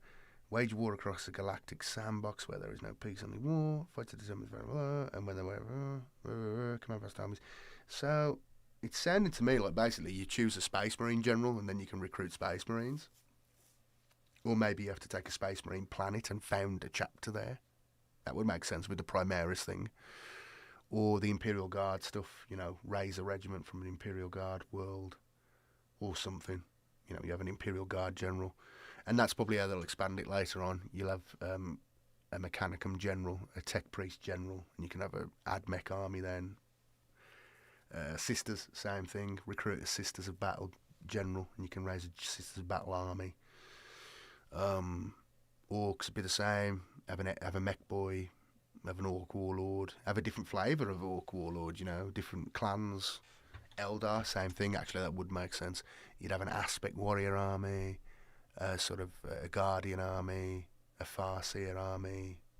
You can have the Avatar Arcane army. You know, so on and so forth. It's hard to say. Like I say, though, that makes sense. There's only going to be 4 races in the first one, and there'll probably be a DLC immediately with it as well, for like NIDS or something. Yeah, that's what I'm saying. That's what I'm saying. Well, I mean, it's good that it's being made. I'll stay generally positive.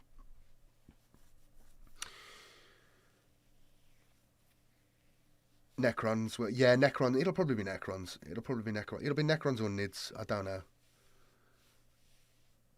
Okay, I think that's it for me. Boys. I am done. It's nearly 4 o'clock in the morning for me. I don't feel like that was worth waiting for. But thank you all for being with me in the chat. I really appreciate it. Thank you for the donations. Thank you for the memberships. I really, really appreciate it. I will be back again with more stuff very, very soon. And I'm going to go to bed now because I am actually tired. It started to get me about half an hour ago. I am actually tired now. All right, see you later. Ta-ra. Bye-bye.